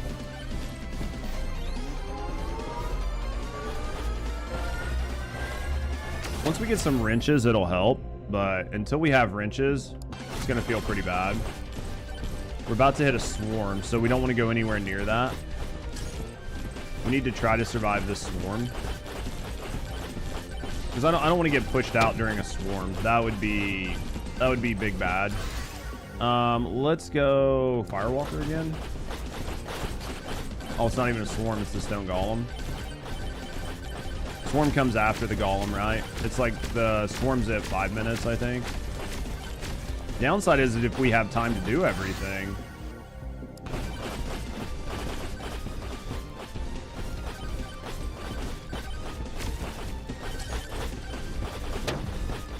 Downside, yeah, is going to be, do we have time to do everything? All right, he's gone. We need to kill this. We've got 31 seconds. We should have time to do both of these before the swarms actually show up. We were going to get the luck tome. Damage. Regen. The luck tome is going to help quite a bit.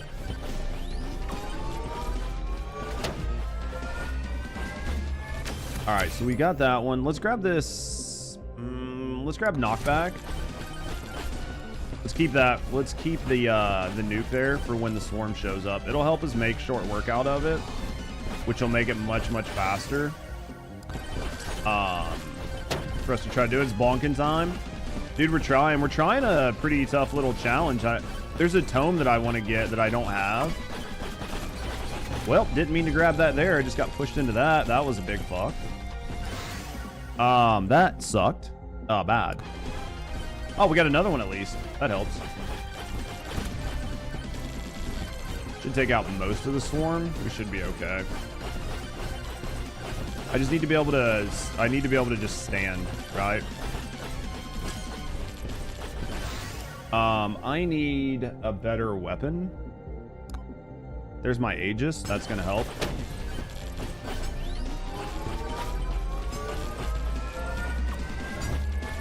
We're doing okay so far. Let's grab these extra jumps. Those are going to be mega big. Okay. 1 round of 400, then sword level 20, and then I'm MR, and then you're done for the day.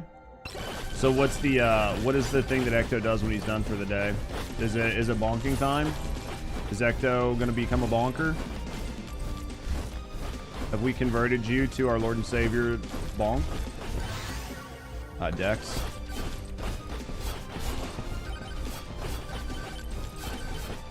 And 3 of these? Interesting.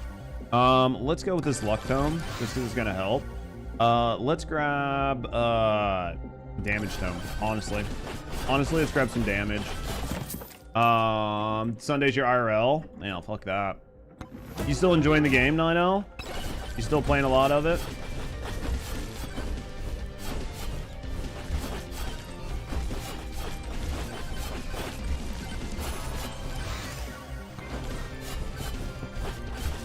I gotta be careful on this slide because I don't want to accidentally go into one of these. Touching grass is so dirty. Who would fucking even imagine touching grass?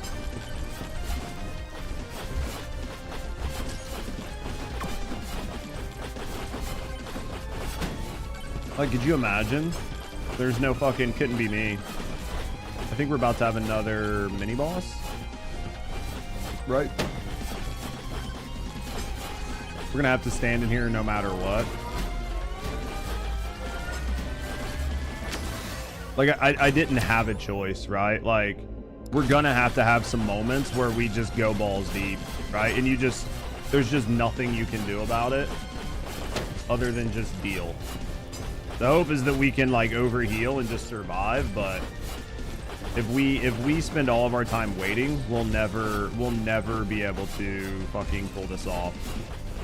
I don't know. I wish it like told you when you got all the charged shrines. 14 hours, still enjoying it?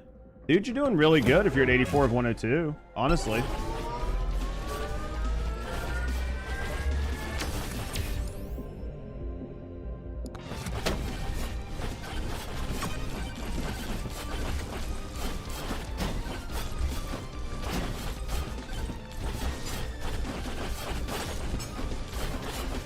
Bunny's doing 1.2 billion damage. Bunny's fucking cooking. Bunny is cooking, yes.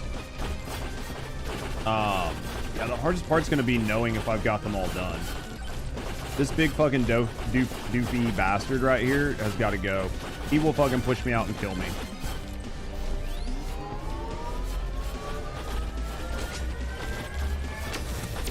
Thorns, elite spawn.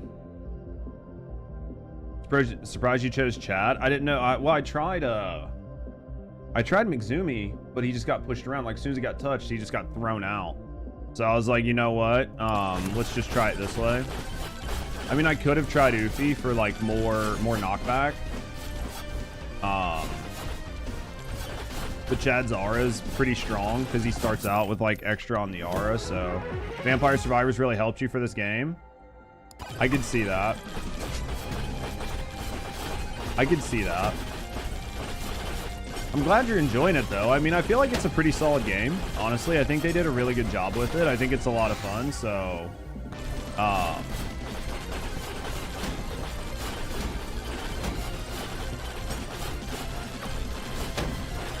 you know, I think especially for like what it costs, what you're getting out of it is like, it's an easy no-brainer, right? It costs you basically nothing. But yeah, Chad was like, Chad was a pretty big risk on this, but I had to try to figure out somebody. Yeah, I could have tried Ufi. Yeah, I'm gonna die here. There's too many things. I can't regen. I should have put where I could get like HP back for killing things, but I didn't put that tome on.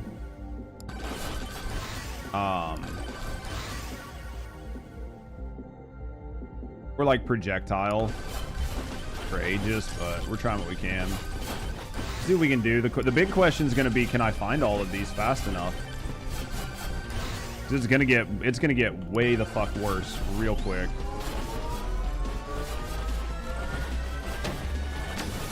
Right? Like it's gonna get real bad real quick.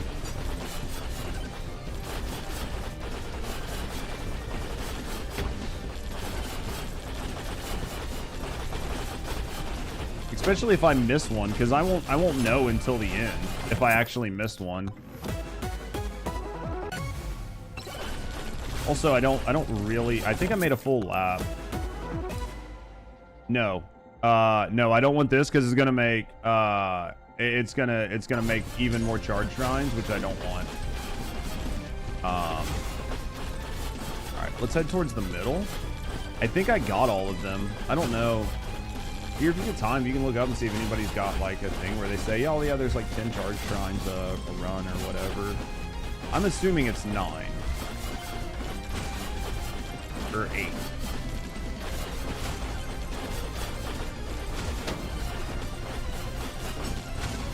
I'm gonna get to the final. I'm at the final boss. I have to hope that I got all the charge shrines, because if I didn't, like I have no way to go back around and get them. And there's no mini map, so you have no idea, right? Like if you actually got them all. There's no way I got 15. Impossible. 15? No possible way. There might be 15 total shrines.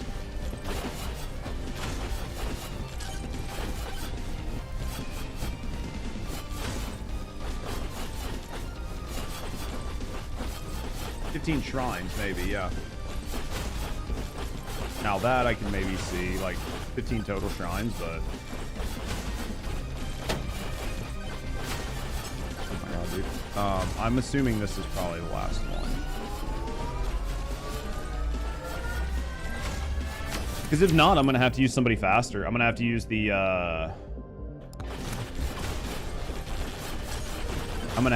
astronaut.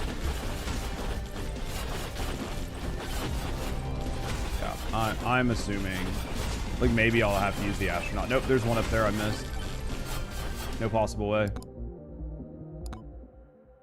There's no, play. Let's go with, yeah, we're gonna have to play the astronaut. Unlocks.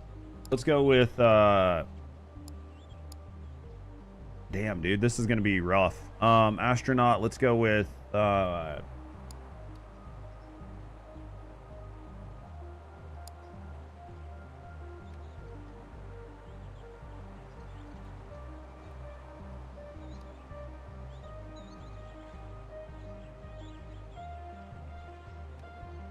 let's try this.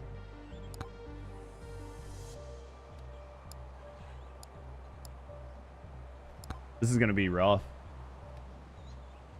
We're gonna have to go. Yeah, I'm gonna assume like the astronaut's probably gonna be one of my best shots on this. I could do it like the downside is I could try it on like I could try it in the desert and it's probably gonna be much easier, like faster, but I don't know if it's gonna be easier, right? We'll try it. We'll try it here and see what it does, but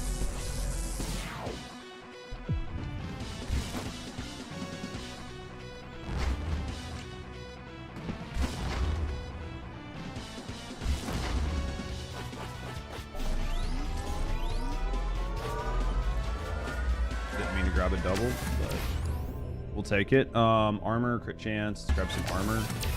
So that's 2.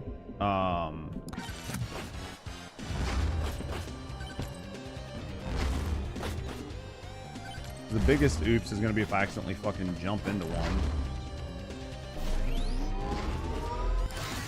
This is gonna be 3. Let's go, I guess, I can't remember if I did projectile or attack speed. Can't remember what I was gonna do here. I think I had projectile.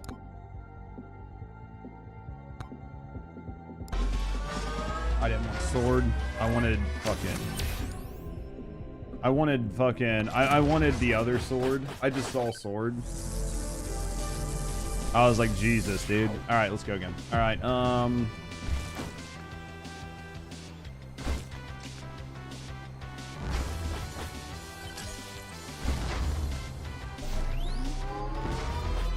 this is gonna be such a pain in the dick. All right, power up, drop chance. Let's grab some lifesteal. We're gonna need it eventually, so I need some jumps. Once I get some jumps, this will be much easier, but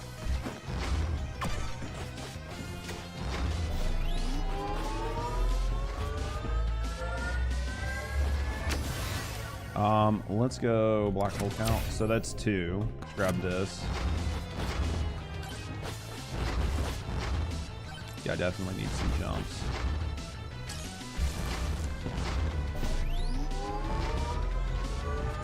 No shot. Size. Rock.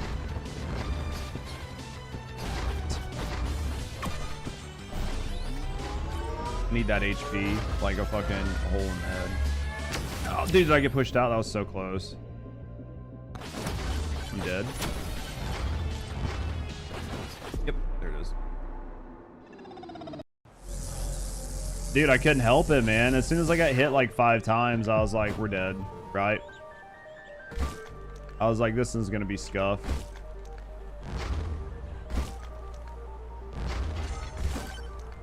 This is gonna be a lot tougher than I had expected.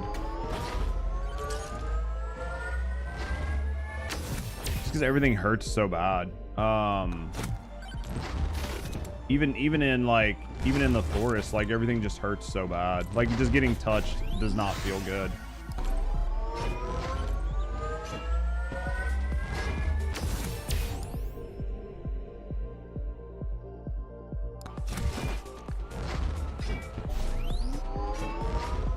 This could take me most of the day. All right, let's go here. So that's 3.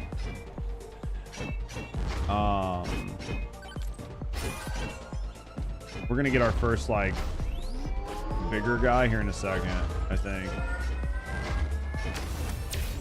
XP gains, we'll take it. I mean, it's gonna help us level up, so. It's a gold microwave. Nothing up here.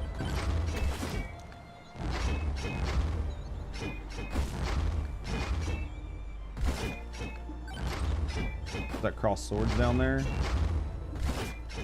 Yeah, I feel like there's just like a total of like 15 shrines or something.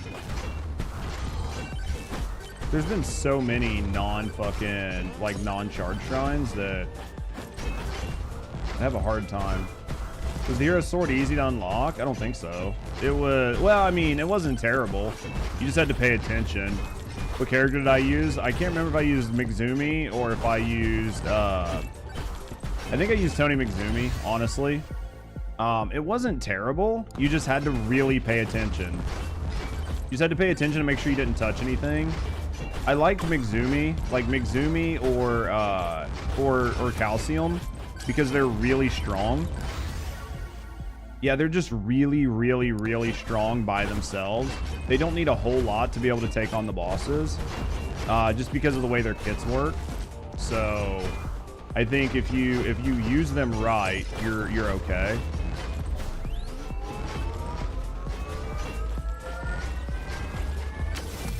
So I think that really helped.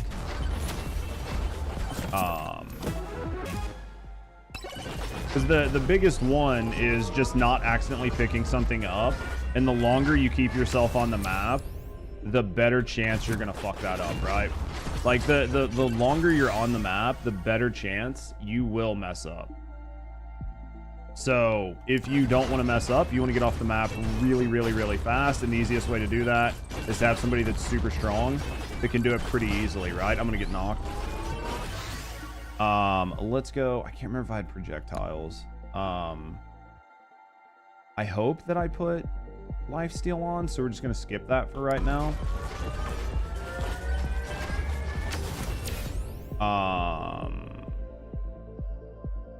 Level ups don't affect it. No, you can level up, you can do all of that. Like, the level ups aren't a big deal, none of that matters. It's just picking things up or using charge shrines. So like leveling up while you're running around killing things is perfectly fine. That's 100% okay. So you don't have to worry about any of that.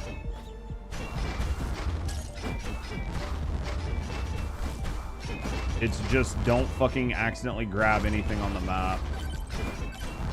Which is a lot harder than it sounds, because you just accidentally kill shit and like a power up will hit the ground, right? So just literally anything touching the ground, you can't, you know what I mean? I just damn didn't need to get hit by that.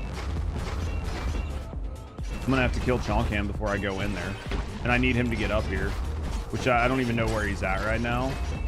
The longer I have to wait, the worse this is gonna be. I should have just stopped and killed him, but get in here. I can't wait. Damn, and we just lost the jet. This is so frustrating. This is so frustrating. I guess I'm just gonna have to kill these guys as soon as they spawn in. It's gonna be hard as fuck. It's just irritating. Like, I have ran numerous matches where I just tried to do it, right? And basically did it. And just like one time where I just walked out that I didn't really need to. But I think the fact that I'm actively trying not to do it is going to be so much worse.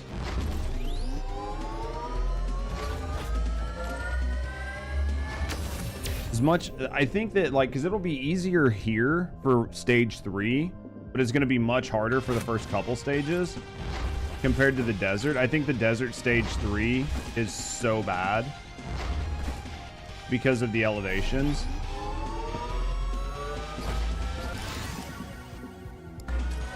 I need my fucking black hole to go faster, right? Like in the beginning stages, it sucks.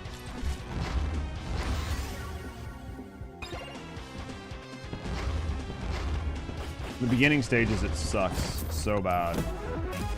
Let's see what we can do here. Yeah, this is gonna be a long fucking challenge, man. It's one of the reasons I didn't do it up to this point is I was just like, dude, this is gonna suck, right?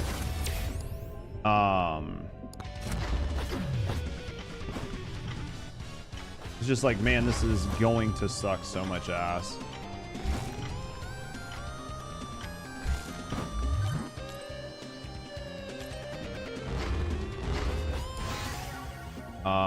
Projectiles. Because your build has to get cooking really fast where you can keep things the fuck away from you. I'm gonna go with HP regen right now. I need to check my build and see what I even have set up to do. Because I think lifesteal is pretty decent for some stuff, but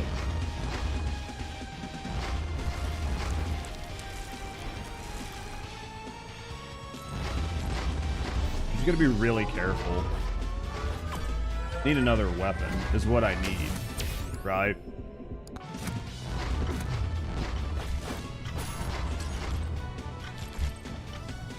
definitely need another weapon. I don't know that Shadar is definitely going to be the best choice here. Also, I should have turned Black Hole off because I thought I was using tornadoes. I need to reevaluate everything that I have going on with this build.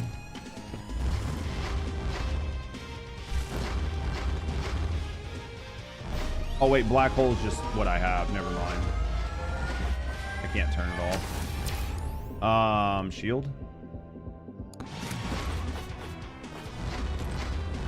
That's probably one up there, which I can't get to very easily because I don't have another jump. Yellow hat with my 52. What do I got here? Soul Harvester would be really nice. 348. Can't stand here and get it.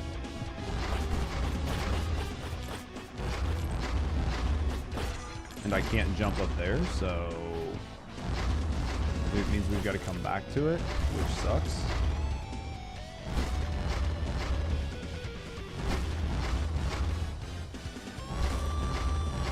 Go back around.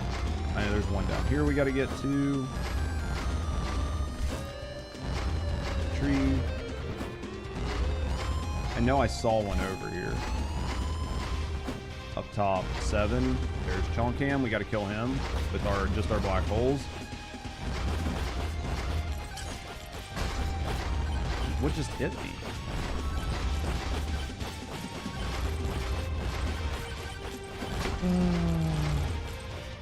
This is not a good run. I'm level 2.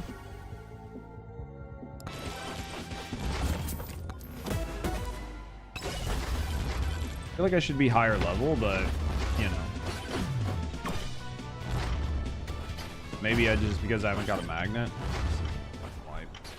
This is so tough, chap.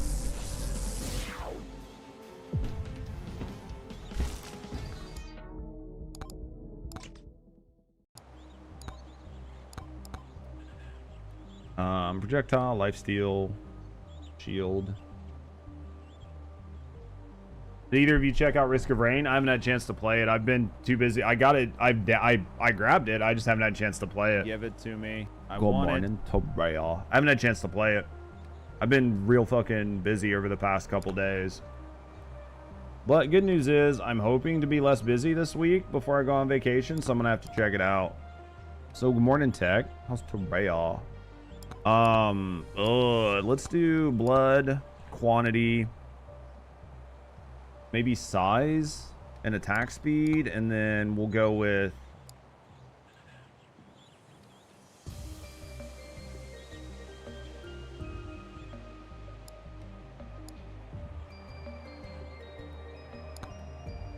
we're gonna try it, man. I don't know, maybe it's just I feel like I can do it, but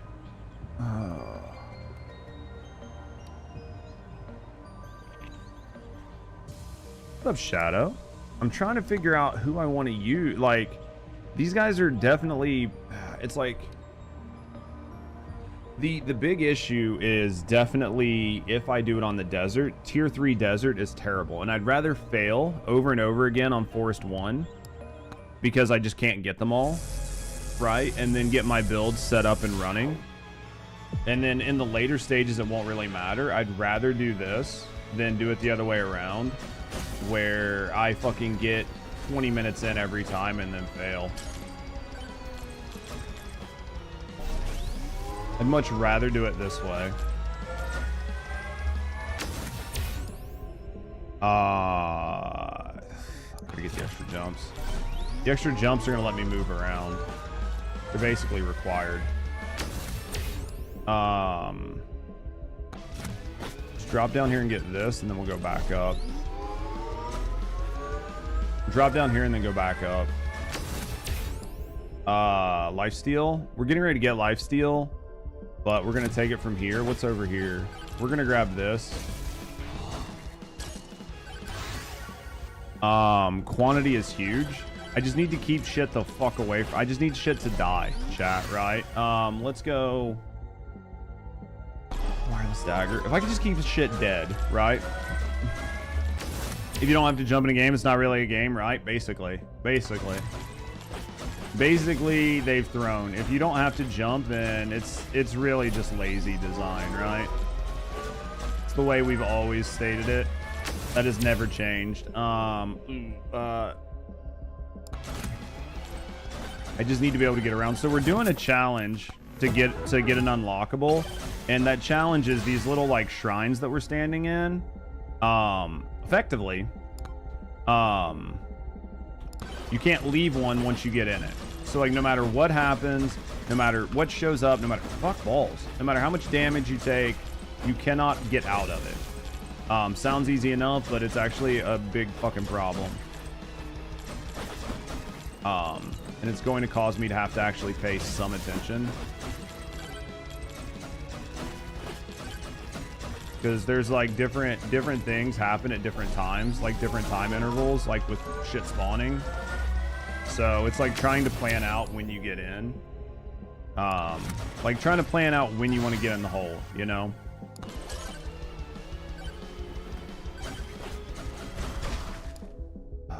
We're gonna grab the mirror. Now, dude, imagine if this game didn't have a jump. Dude, I'd live in the air in this game. This game would be brutal if it didn't have a jump. I still think I got a shot, but knockback power. You have to guess when you get home, dude. It's such a dumb good game. Like for just dumb stupid shit. Like I'm excited to check out Risk of Rain though, because you know it's like a game that sort of inspired this, or you know, is a very similar style game. So I need to just sit down and try it out. But do I have a jump? That's gonna help size tone for sure. Once we get these tornadoes, they might be the play, but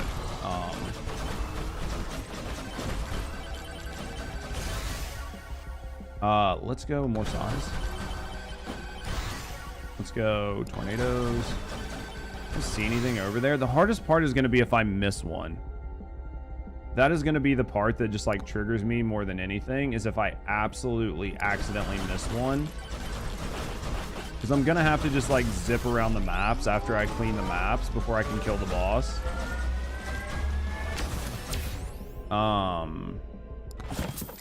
Which is gonna be really, really, really rough. I don't have fucking borders. Over here. Oh, there's Whoosh. And there's so many of them right here. But I gotta go back up after this. I should have just knocked King down. But so duration, I think duration helps keep like some of this stuff out. We're gonna take the blue damage. We're about to hit our first swarm. This is gonna determine how we do. We're not gonna do this charge shrine right now because we're about to, oh no, it's Chonkam, Stone Golem. We actually will do really well here. We'll be able to pick this up and move around. I don't have anything really good for damage. Right, like I don't have like a cheese or anything, but he's gonna go down really quick either way. All right, there we go. There was our cheese. Now we just have to pay attention and not fucking overshoot. There's two of them over there. We're gonna go check this corner in the right, just because I don't want to. I think we were gonna go with. Let's go with attack speed. Let's just go with attack speed. Okay. Somehow I apparently did get a shadow ban. All alone. How did you get shadowed? That is the question, man. How did you end up with a fucking shadow ban?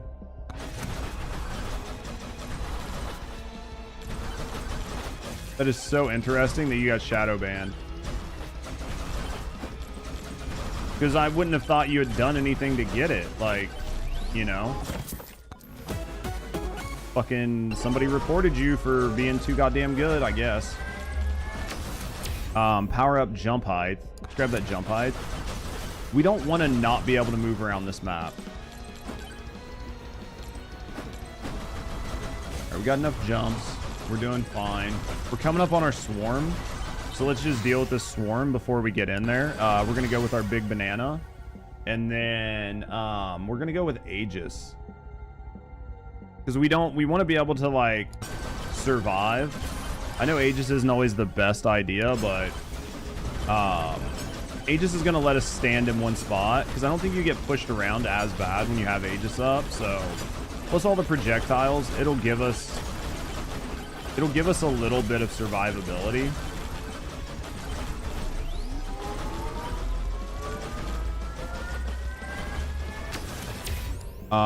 Let's go size here. Is it a big banana? It's all about you, Borndak. Dude, have you got the tome for just standing in the spots and not fucking leaving it, basically? That's what I'm trying to do, is get that tome. I've not done it yet. It's fucking nasty, though. Dude, it's such a pain in the dick. We've got shield. Let's go size. I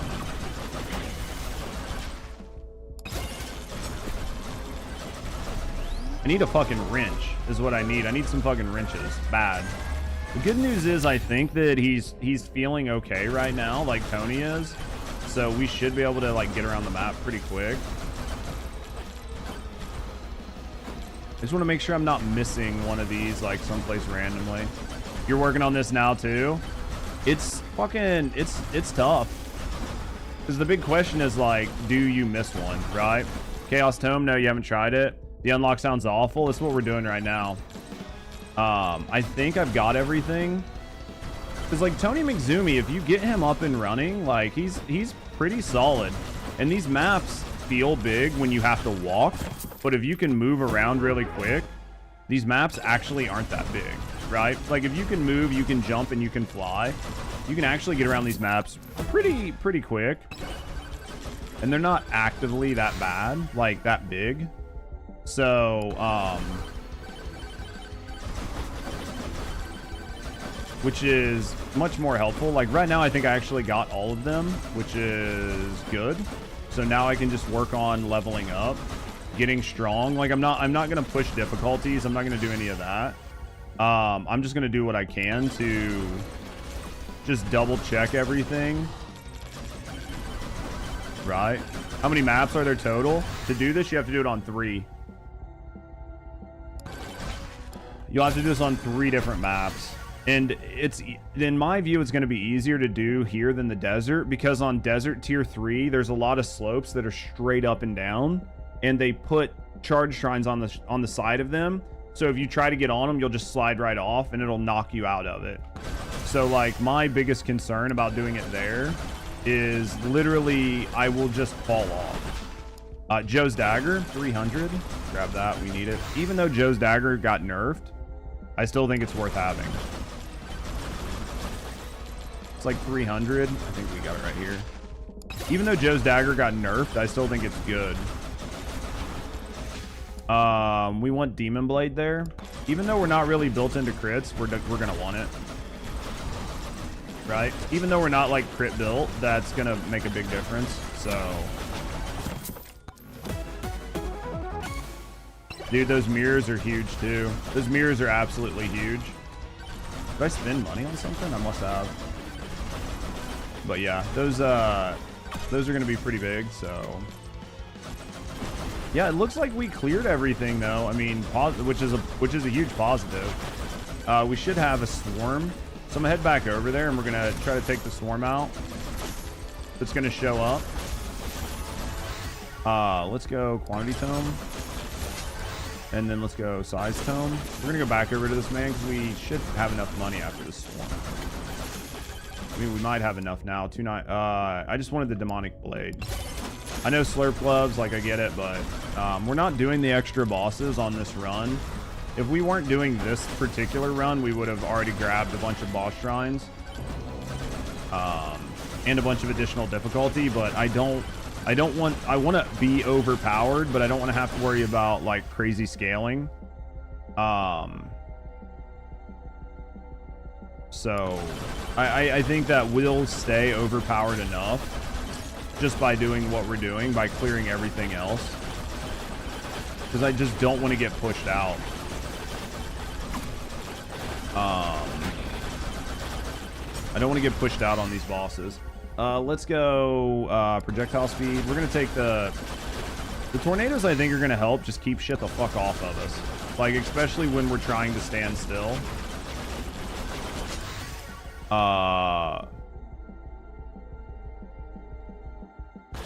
assuming he did a no-no. He probably slept with somebody's mom, knowing hell. wrenches. Dude, I need to stack some wrenches. If there's a fucking microwave, we're gonna stack a handful of wrenches. Just to make our life easier.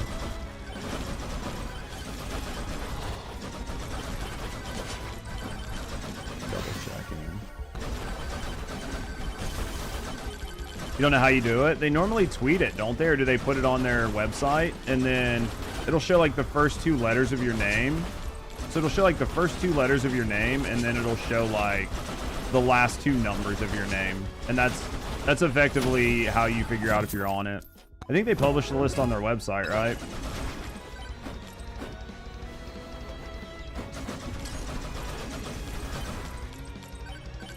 I think we'll take the boss out at the minute mark.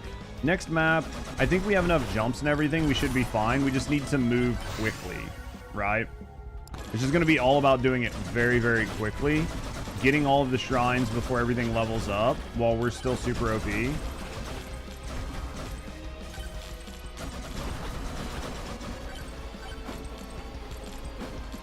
Yeah, because basically the ability to fly is all you need. Like, once you can move around and fly, bandless, there you go. Thank you, Ecto. All right, let's go down here. Let's go down here. Let's go down here. All right, we're just going to take this guy really quick. I'm just going to do it now. I know it's a minute. I know it doesn't really matter that much, but I just don't want to fuck this up.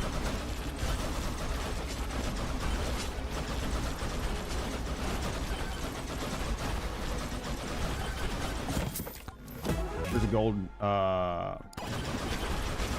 going to grab really quick.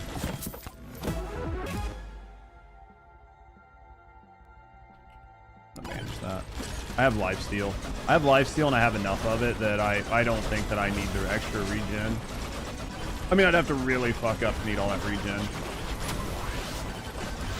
Right? Like, I'd have to really, really fuck up to need that regen. 2 wrenches, we'll take it. That's going to help quite a bit. I mean, I'd like to get some more, but let's go banana. We're just going to go.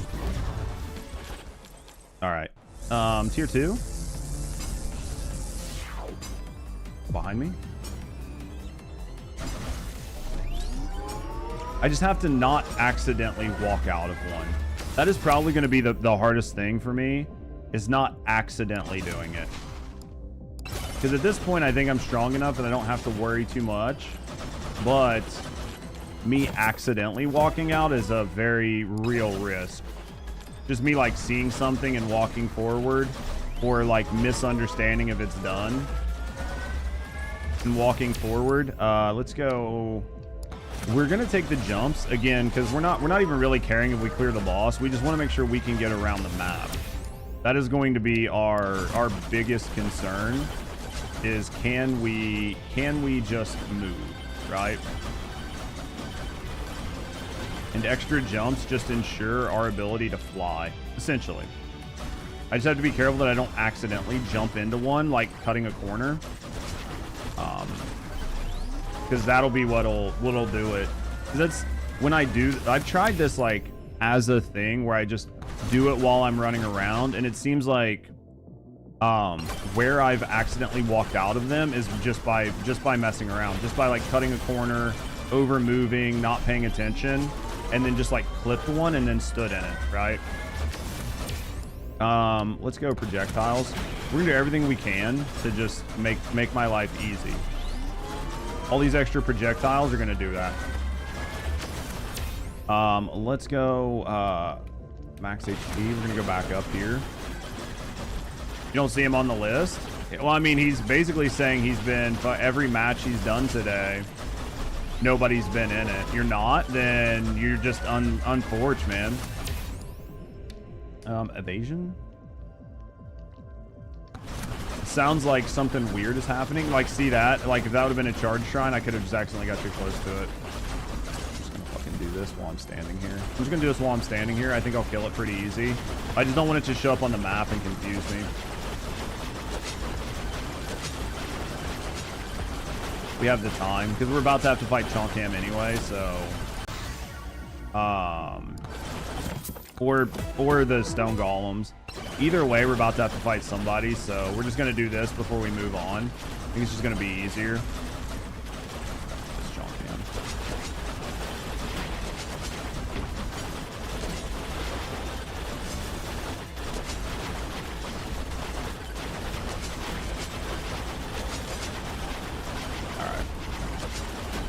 So we got Chonk Hammer. All right, let's move around, dude. I'm feeling good about this run. I think the only thing that's gonna fuck this run up is gonna be me. I think I will fuck this run up more than anything else.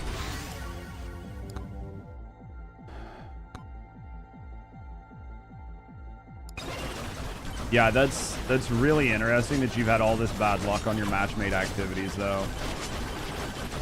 Because I have to be careful not to accidentally fall into one of these, right? That's going to be the biggest concern. But we've still got 6 minutes. We've got plenty of the map to get around.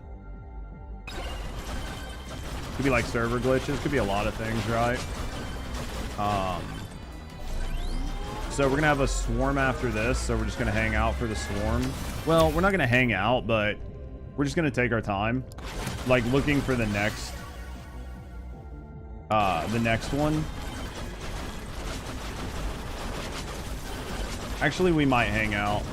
Maybe might have to reboot the game, see if it's different servers. Yeah, it could just be servers, man, honestly. Could just be really unfortunate with the servers you're on. Because you're playing on console, right? So it could just be something really weird with console servers.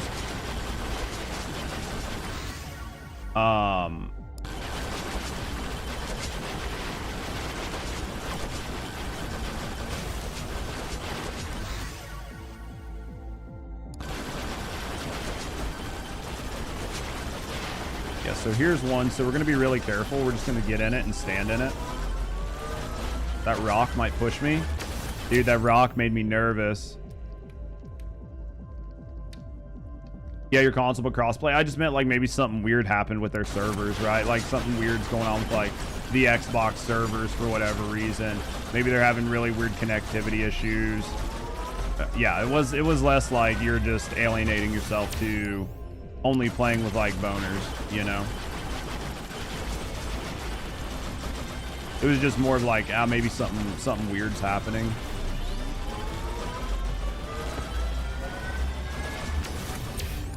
Crit chance, crit chance, crit chance. All right, we do have some runners, so we have to be really careful because they can hit pretty hard and push me out. So right now it's just running the edge of the map.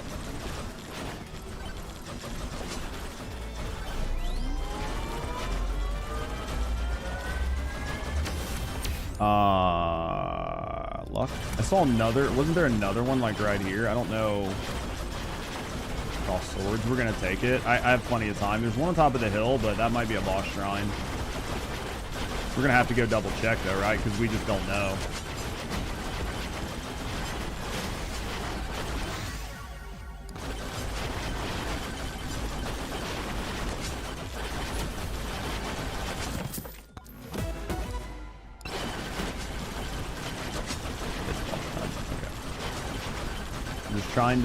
Trying to pay attention, trying to take our time. No rush. We can get around the map really quick. Like, no, there's one up there. It looks like two up there that we haven't been to. So nothing that we can't deal with. These are probably the last two, honestly. Then we'll like skate around the map. We'll see if we missed anything, but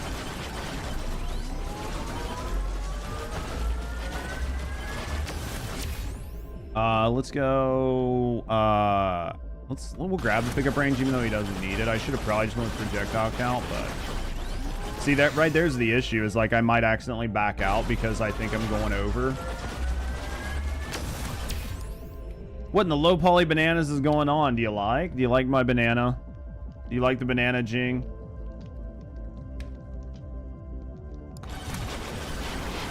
We're trying a challenge. And we're seeing if we can knock it out. Is the banana vortex still a thing? What do you mean? Like where they just live around you? I mean, if there's nothing for them to hit, yeah, basically you just can't see anything. Right? Like if there's just nothing for them to hit, yeah, too much potassium on the screen. No such. You just need more potassium in your life. Come talk to me, I'll teach you about the banana.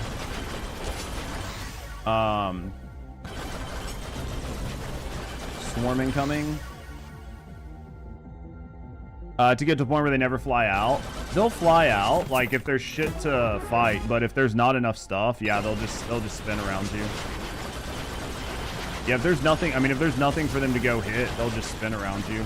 Like, if you have a ton of projectiles, they'll just sit and spin around you. Like, there's just nothing that you can do about it. I don't know when or if they're going to modify that to make them just go out. But if there's nothing for them to hit, yeah, they'll just collectively keep you safe, question mark.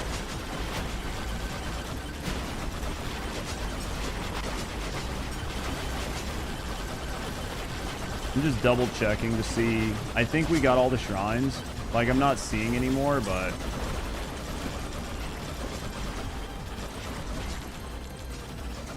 there can be plenty of things to hit and they still do it. Yeah, I mean, see, this is why we went around. Look, one right here that we almost missed. I gotta come from this side though.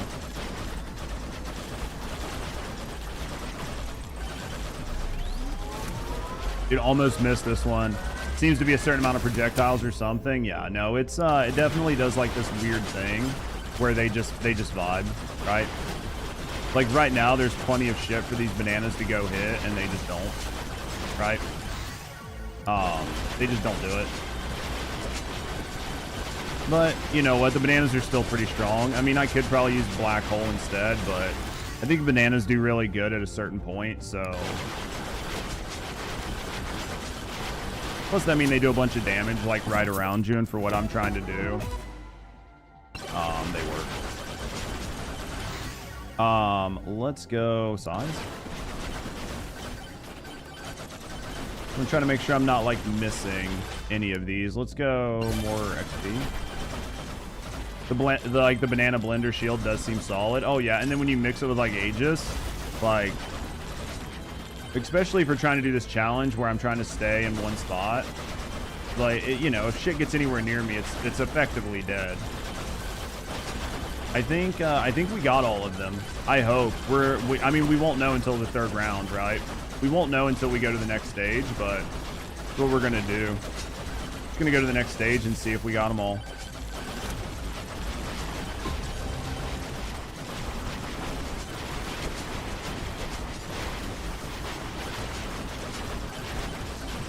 That's all we can do.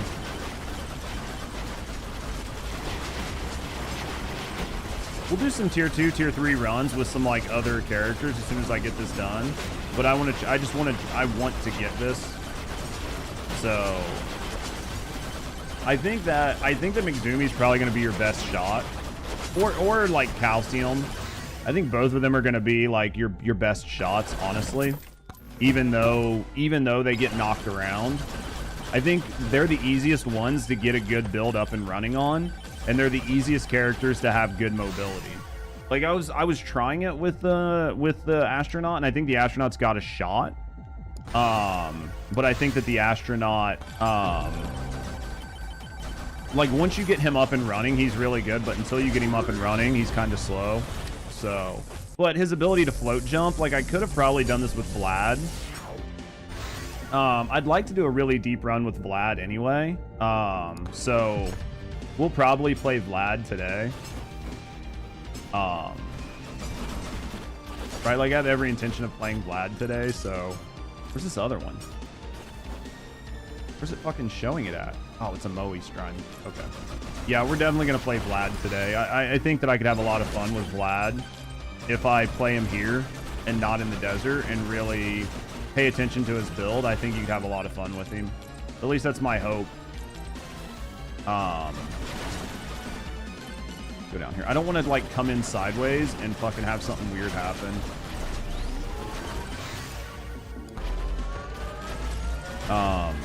So yeah, I think Vlad's gonna be a lot of fun. So we're gonna go damage to elites. I feel like I've got enough projectiles. I want to come in from a direction that I don't have to worry about like accidentally jumping and over jumping. Size. We're gonna do this one next, and we'll do that one up there. I'm hopeful, chat. I'm hopeful. I'm hopeful that this works. I feel like I haven't missed anything, but you never know, man. It's so hard to tell.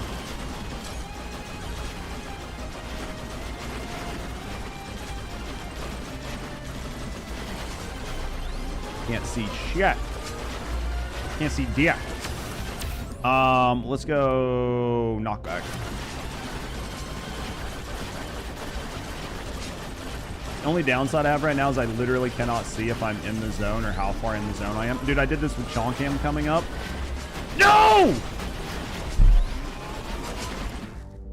Oh, I should have paid attention to time. We just lost over that.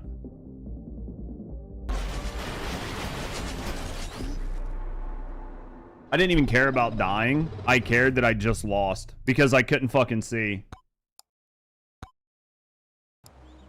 Oh, dude, that's so fucking frustrating.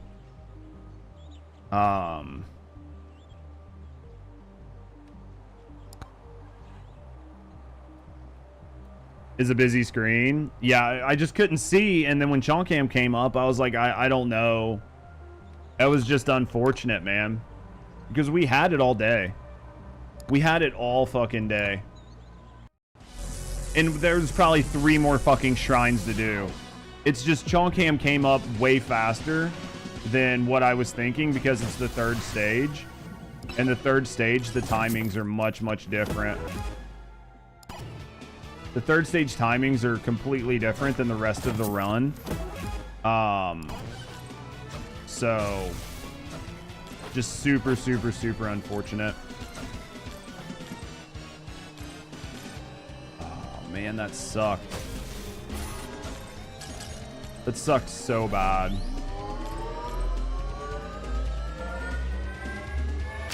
It's very frustrating. All right, crit chance. Moving along. It's all you can do, man, right? Just go again. Do it another time.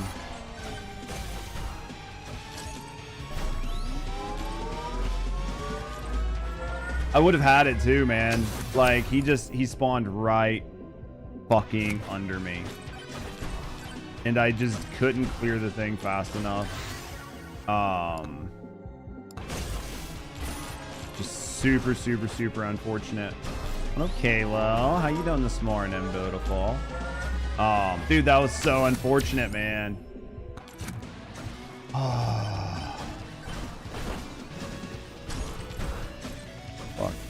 What the fuck am I looking at here?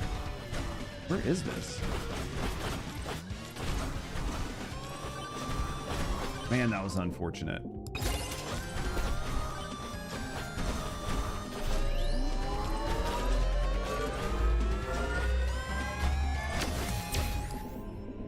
I think that I just do it quicker. If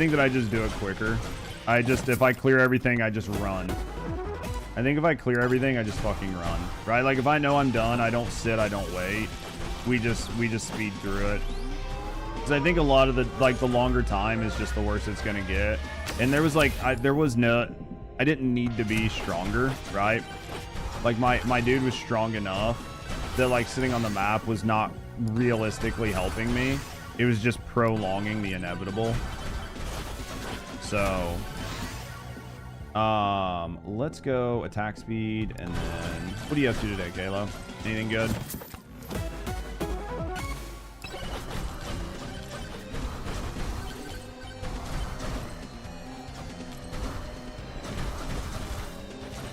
We're not gonna make that jump because we don't have a second jump, so we gotta go down this way. Go down this way. Let's grab this. I'd love some wrenches. I'd love wrenches and a fucking microwave. Wrenches and a microwave and a couple extra jumps, man. Make my life so good. This is one of those maps where it's like bisected in a really weird way. So, do what we can.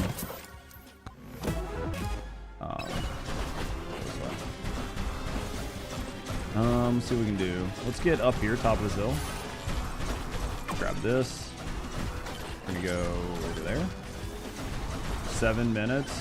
So we're gonna have our first boss spawn in here in a second. Had 2 others with you. Yeah, it seems like it was just some weird exponer issue then. Just a weird exponer issue.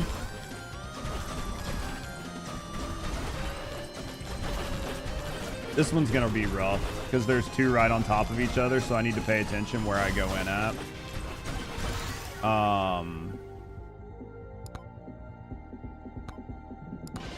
Yeah, this is going to be a weird one because of where they put them. I have to be really careful how I enter this fight. Right, I got to be really careful how I enter this fight.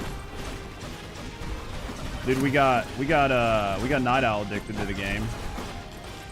They're on that grind.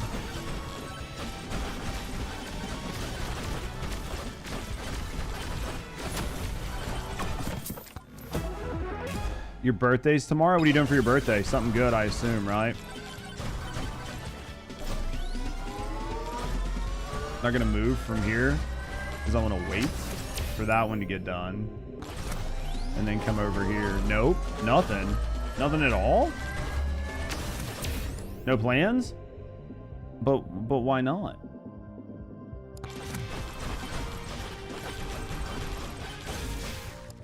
Mirror.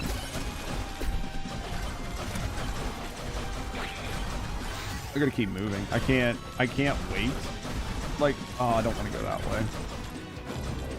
That was the way we came from. Right? That was the way we came from. We still gotta keep moving this way, I think.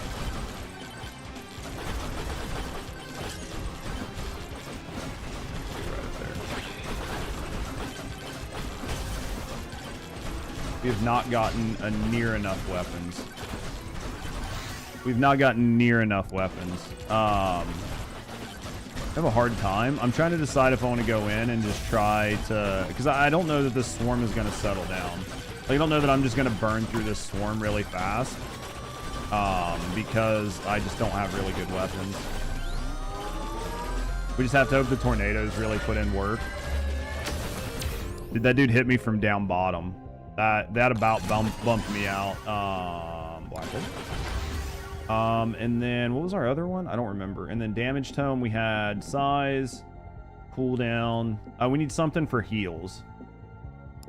We need something for heals. So we're just gonna leave that blank for right now. Go down here. Florida sucks. There's nothing really to do there. Come to Indiana. Come to Indiana and tell me about having nothing to do. To hang out with Rusty all the time. That's the good news. It's like the only good thing in Indiana. I just hit difficulty. I'm fucking retarded. That was... Why am I making this harder on myself than I need it to be, chat? Crit chance.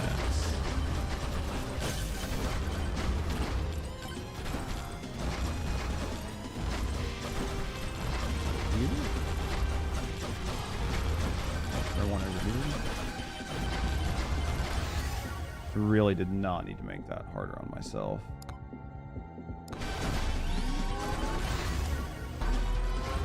I think this is... Nope, there's more on top of the hill. Let's go grab this. Also have no income, which to do things. Yeah. I get that. Sometimes existing is good enough, right? I don't remember what my other weapon is supposed to be, chat. I really do not recall what I was going to use. Maybe it was like katana, I think, but it just hasn't shown up. I think it was katana, but it just hasn't shown up. Let's go XP gains. We'll do another lap to see. We'll do like a victory lap just to make sure we didn't miss one, like out in the middle, which is super easy to do. All right, let's go.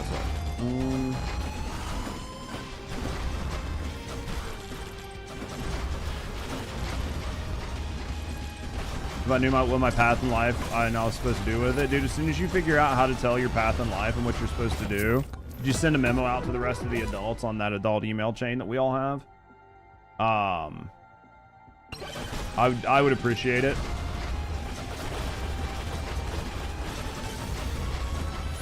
It would make my life so much easier. Will do, yeah. Appreciate you for taking care of the rest of us adults that don't know what our path in life is, what we're supposed to do. Let's get over here. It's looking like I got most of everything, right?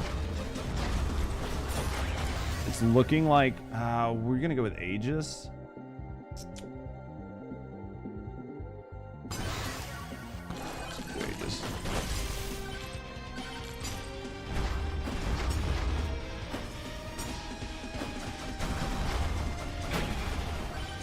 think we got it.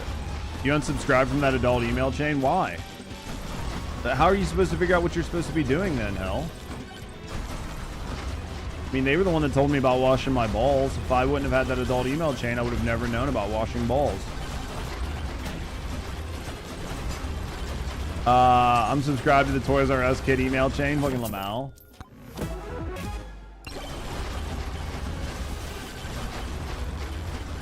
You're 54 years old. You kind of think you know what you need to do. Nah, that's just wishful thinking at this point. Hell. Dude, they still send me really good life advice every once in a while.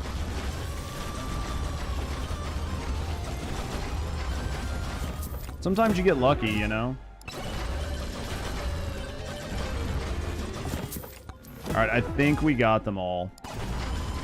I feel like we got them all, chat. 800. Let's grab a couple. Let's grab like one or two more chests. You not far behind? Good job. Nice. A nice early 40s. Easy. Life's easy. It's an easy game. Basically just do what I'm told. I set expectations low. I just get depressed and then do what every other normal adult does. I just cope. I buy alcohol. Alcohol really helps. Alcohol really, really, really helps. We're fucking cooking these bitches. You could go for some alcohol? Yeah, I could go for a beer right now. I keep forgetting today's not Monday, honestly.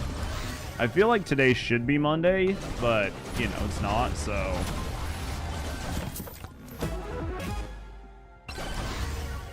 let's go, and then let's go another one here. Dude, you have a Jack and Coke? Hold the Coke, dude. Yeah, basically. Dude, I'll do one bourbon, one scotch, and one beer, please.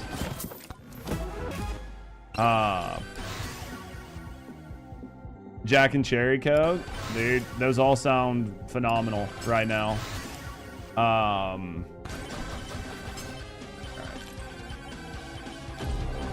We might have like thrown by using size on this, but I wanted the size for the tornadoes and I wanted the size for the black holes. But for everything else, the size really doesn't matter that much. So let's see if we can do it this time, chat. I'm feeling good. I'm feeling good. Promising, you know. Oh, fuck that rock. That rock can just fuck right the fuck off, man. I'm glad I wasn't down here trying to do this, like right when I spawned in. Because that rock would have pissed me off. Would have knocked me out. XP.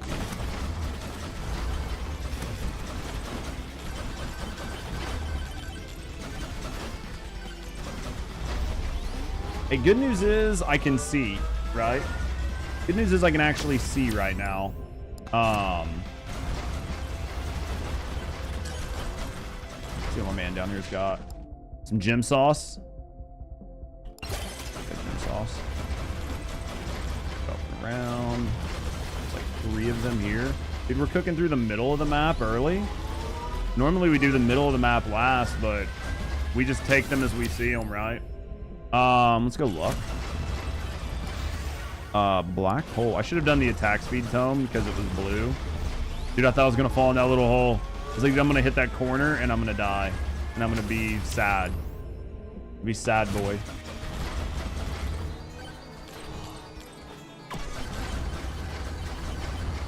A rock right there. Oh, it's a microwave. Do I have a wrench? We'll come back to you later, Mr. Microwave. I was like, do I have a wrench? Give me a wrench. Just a wrench. Damn it. Alright. Let's go up here. Maybe when you're in Texas, you're around people you know, your birthday will be better. I find that relying on people is normally a bad thing. The more I think about like needing people for things, the more I'm like, yeah, this is probably just gonna get fucked up. Right? People tend to fuck things up. It's what they're good at. Black hole. I'm just gonna hit these just so they don't show up on my map. Even though I don't need them all right now, I don't want them to show up on my map when I'm moving around. It's supposed to be go to the swamp this weekend. It's been raining. I don't blame you there. Do you have a nice truck, or would you have to take a fucking tractor, or are you guys using fucking boats to pull people out with?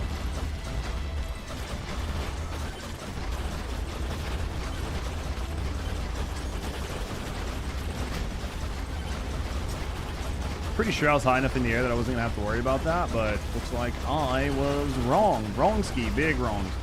Most of your friends live in Texas and you miss them. Well, it sucks that you had to move away from them then.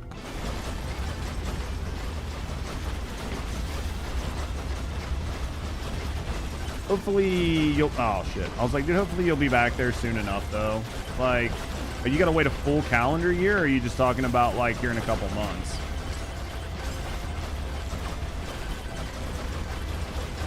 Your truck sits on 46s. I go where I want, but others got small tires. Dude, Hell's got like midgets walking around holding his car up. Everybody else got like 20s. It's so funny. Those are big fucking tires, Hell. But you know what? If you need them, you need them, right? If you need them, you need them.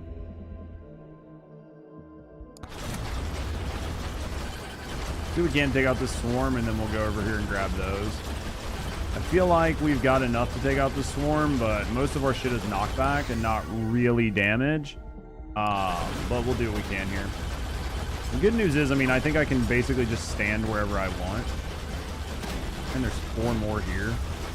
It took a little bit of a beating, like just carting our ass over here. I gotta be careful, man. I don't want to get pushed in, but like this shit's just not dying fast enough. I'm gonna have to do it. I'm gonna have to go in while the swarm is here. There's a lot of fucking... My dad's supposed to be living in Texas starting November 8th. Ah, that makes sense.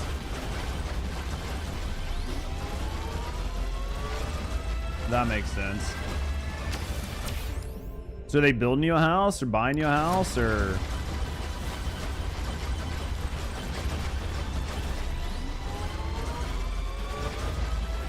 I gotta go around the corner and we're gonna drop down because there's more down there. We couldn't wait, right? Like I probably should have waited, but like I just couldn't do it. There's a double here. This kind of sucks. We're gonna do the top one first. The doubles are nice to do both, but the overlapping spheres don't always work properly, and you could end up in a situation where you get bumped out of one. I think the black holes and shit are helping, but like the black hole and the I think the black hole and the tornadoes are helping to just keep things away from me so I can do what I need to do, but this way. Looks like we can get up over here. I'm hoping. It looked like we could. We can. I don't think you're supposed to, but we can, right? 4:15. I don't think anything's gonna spawn in like the next 5 seconds, so I think we're doing all right. Let's go duration. We should have, I think, something should be spawning around the 4-minute mark, right? More enemies. Okay. 3-minute mark, I think, is the next swarm. I think 3-minute mark is the next swarm. So let's do what we can. I think I need to just like do a quick speed run because I think question mark. I think we might have killed everything. Or we might not killed everything, but we might have got everything we needed. So if so, then wait, that's the microwave down there.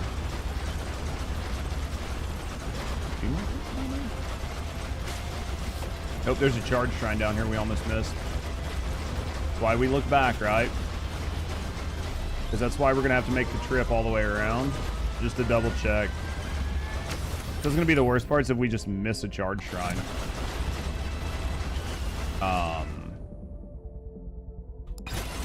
Right, like that'll be the next big suck. Because we're going into the 3rd stage. Basically, as soon as we finish this up. So it's just like a marathon to do this.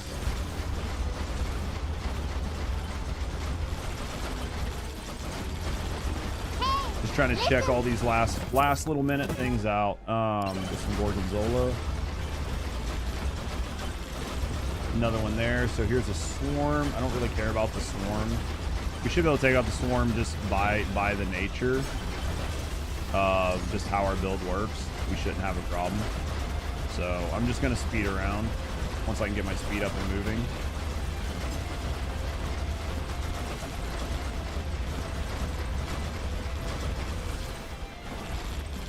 There's a charge shrine right there.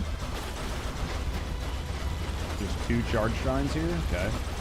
Grab this one first. We're gonna land here and then walk up to it. I hate them being by a ledge, man. It makes me nervous AF. I don't like them pushing all of these pillars. All right, let's go with more size. We got 2 minutes to get around the map.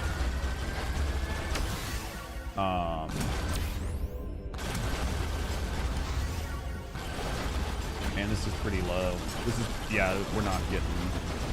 All right, we're gonna leave the stone golem alone for right now. Like, we'll find him back eventually, because ideally we're just gonna do a quick lap around the map and not see anything that we missed. Right? It's gonna be an ideal world. There's a charge shrine right there that we missed. That's why we had to do this. 1 charge shrine, man, is all it takes.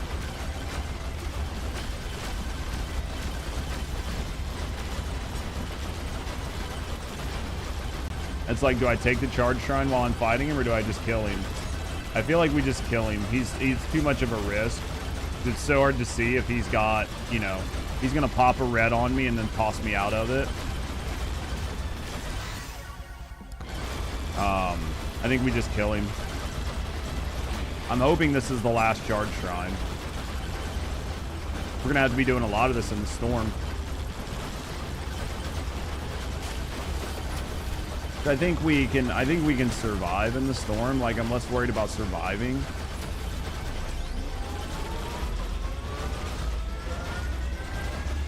I'm less worried about my survival. And more worried about like, I'm less worried about my survival, more worried about missing a shrine. Because like, if I die, I die. But if I miss a shrine, then I go on and I don't know.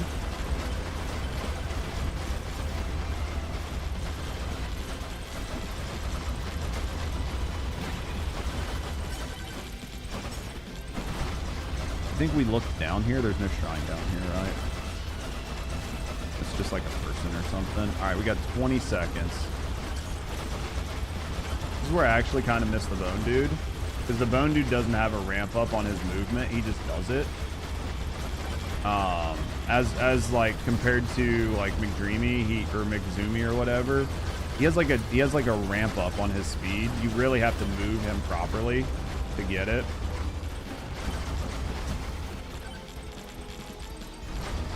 There's something that's on top of this fucking really high hill that I don't know about.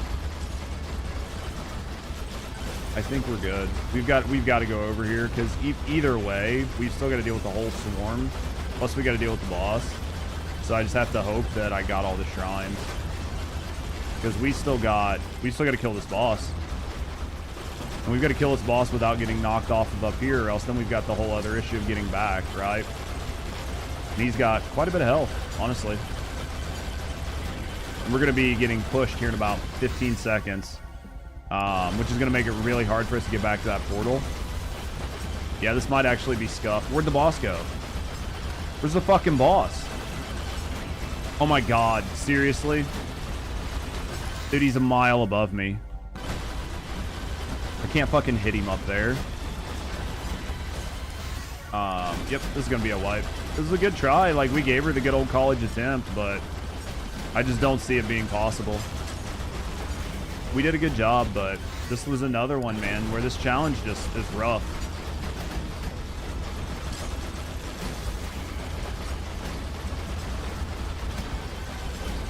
Yep, we're dead. Yeah, we'll never get in the portal. Even if we kill him, we'll never get in the portal. It's not gonna happen. If we could even kill him. Problem is we can't stand still long enough to kill him. Oh, this is tough.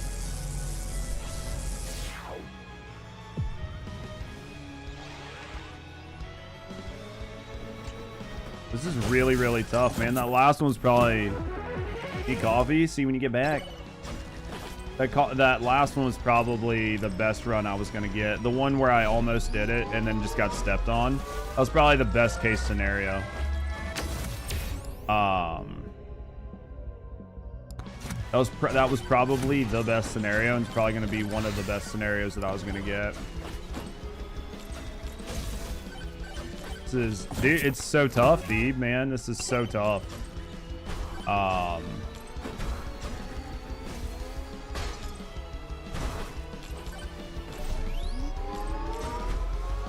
This is definitely hella tough. It would be easier in the forest, or it would be easier in the desert if it wasn't for Desert 3. If it wasn't for Desert 3, I would think Desert would be easier. But I think Forest 3 is much easier than Desert 3. When it comes to, like, navigating it. Absolutely.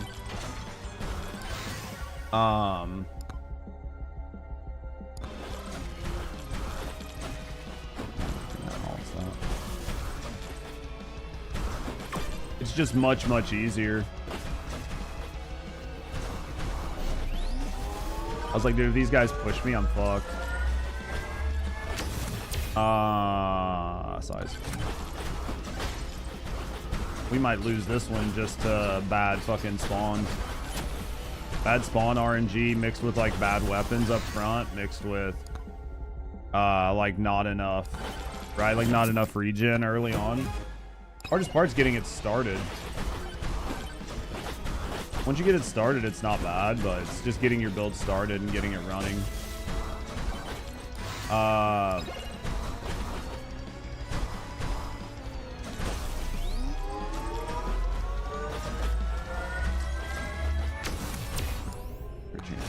should have grabbed that regen. I'm retarded. I should have grabbed that regen. Literally retarded. It's okay.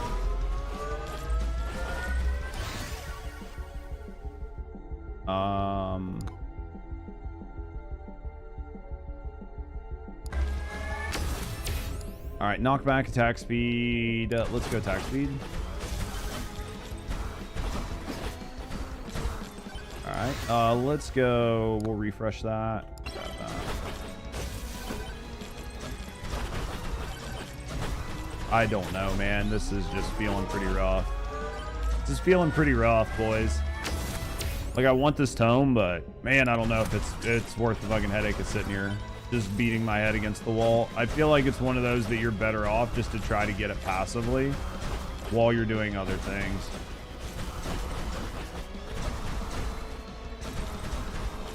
Gold sneakers for a little bit of cash.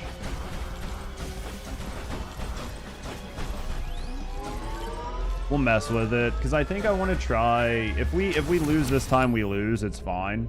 I'm gonna play with Vlad. I want to play with Vlad. I want to mess with him a little bit and do some like tier 2 pushes with Vlad. So I think that's what I'll end up doing.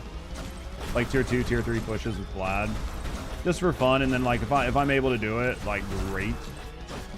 And if I can't, then you know what? I don't really care, right? And that's the way we'll look at it. Whoop, we shouldn't have done this. Max HP.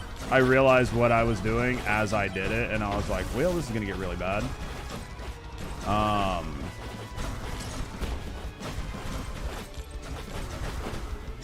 Still bonking? We definitely are. Actually, I'm gonna switch over to Vlad. I'm gonna switch to Vlad for fun anyway.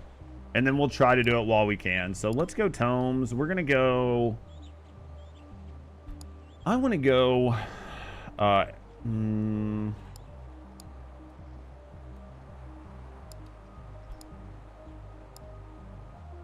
Let's go like this. Let's try pushing him kind of deep. We're gonna go with blood magic. We're gonna switch. We're gonna try tornadoes with him. We're gonna get rid of Aegis, and we're gonna go because he's got this. What are you up to today, Destruct? We're gonna go 1 weapon, 2 weapons. What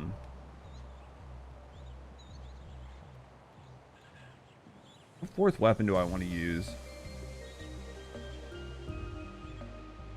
We'll try the hero sword with it and see how it goes. Let's try this. Playing some bonk and then Battlefield 6. How are you enjoying Battlefield 6? Finally got your Chaos Tome? That's what I was just messing with. How bad was it for you? Fucking pain in the ass. Who'd you end up using, or did you just get it by getting it? Like, you were just like, yeah, I got it. Because the biggest issue with the Chaos Tome for me is you don't know. You don't know if you've gotten all of the... Like, you don't know if you've gotten all the charge shrines from a specific map. You're just kind of like hoping that you saw them all, right? You're like, man, I hope I saw all of them. Or you have to continue to run, which is like a whole nother problem, right?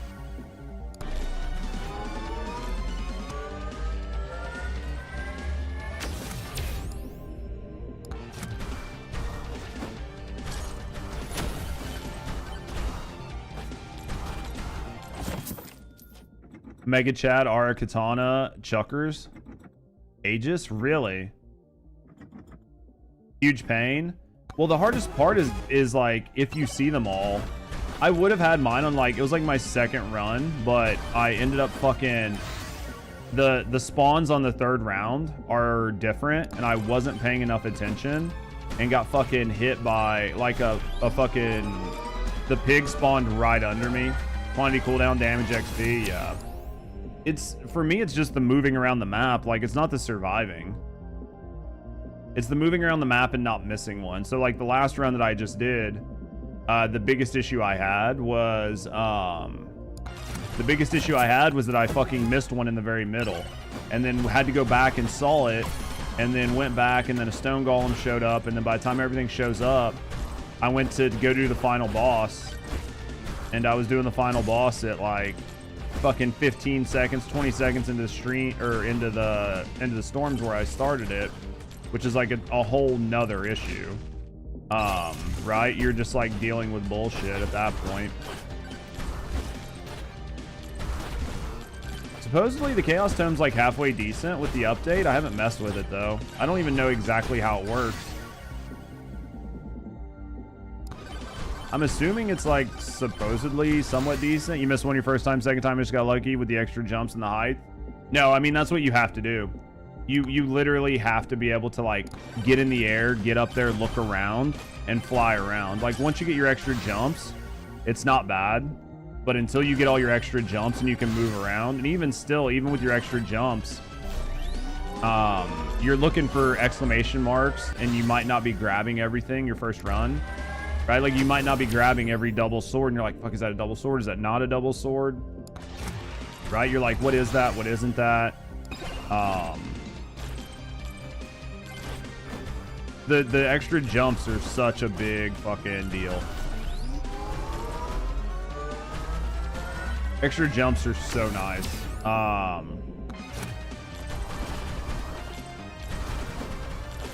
Still not sure if I'll use it. It's kind of a meme for Dice Head.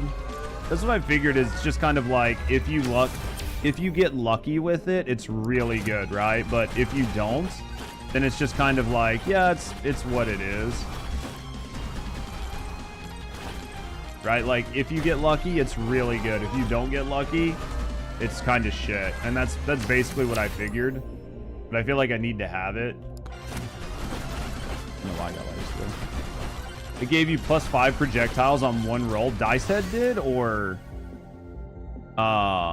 it's like 0.1% shield, or are you talking about the Chaos Tome? So it can literally just give you anything. Does luck help? Right? Does like luck help at all to like get better things, or is it pure fucking... I don't know if luck helps. I mean, that's fucking some pure random luck though. Like 5 is pretty good, but I mean, if you're, yeah, if you can't, and you can't pick, right? You don't get to pick what you have. You had a legendary Chaos Tome give you bad rolls, yeah.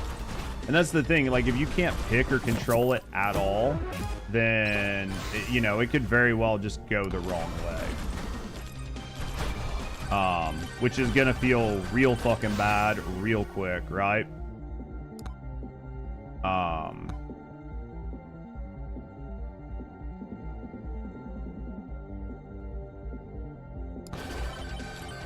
It's okay. You guys can stop freaking out. I'm here now. I should have grabbed that. Should have grabbed that sword.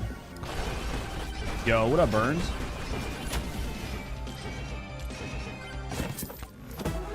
Should have probably went with size, but that's what it is.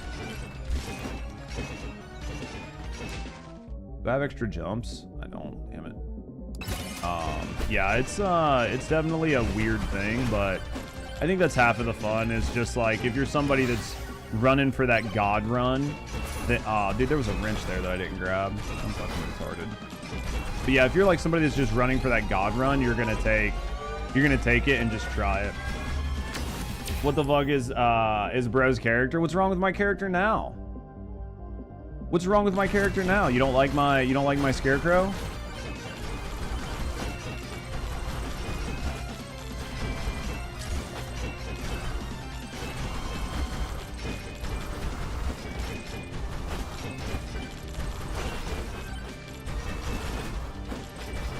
I don't know why you don't like him. He didn't do nothing to you. He just existed in his badass self. I'm gonna try this. I know I've got a swarm coming up, but I'm gonna do it anyway because I don't have time. Vlad's a badass. He just takes a minute to really get online. Once you get him up and running, he's good. But it's just getting him running, right? Like Vlad, it's the same with like fucking Sir Chadwell or whatever. Like whatever. Like Flamehead. Once you get him up and running, he cooks. But it's just getting him running that just sucks. Once you get him up and running, like he'll do really good. Once you get his build online, it's over.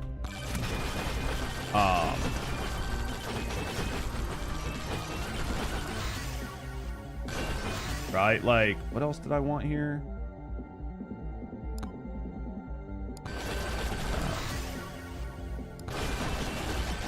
Should have grabbed size, dude. Instead of projectile, I don't know what I was thinking. I should have went with size, but it's fine. And we're not trying for a deep push anyway, so I definitely like fuck this up though. Need that extra fucking jump. Bad. Who's over here?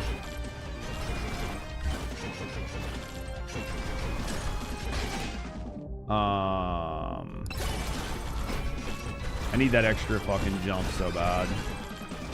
I mean, I can kind of... It's easier to skate with Vlad because you have more time to get your camera turned. But... man, it's just... And then, like, the big issue right now is I'm still going to try to do the shrines while I'm doing this. So I want to be careful and not accidentally jump into a shrine. Right? Because, like, accidentally jumping into a shrine is irritating as fuck. I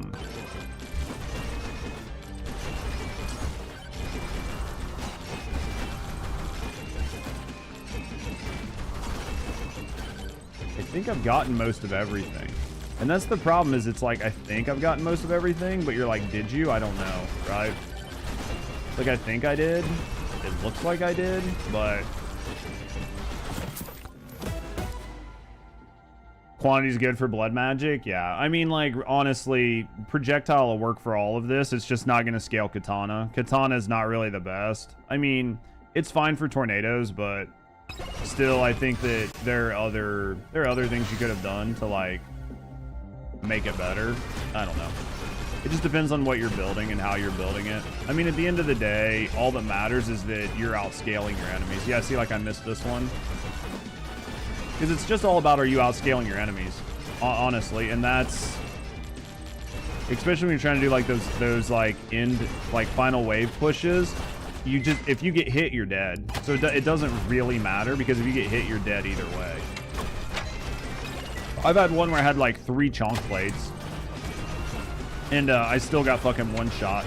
As soon as something got through, I got fucking one shot. As soon as it got through, it's like 4 or 5 minutes in. Got touched one time, instantly one shot. Like, what are you gonna do? There's nothing you can do. You can't really counterplay that. You just have to do more damage than they do to you.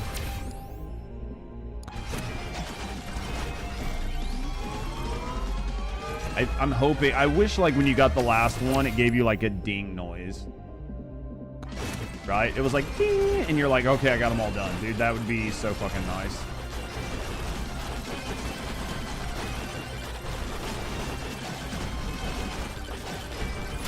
Oh yeah, like no two fucking questions about it.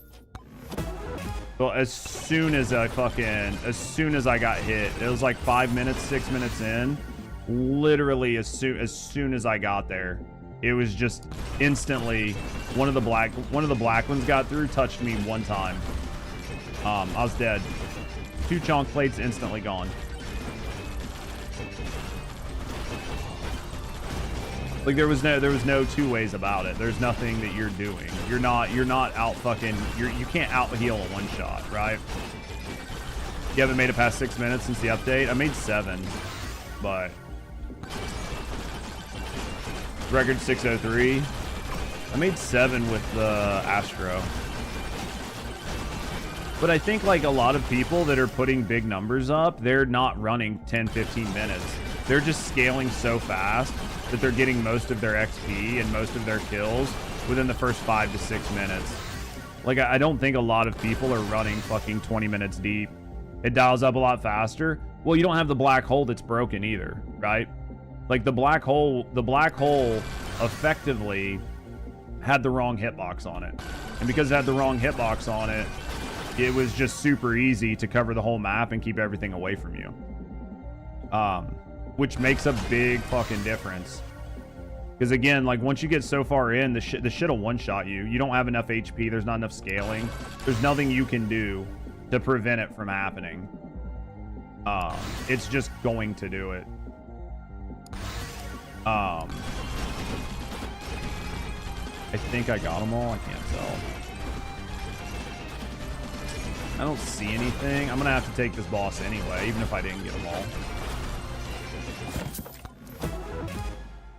Yeah, we're gonna have to take the boss anyway. I mean, some people aren't like don't like it and don't like the ramp up and aren't happy about it, but I think there's another mini boss that spawns right at 2 minutes. Just gotta hope and cope, yo. I was about to spawn that boss, and I was like, I'm pretty sure there's another guy that spawns. I could have spawned like multiple bosses, but I mean, we're pretty low on cheese, so we could have definitely, because I'm doing a T3, but I'm also just trying to get all the shrines at the same time, so I don't want to fucking push myself into a bad situation. Dude, the scarf so fucking strong, like so dumb strong on characters that spend a lot of time in the air, which is basically everybody. Like so fucking dumb strong, especially when you stack like 2 or 3 of them. Such a good item. Scarf, the mirror, good for a lot of dumb shit. Like,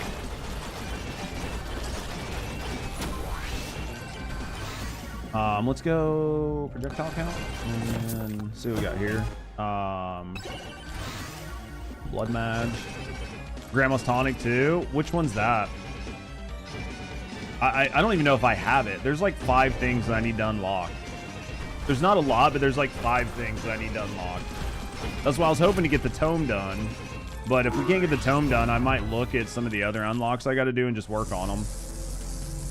Just like try to get a couple of these unlocks knocked out really quick.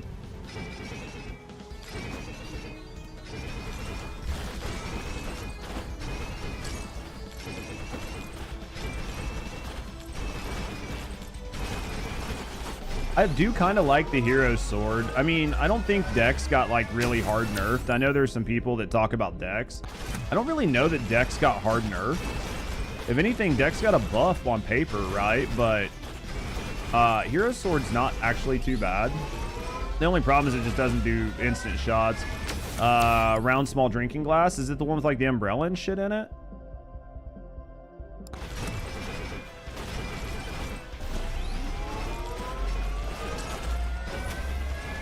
Yeah, I might not have it, honestly. Because like I said, there's like 5 that I don't have. Nothing crazy, but what are the effects on it?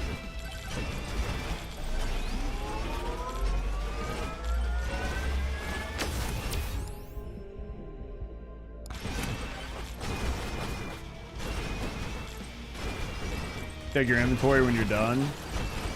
Goated. It's not hard to unlock.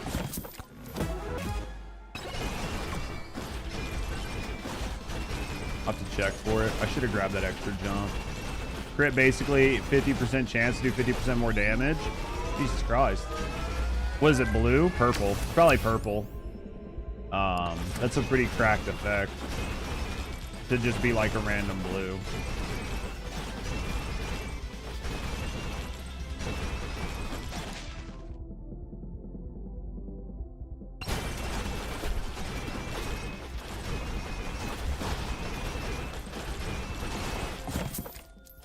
If you stack them, it outscales. So it's probably like better now that they fixed Joe's dagger. That's probably like the Joe's dagger now. Since Joe's dagger scaling got fixed. Dude, I don't know how I almost missed this one. It's fucking literally inside of a tree. We're gonna jump across and try to get that Moa statue. We got to go now. There's one down there too. Jesus. How did I miss it? I gotta go down and get that other one before I do this. I'm gonna try to cook this golem out.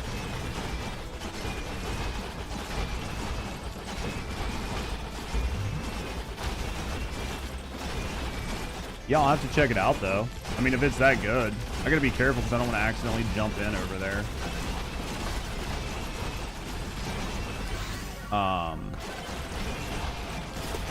Ow, son of a bitch, dude.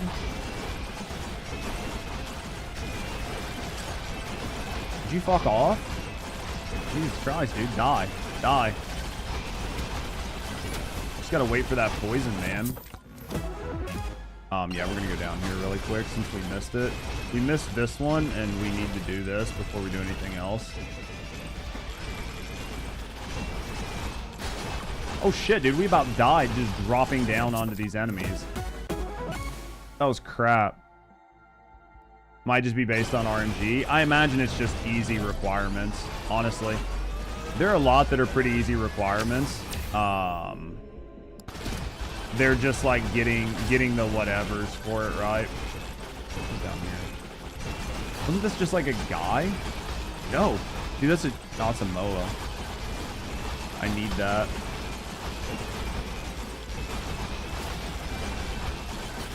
Dude, I don't think I have enough damage to fucking put swarms right now.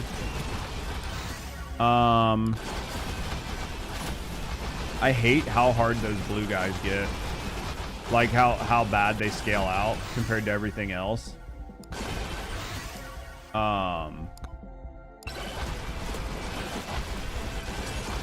We just pulled an overpowered lamp from that.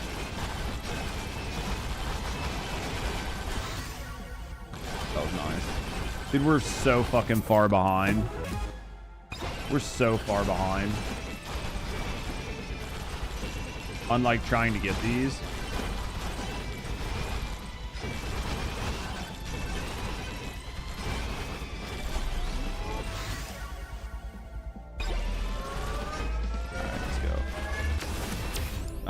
Let's go evasion. And now we're gonna try to like, I guess, skate. I need a fucking magnet is what I need.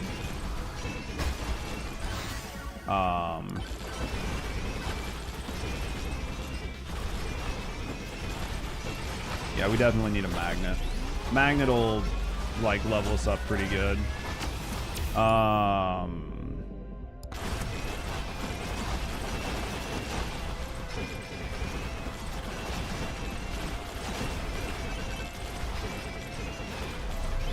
We gotta do what we can before the next storm, honestly. Damage.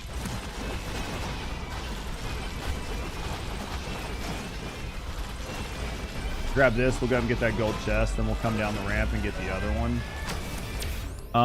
Let's go projectile count. There's a magnet down there. We're going to grab that when we come back. Take that.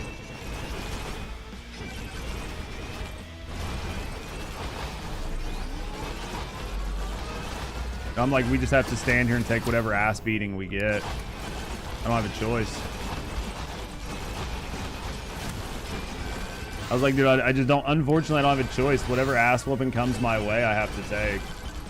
Dude, I thought I was going to get more XP than that. Dude, our luck tome's been kind of struggling. Let's go more blood magic, tornado, XP tome, first tome, blood magic, katana. It's kind of struggling too. Is there something over here? Is there a fucking exclamation over there in that tree? Can't tell. Doesn't look like it. Toxic, would you go back live for, man? Just raided with 5 units. Toxic, welcome back, man. Thank you for the second raid in a single day, brother. What were you gaming on today? Tell me it's Battlefield, yes? And tell me it's Battlefield and tell me it's good. Those are the things that I need to hear. Is that, yes, I've been playing Battlefield. Yes, it is really good. Right? That's what I need to hear.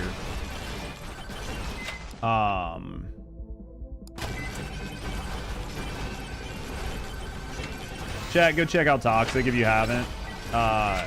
Guys, go check out Toxic.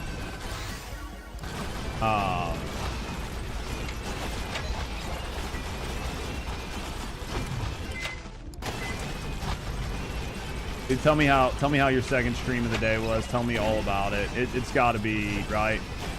Like it's got to be Battlefield.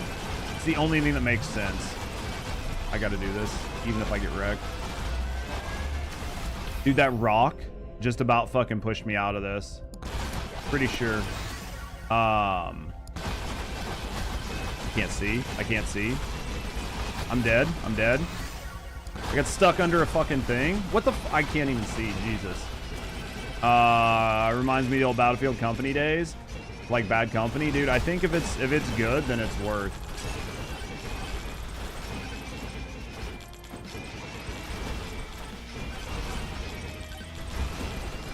I'm assuming because Toxic raided ran me earlier because he fucking had to go right after he did it. So I've heard that it's good, man. Like that is the big one. What am I? Where is this other thing? Oh, it's right here. It's a Moe. Damn it! Damn it! I need to just not worry. I need to decide if I'm trying to get the Chaos Tome or if I'm trying to survive. Because I'm dying because I'm fucking off, right? Let's go items. I mean, it's because I'm fucking off. Turbo Skates, Eagle Claw, Grandma's Secret Tonic, 3,000 with a sniper. I think I was working on that. We're at 850. We'll just put the sniper on. Attraction, Athena, killing. Yeah, see, I'm missing like 5 things. Either build for chaos or don't. Yeah, basically, I think you just have to do one or the other. Like, I mean, like getting it passively, I think is going to be a pain in the ass. It's like an all or nothing for that run. Yeah. Let's just go. Here, let's do this.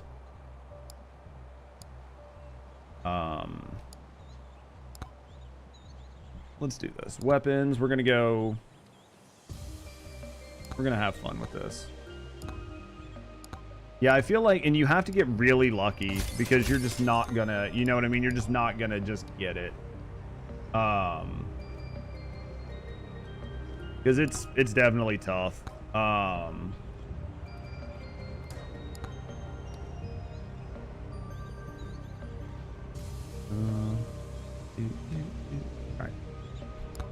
It's definitely a tough thing to pull, but and again, if it's not good, then it's just not good, right?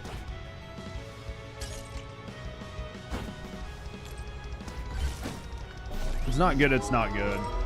So, but at the end of the day, it's just about trying to have fun. Jump high. At the end of the day, it's about trying to have fun. So we're gonna get Grandma's Tonic. Then it'll be a good one. Could be worth having. So I need to run bush, man. I want to get Vlad gold.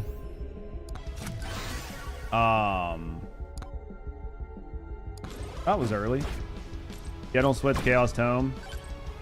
It's interesting, but it's not like game breaking. Yeah. Just about having fun. I mean, I don't think there's anything on here that's like really that crazy or cracked anyway. It's just about getting in, having some runs, having fun. Like, this isn't some sweat lord game, right? It's just about just getting in, memeing, enjoying yourself. Look at all these fucking shrines right here. Yeah, what up, Atlas? Let's go. Crit damage.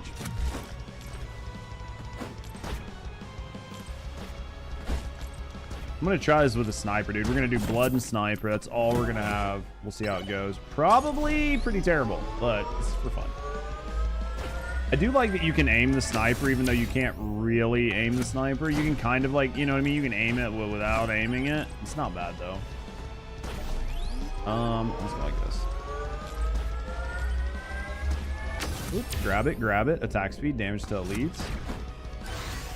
Are you gripping and tight? Am I grippy and tight, dude? We're trying, man. We were trying too much hard. Is it mild aim assist? No, you literally just like, you hit right click and then it gives you a cursor on your screen. And wherever you like hold down your trigger, it'll shoot that person. So, I mean, you can definitely aim it. Like 100% you can aim it. You can 100% aim the gun. I need to try. I forgot. Oh, I didn't want to grab that, but whatever. I forgot that. Actually, we did. Rusty told me to change my auto targeting to like closest instead of smart. Like smart targeting. I might switch that out. But you feel good and warm? We're trying. Let's go here. Damage. Oh shit. All right. Yeah, she said to try it like closest. She tried it last night and really liked it, so might be something we're trying. Just for fun. Let's go crit chance. I need a second jump. I need a second jump bad. Second jumps are so important. They feel so much better. Ooh, gold chest. Here we go. How's Atlas doing today? By the way, I saw you talking earlier, but I forgot to just outright just ask how you were doing. All right, let's go up here. Grab this. Yes.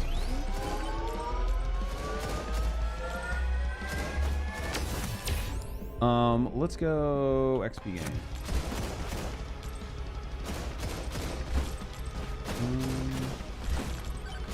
See what we can do here. I'm all right. The sword grind is brutal, which, oh yeah. Yeah, it's not very fun. Not very fun at all, honestly. How are you? You know, we surviving. It's still early. I got a bunch of shit I gotta do today. Honestly. But we're hoping that it goes okay. So we'll just see how things go. If things go well, then it won't be too bad, right? It's like normal. You keep swapping characters, trying to keep it fresh, but it just drags. I get that 100%. I get that 100%. 100% makes sense. That's why I can only do like a couple hours of it, like a couple hours per stream, and then I gotta stop, dude. I can't. I want to, but man, it's fucking brutal. Right? It's just a brutal fucking grind.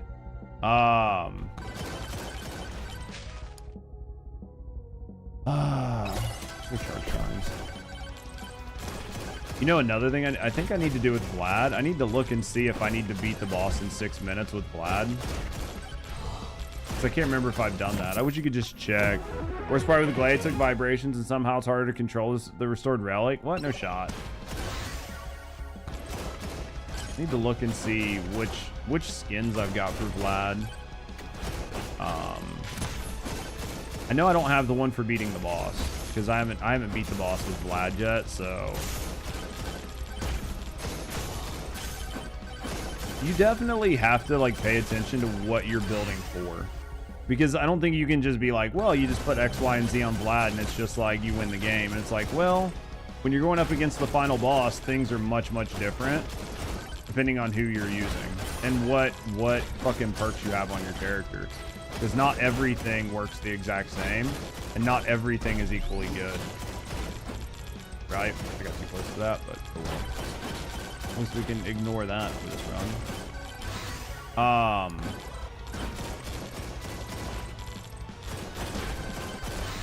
Let's go Blood Mountain. Maybe do more general chat vids. This game requires so much setup. What do you mean?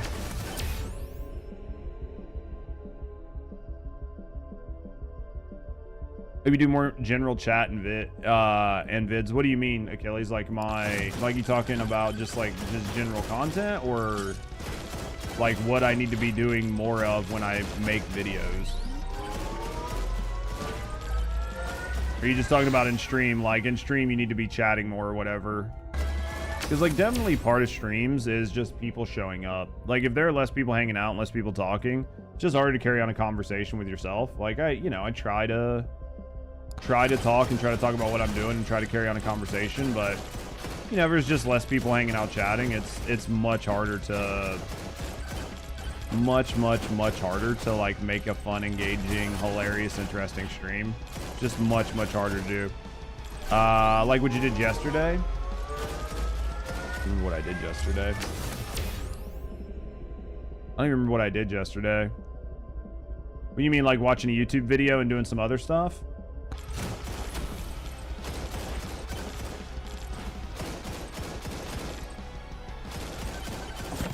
Because like, yeah, I mean, I definitely will. Yeah, just like throwing in the mix. Yeah, I will.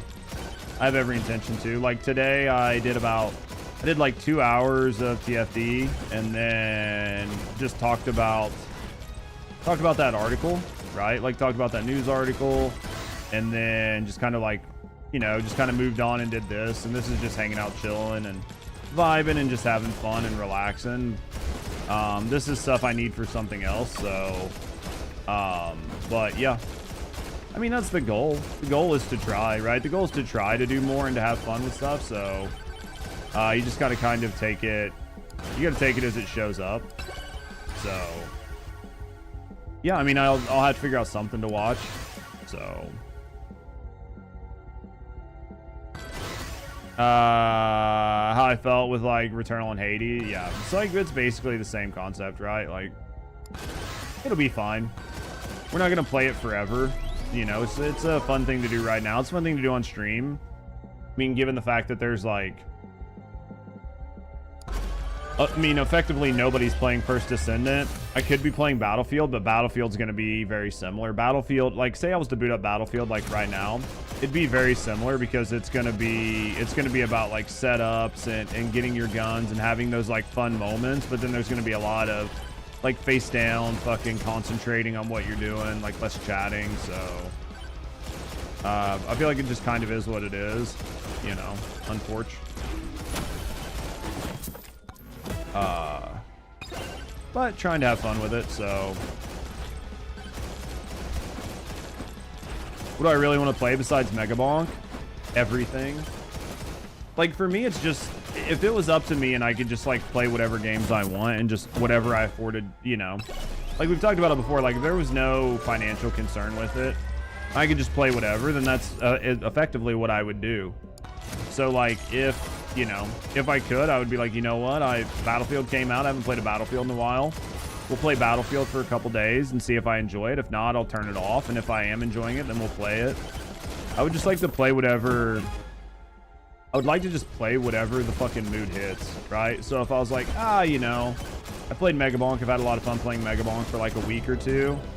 Now I'm just wanting to play something else and then just boot up whatever dumb shit I want to play. Your library grows, but your time's limited. Yeah. I feel that. I only feel that a lot. I'm trying to think. I mean, like right now, this game's a lot of fun for me. It's just kind of dumb fun. Got a few things I want to do with it, and then afterwards, we'll see where we're at.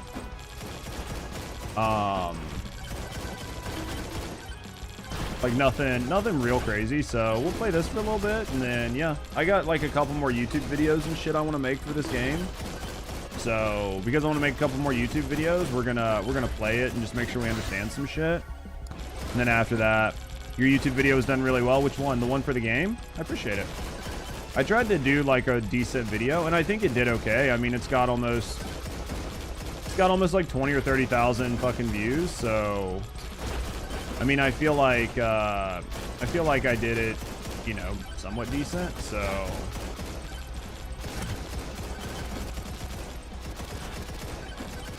To me, I feel like, you know, I do a pretty good job when it comes to explaining things to people, so I mean, I think I do that better than some people. So I don't maybe do it as good as everybody, but I think I do a pretty good job of explaining things.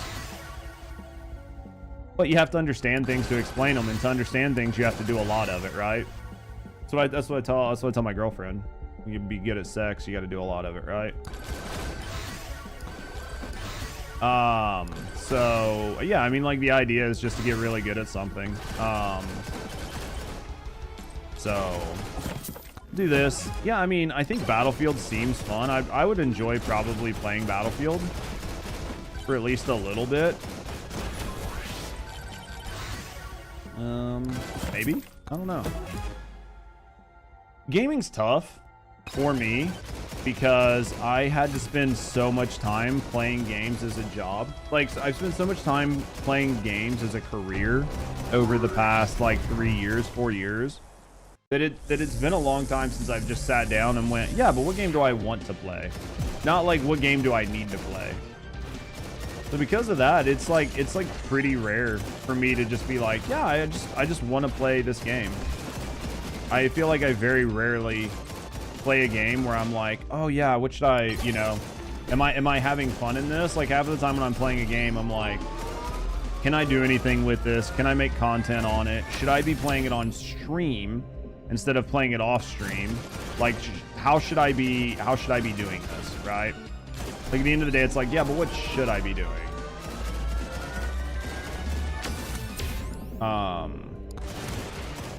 Just like a weird situation. I'd love to have it set up like Co-Carnage or something, where it's just like, yeah, I have things I have to play for sponsored pieces or whatever. But at the end of the day, I'm just like, you know, the new Dying Light came out. I want to play Dying Light for like a week. Like, we'll play it for a week. We'll tell people what we think. We'll tell people if it's like worth their time.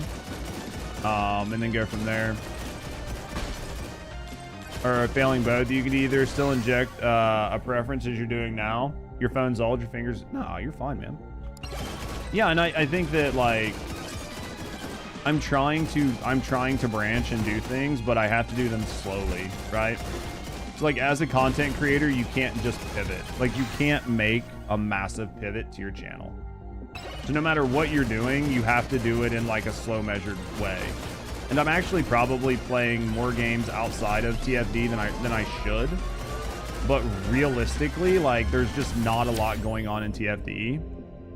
And even if there wasn't a lot going on in TFD, if a lot of people still had a lot of interest in it, you can make a good, I can produce a good show if a lot of people are hanging out and talking and everybody's having a good time and laughing and we're all joking about stuff. But if like everybody's mood is sour, the mood around the game is sour, right? Like everything is like in a sour note. It is very hard to make like fun, interesting, and engaging content. So I'm trying to like make content, enjoy myself, and do what I can,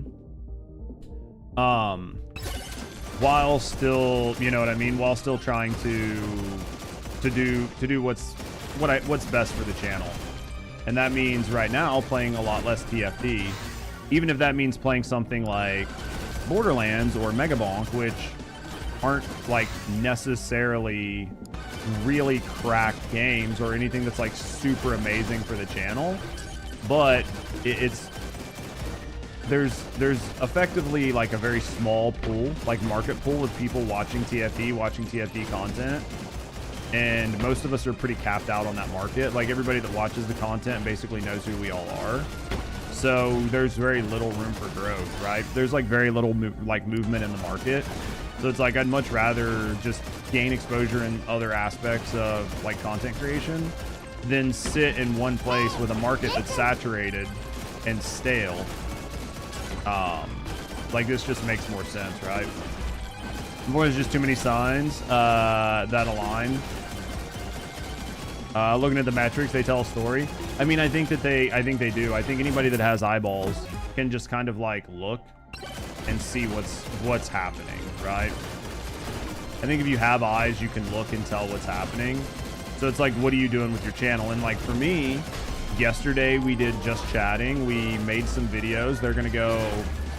They're going up on our alternate channel. I think the video will be posted. I think I have it scheduled to come out Monday. So our alternate channel's got a new video. We're making content on Megabonk. So we've got 2 videos out for Megabonk. I have a 3rd one scheduled. I'm going to record and edit like a 4th and a 5th video tonight. So like we'll make a dozen videos, half a dozen videos for Megabonk, because it's doing pretty decent and the videos are doing pretty decent on the channel. So we'll do this, we'll have fun with it, and then yeah, we'll see what works, right? And we'll do the best we can. That's all we can do. My review videos? Which review video? Which review video did you find, Atlas? That is where I'm curious. Like, what review video did you find where you were like, yeah, actually, this dude's pretty good? Because I try to take the time to make high-quality content. So even if it doesn't get a lot of viewers, I still don't, you know what I mean? I still want to take the time to make something that's good, even if I know not a lot of people are going to see it. Because it's just who I am.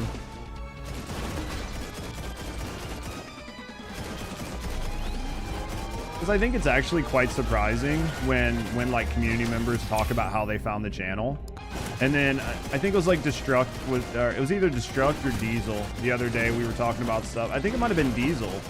Diesel was like, yeah, man, I found your channel because of your fucking content on Hogwarts Legacy, right? And I was like, oh, no shot. Like, you know, different people find the channel through different content, and then they find that it's like a cool place to be, and they like to spend time here. So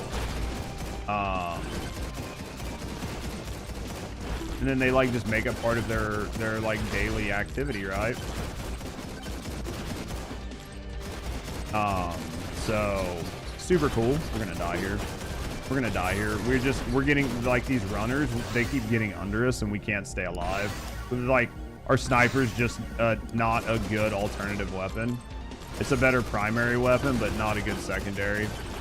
Because like unfortunately the blood, like the blood shot is not a really strong weapon, even if you level it up. It just takes a lot to make it work. So because of that, we're just getting cooked. Even with fucking. Even with the chonk plate, we're gonna die.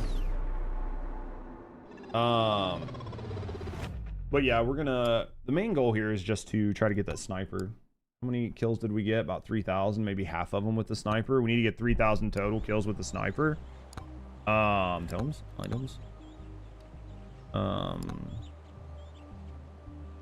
think get the turbo skates. Those would help quite a bit. Where's the grandma's drink? 1,800? That's not bad. The review builds TFD, I see a lot of people doing them, but not a lot. The fact you have a full stream up as well. Pleasant surprise to see you're in fact an active player. I came here because I thought it would be a preference. Cooldown tome will help it go faster.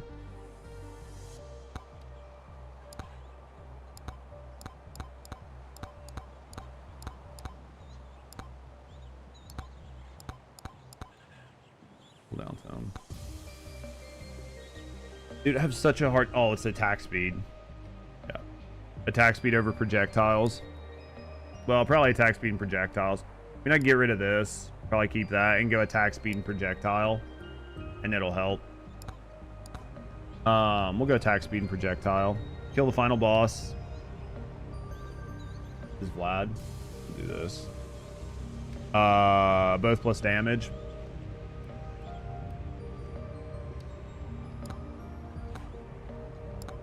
Well, hopefully you've been enjoying yourself here, Atlas. I feel like I don't need the XP shrine anyway. Yeah, we'll just go damage with it. We'll just go raw damage. I mean, the damage tome really just scales your damage that much, right? Like, it just scales your damage that much.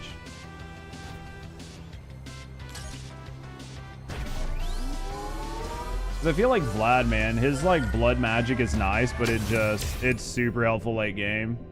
I just feel like his fucking blood mage, like his blood magic just does not do enough damage. Did you end up getting it? Fuck no. Fuck no. Fuck no. Hit it later. It just multiplies everything once you get that set up. Yeah.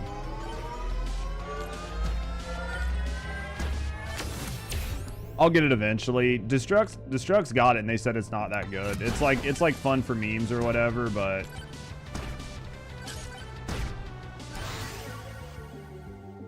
what the fuck is the other thing here? It must be down here.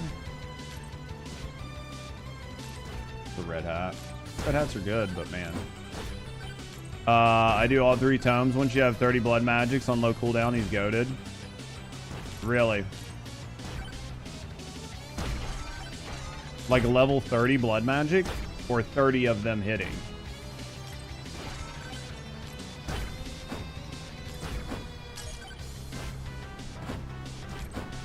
I mean, I feel like he could be decent. If you can get his blood magic 30 of them hitting, yeah, I feel like once you get him up and cooking, that he'll do really good, but there's only a few games that I have poured a lot of time in, so finding the community was nice, knowing that it's been out for, I will add this. You're all right with how people really are with watching games. This is an exception from my norm. I prefer it because it's you. I think others feel the same. Dude, and I absolutely appreciate that. We've tried to create a good... Like, I've honestly tried to create just a good spot to be. And I know that I don't play as much TFD as I had been. And I feel sorry because I know a lot of people just really love the TFD and they don't like watching other things. But, you know, hopefully people at least enjoy, because I mean, if you're here, you're hanging out, you're chatting, we'll create content, you know what I mean? Like, we'll end up creating content that's like fun. Cooldown and projectiles crazy. It scales it with damage tome. Will that take you past the 7-minute mark? And then what do you just go luck? Judge facilitates a chill hangout space. TFD needs to set it up. I love the game, but I hope the devs improve their content. Yeah, I mean, I can only hard carry so hard, right? Like, I can only hard carry a game so hard. And, like, right now, there's a lot of people actively watching this game. I'm just so low down in the directory, right? Like, I'm personally so low down in the directory that I'm not going to get a lot of views, but I know how Twitch works.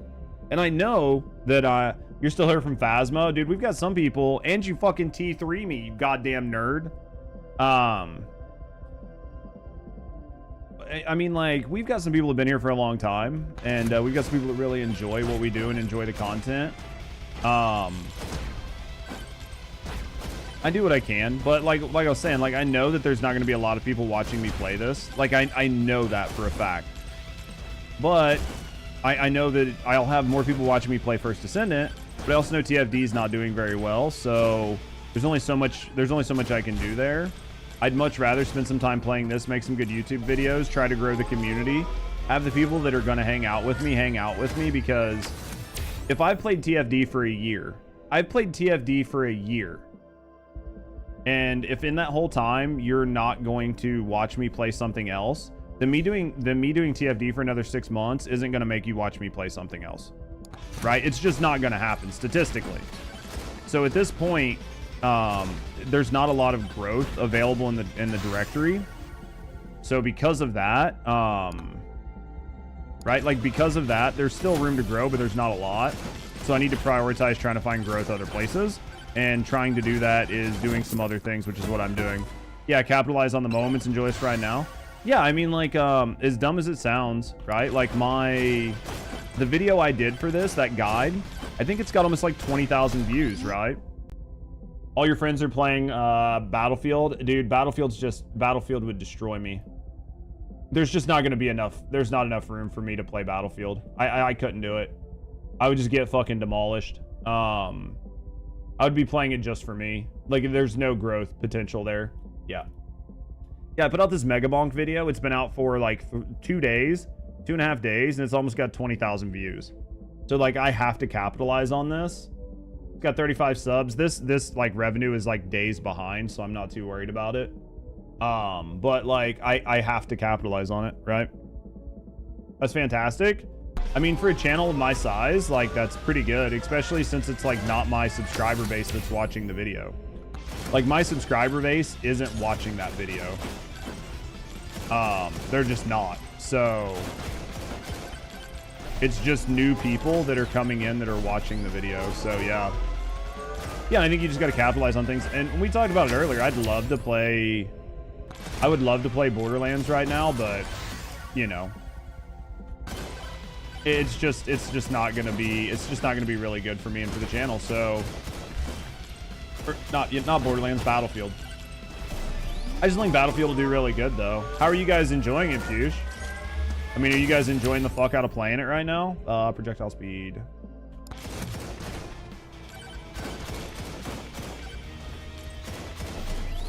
Yeah, I was really happy with the video's performance, so I can't be mad. And we're gonna play this for a little bit longer, and then I'll get off and I'll work on other stuff that I gotta do for the day. But gold microwave, man. If I only had golds to microwave.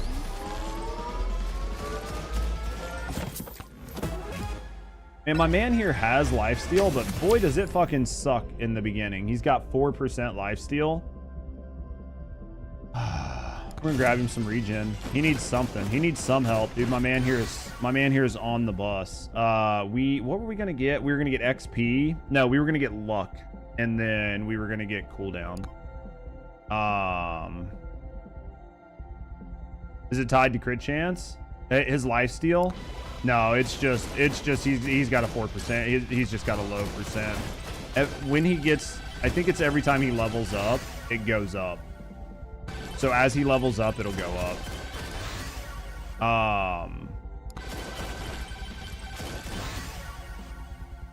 Yeah, you got to try to get some from the shrines in the early time. Yeah, dude, the early is always like the roughest part, right? We're gonna do this right now, even though I probably shouldn't. Good news is we can use the sniper to kind of like really beam them out. Get the fuck off of me! Get the fuck off of me! All right, agile, we're gonna refresh. Okay, luck time. Okay, so we got our build. What procs it? Just straight attacks? Yeah, just straight attacks. But I think it just has like a percent chance, right? So it's like 4% of the time you'll get some lifesteal. I don't think you're gonna get 4% like of your health or whatever.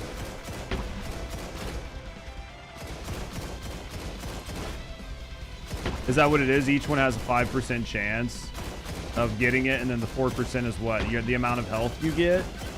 There's no way you're overhealing with it. Each it has a 5% chance, so I believe you scale quantity and cooldown to increase your rate for that spell. Okay.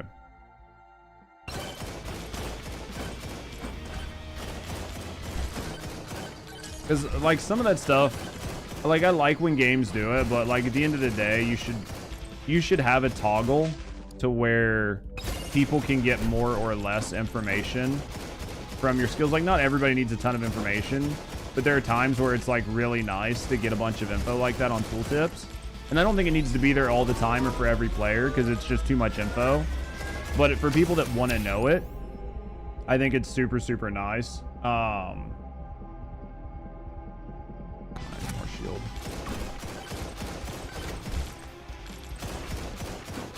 You can get it really feeling nice. Yeah, I mean, lifesteal is one of those, once you get it up and running, as long as you don't get one shot, you're basically unkillable, right?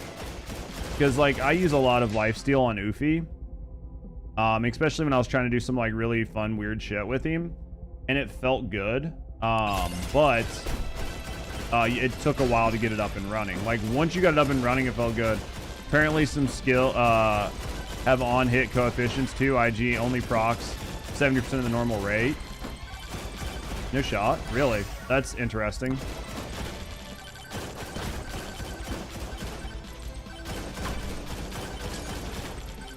Yeah, like that kind of stuff. As long as the devs tell you what this shit is.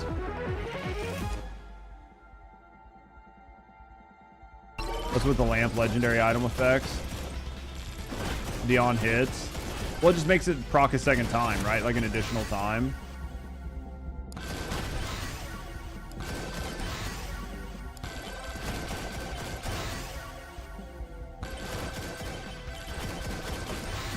Man, the sniper, like, when it works, it does so much fucking damage. Right? It just does so much fucking damage. This was in his last patch notes. Black hole, proc efficiency reduced to 70% to match similar weapons. Proc coefficient is multiplier used to proc stuff like moldy cheese. I did read that in the thing. Which just means there's a 70% chance, right, for the black hole to proc, like, yeah, poison, right, like cheese poison or whatever, or I guess maybe lifesteal, right? The sniper slept on. It does a lot of single target damage.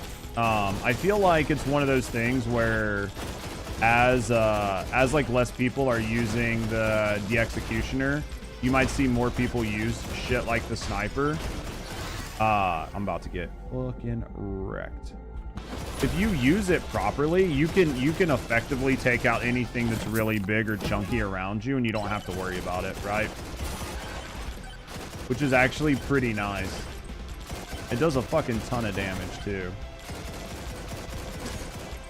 Man, I gotta go down in that hole. I was hoping I wasn't gonna have to, but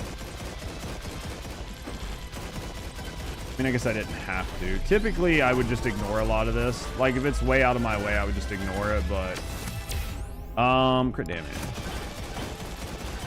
It's a great single target solution if you have, like, really good attack speed. Yeah, or just really good damage, right? It does really good work.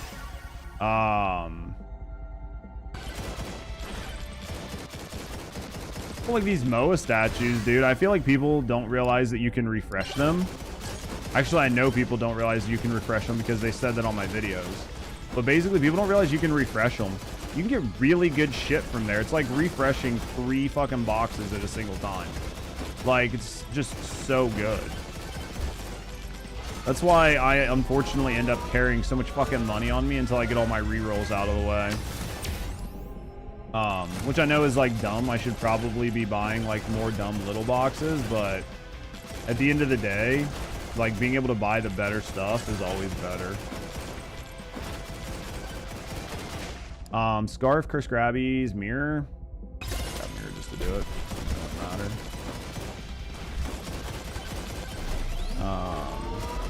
Doesn't really matter. I mean, the whole goal right now is to just get the cap kills on these snipers, right? Like, just to get the cap kill on the sniper. Just because I really want that grandma's good juice.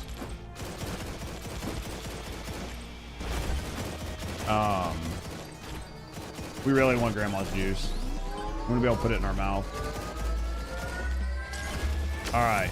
Let's go... We'll grab difficulty. Because why not? Oh? Grandma's a hottie, man. What can I say? Oh, shit, dude. I hate when they get on top of you. Like, it's so easy. Like, especially one of the crown guys, because they hit so hard. If they get on your head, like, your movement, for whatever reason, they don't seem to fall off, right? They just, like, stay glued to you. It's the same if you get on one of them and you try to walk off of them. You just can't move, right?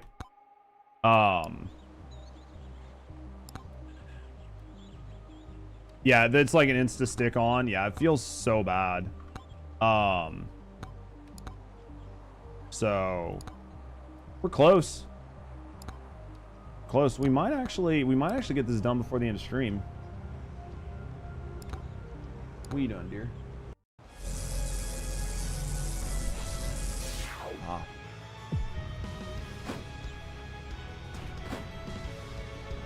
Destruct, you got any Destruct or Borndak if you're not like fully AFK? You guys got any good thoughts or tips for people trying to get to tier 2 for like clear tier 2 or tier 3? Right? Like things that you think that people need to know about clearing tier 2 or tier 3. Because like right now, a lot of people are struggling to clear tier 2s and tier 3s. Like for sure, people are just stuck. And I'm gonna try to help some people out. But to know if you had any thoughts yourselves.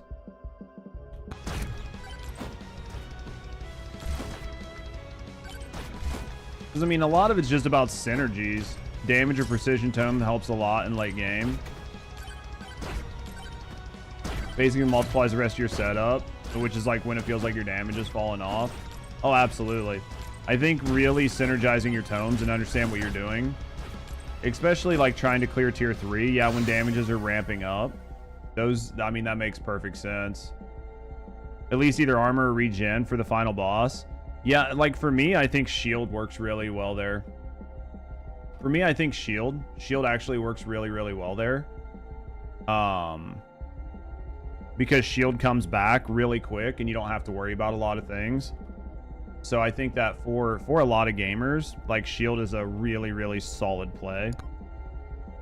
I feel like shield is a really solid play, especially for the T3 fights. I mean, obviously wrenches are a big deal. Wrenches are a pretty big deal. Wrenches speed that shit up really fast, where you don't have to stand there for an eternity. Which can make a big difference. I mean, I think a lot of it's just like really understanding your character, like what character you're playing, and look at them and what their strengths are, and then sort of like building around that, right? You need a strong defensive layer for that final boss. Yeah, and I think that you just need to be able to take some hits. If you don't, you'll get one shot. Well, and even if you have a really good defensive layer, there's still a level of RNG there, because like at the end of the day, if you're standing around like trying to do the portal or like trying to do like one of the totems, and he just spawns 3 enemies physically right on top of you, you're just not getting away. They will step on your head and you're dead, right? You're pinched. A lot of times you're down, you're like between a rock and a hard place, literally. And dude, if they spawn on top of you, you're fucking dead.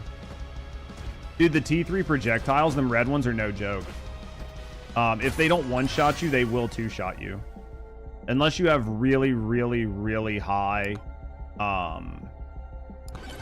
Unless you have really high health, they'll one-shot you. That's where like the mirror comes in. The mirror is a free hit. So you can get hit one time with the mirror and you don't have to worry about it. So even if you just have 5 shield plus the mirror, that's 2 times that you can be hit before you actually take damage. So then as long as you don't play bad, you'll be okay. And that's still not gonna save your life. Especially when you're going around like stage 3, stage 4 on him, because he spawns so many of those red balls, and then the blue ones will hit you and push you out into the open. It's not as much of a big deal on like the tree, but on the Anubis, those blue balls are almost as bad as the red ones. Not because the blue ones will kill you, but because the blue ones will push you out in front of that red laser. You'll be hiding behind something, and he'll just fucking beam you and just nuke your fucking health. Right? We're not doing very well this run. We're not doing very well this run. We need a fucking magnet. We've killed plenty of shit. We just don't have any of the XP from killing it.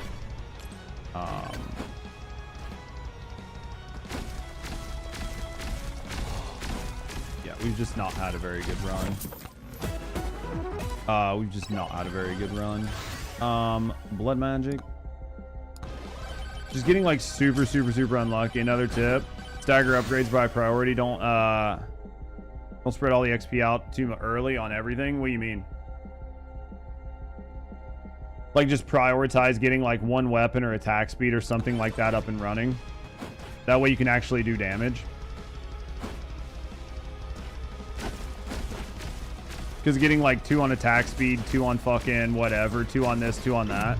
I'm a big fan of prioritizing your tomes. Get one strong weapon, couple before you get out the rest. Yeah. I'm just a big fan on tomes. I think that because tomes scale everything, tomes are really good because they just put multipliers on everything. Reset this. Tomes are awesome. If you get the right tomes and you get them quick enough, you can do really well. Like right now, we're fucked. This run's entirely fucked. We're never gonna kill things fast enough. Yeah, I think another one is like don't overcommit. Just restart. Like if you can tell that you're not killing things fast enough, just restart. There's gonna be a level to the RNG on what you get, right? Like there's just a level of RNG where it's just like, hey, I didn't get good weapons. I didn't get my upgrades in the right spot. You're just like that run I was at right there where I'd use so many refreshes. Typically to me, like if you use your refresh, your free refresh in the beginning and your 5 coin refresh and you don't get what it is that you feel like you need, then you should just restart. Like if you use your free refresh and your 5 gold refresh and then you either have to banish or skip, that you have effectively lost already. You have effectively lost.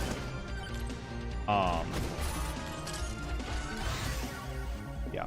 If you're like not getting what you need after the first couple, then you're never gonna get it. It's just not gonna happen.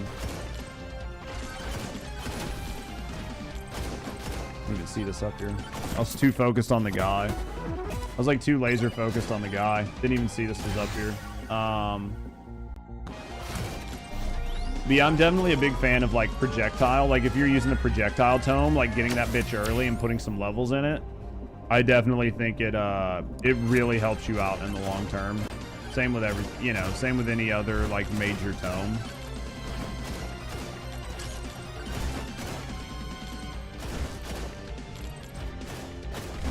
Makes a huge difference. Oh yeah.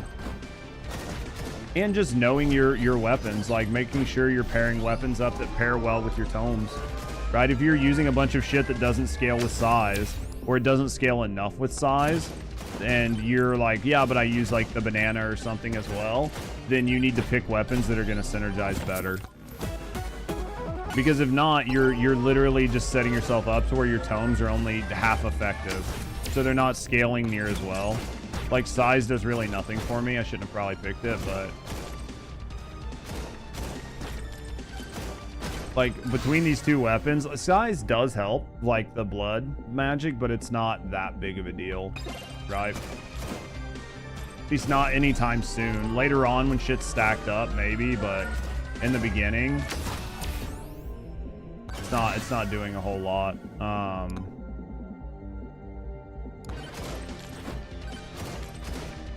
Even on R, I'd rather have cooldown and damage. I think that like size is definitely useful. I think size is useful for a lot of things, but I think that effectively because of what was broken with Black Hole, that's why people were using size. Because Black Hole physically was scaling so bad that the hitboxes were taking up the entire map. So you were effectively scaling into it. But now that it's not doing that, size is important. But getting more of them out just like faster is just as important, right? It just depends on what you're trying to do. Like if you're trying to kill things or if you're trying to keep things the fuck away from you. What is better, right? What is better? Doing it like killing things faster and using that as your defense, or just keeping things away from you so you can kill them a little bit slower, right? That's effectively what you have to ask yourself.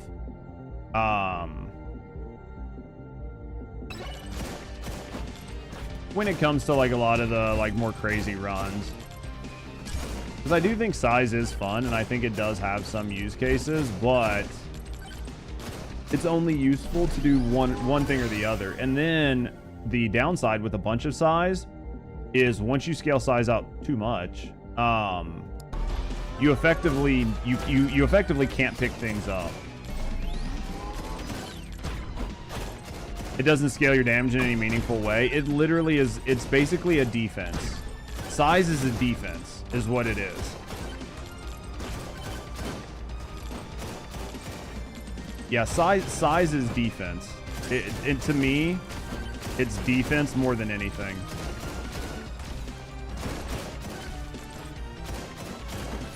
So if you're trying to like keep things away from you and do all that, then size is much better. But if you're trying to just like scale up a shitload of damage, then yeah, size is basically not doing any damage for you at all. So I'll agree that it's a meme in that sense. Looks cool, like looks really funny when your chat aura and your flame walk covers the entire map. Like it looks funny, but is it actively doing anything to help you out? Not really. Again, other than just keeping things the fuck away from you.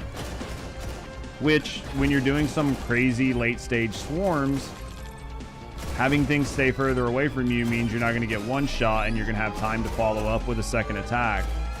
But that's only if the knockback works well enough and everything else. A lot of those higher tier enemies, they'll just burn through it either way. They'll just sprint straight to you.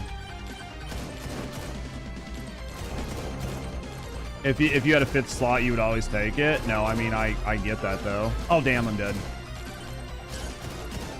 Yep. They don't even care. No, like, especially when you're doing like those late stage runs, dude, and you get those like black runners. They'll sprint through anything. Size helps your effective AoE DPS, but not your single target so much. Yeah. It helps with, if you scale everything and everything is built into it, then it will help. But yeah, especially when you get later into the game, what ends up happening is you're outclassed, because even doing like that AoE DPS, it just feels like you don't do enough. And what you're hoping is that your single target DPS is going to take out the big heavier things that hit, and your medial AoE damage is, like, for me, just feels like it doesn't do enough. Like, I use the size, but I use it just to help do a little bit of tick damage and do a little bit of additional damage, but mostly I'm using it just to fucking... I'm literally using the size to keep shit pushed away from me.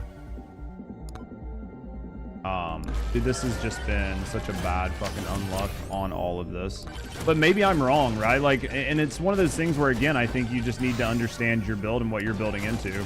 Because I think if you're building into it properly, then you might be able to be like, no, Judge, man, like, I played Mega Chad with size and like size, damage, and a couple other things, and he fucking cooks, you know? And it's like, hey, you're absolutely right that could happen.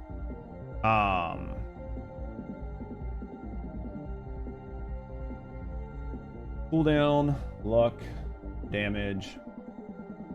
We'll just take shield. What up, Tengu?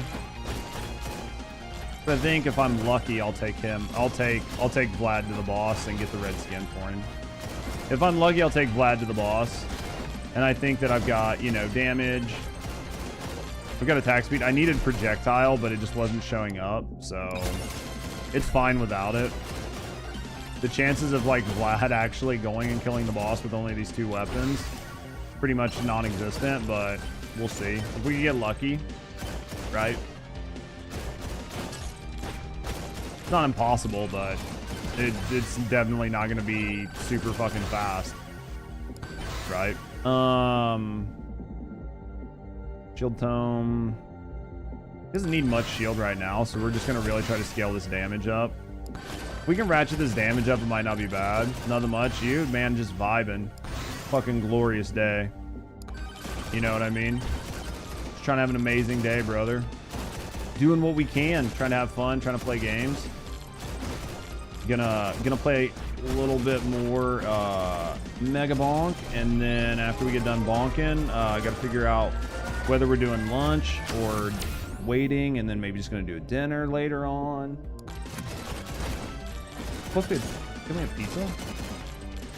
Yeah, so I can just do all that for lunch. So What's up to you on what you want to do for like lunch, dinner tonight? If you were planning on doing pizza leftovers for dinner tonight, then no, that works fine because I think I had quite a bit of pizza. I only ate like 2 pieces last night. I don't know how much you ate because we only had the 1 pizza, so yeah, and then some breadsticks. So oh look, maybe I'll find something to eat. There's probably something I can snack on for a little bit. Yeah, we'll figure that out. Let's see what we got here. What are you up to today, Tengu? What are you gaming on? A little TFD, a little bit of this, a little bit of that. I think we got most of everything. I think we got most of everything, man. Grab a couple chests. Man, if I could just get his fucking blood cooking, you know what I mean? Just get it like absolutely just fucking smoking. It'd be awesome. It'd be awesome. Dude, that grandma's fucking drink though. We're gonna have to use that on some First Descendants. It's like Clank. I don't play Clank enough. I think Clank is really good. I just don't play him enough.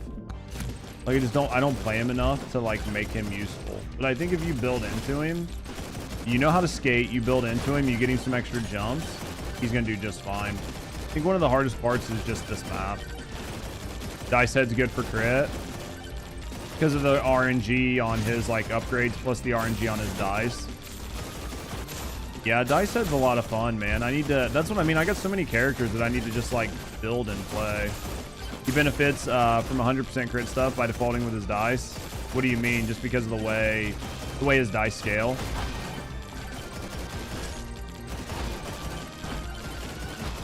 I mean, as long as you get dice early on a crit build, they're not bad. The downside is they're small. Okay. Right? They're just really small, but they do really good damage. They're a good primary weapon. His dice ultimately reach 100% what crit hit rate after a few minutes because the way they scale, yeah. I do like the dice, but I think the dice are definitely a better primary weapon or an off weapon, right? Because like I find that you don't want to have too many bad size, bad AoE damage weapons. I think you need to really pay attention. I think you really need to pay attention to your build and where your blind spots are. And I think if you're not paying attention and you're doing like the pistol and the dice and like the wireless dagger, you're gonna start getting wrecked because they don't hit enough things fast enough. It's just the nature of how they work. They don't feel good. Damage tome plus dice extreme. Sounds like damage tome is just strong, just period. Just basically replace the size tome with the damage tome and you're fine. That's basically what it sounds like. That's all I'm hearing right now is, yeah, just don't use the size tome. Just use the damage tome. The scaling on it is just too good. Especially at the higher tiers when you start getting these bigger multipliers. And then if you have a crit character, you use the crit tome plus the damage tome. Basically what I'm hearing is damage tome is fucking bae, right? Like you should be using damage tome on everybody. It's just free damage.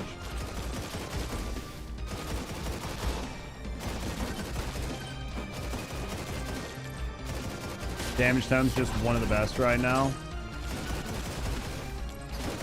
Dead? I'm dead.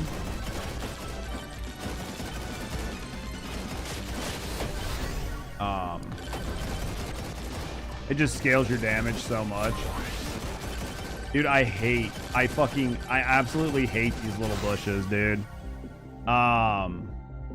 Let's grab a little shield, a little shieldy shield. And then let's grab a little lucky luck.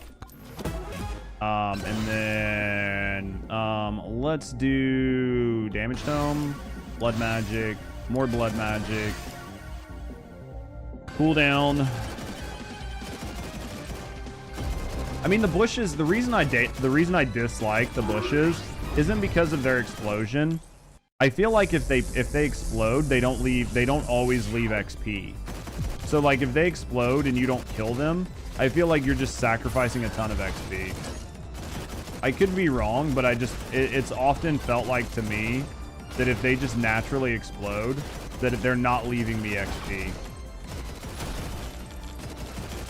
Which to me is a big throw, especially if they show up early enough.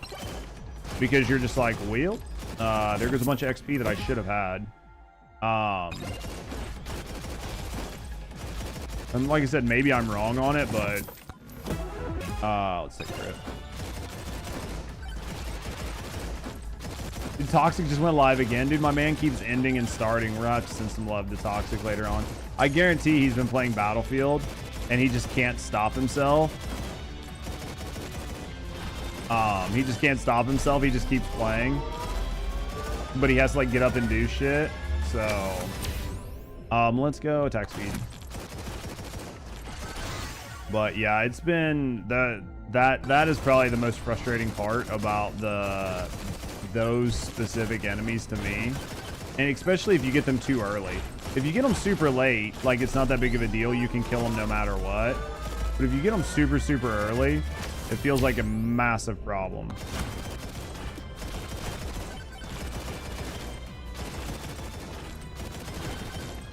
Can I kill these guys really quick? I'd like to get this chest off of you if possible.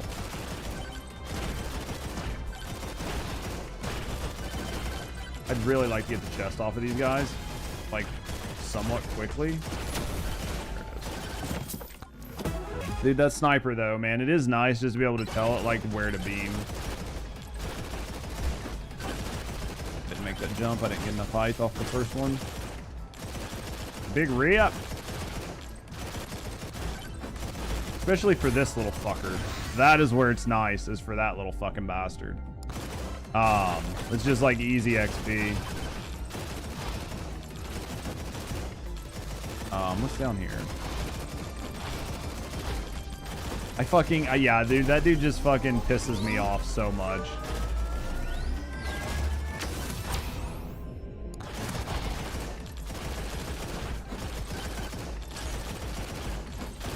See if we can burn my man out real quick. I jumped too high, way too fast, dude. We went way too high on that one. I hate the fact that he can hurt himself from jumping too high. It's really nice to be able to melt with it. Yeah, it's just a really nice dumb weapon to have.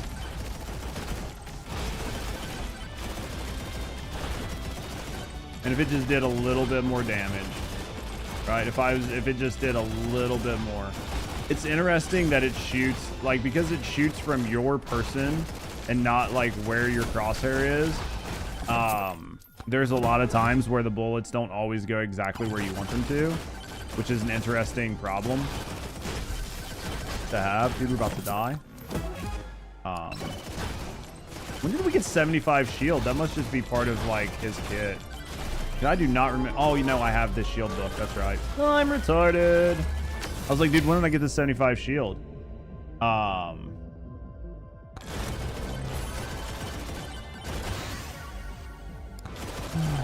need to get some more damage to him. We need to get that bitch up to like 8 or 12. Dude, I completely forgot, dude. I just completely forgot, you know, because that's just how my brain works. It's like 25 or 50, yeah. I think he starts with a little bit of shield. Not a lot, but I think a little, right? Dude, we just got pushed in the butt. Blood magic? Yeah, we need way more fucking procs on our blood magic, though. Just not enough.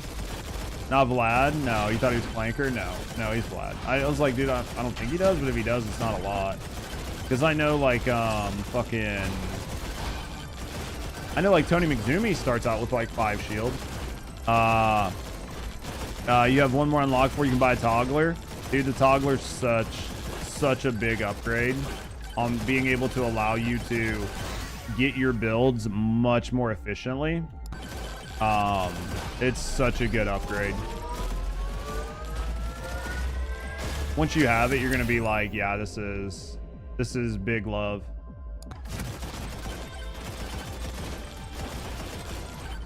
Because yeah, one of the biggest, most frustrating points when you start unlocking things is it just feels like it takes forever, literally forever, to get your build up and running. Because you just have to wait so long to get the exact item you want. It's like loadout unlock, basically. I mean, it's not perfect, but, you know, it's definitely much, much better. Because, again, without it, yeah, once you start getting a lot of shit unlocked, bro, I didn't think they were going to nuke me like that trying to walk in, but I had a shitty weapon, so... I think, we got Grandma's Tonic, though. That's all I wanted, man. It wasn't the only thing I wanted today, but it definitely was something I wanted, so, damn. They just nuked me when I tried to walk in there. It was just... Honestly, like, trying to run the sniper with blood magic's not a good idea. You need something else. You need something else to help you scale. Right? Like, for that, basically anything. Tornado would have been good. Banana would have been good. Katana would have been okay. You just needed something.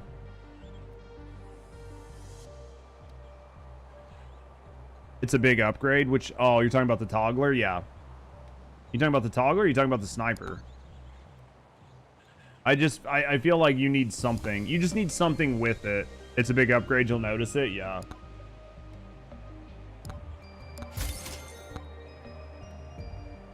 I think a lot of things turned off, but...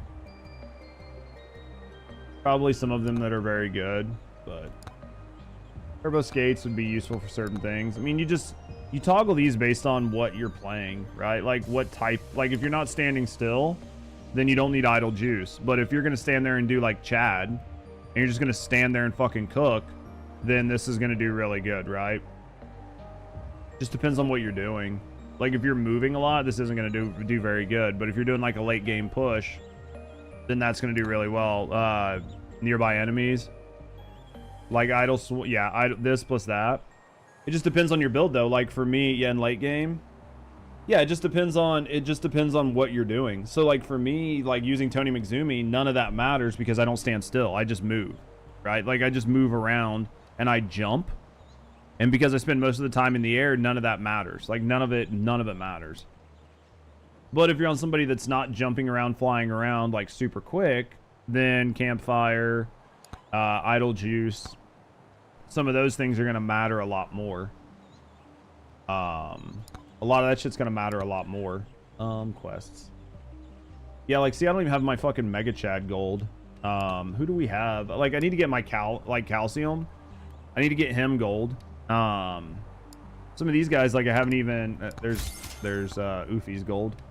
Like, kill tier 3 boss with Oofy, haven't done it. Some of these, like Mega Chad, I haven't even done the speed run with him yet. For like his second skin. Like Clank. Like some of these guys, like the Warrior, haven't even played him. Kill the final boss is Bandit, haven't done it. Dice Head, I barely got any kills on him. Even though I know he's good. Just haven't taken the time, dude. Vlad's a pain in the ass because I think every time I've played him in the desert. Very rarely have I tried to play him in the forest because you have to get so lucky with your build on him or else he gets wrecked. I said your favorite. Just need to play him more. I just need to play him more, man. I just need to play him more. Like maybe that's a thing I'll do on another day, but we'll get her sorted out. But guys, I do think this is where we're gonna end the stream, man. Do want to thank you guys for hanging out. Hopefully you guys, oh, actually, let me raid Toxic. He's raided me like 3 times today.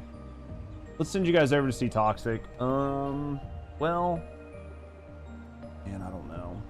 Yeah, we'll do what we can. We'll send a couple people over. I know a lot of people won't go, but I know a lot of people won't be going, but we'll do what we can.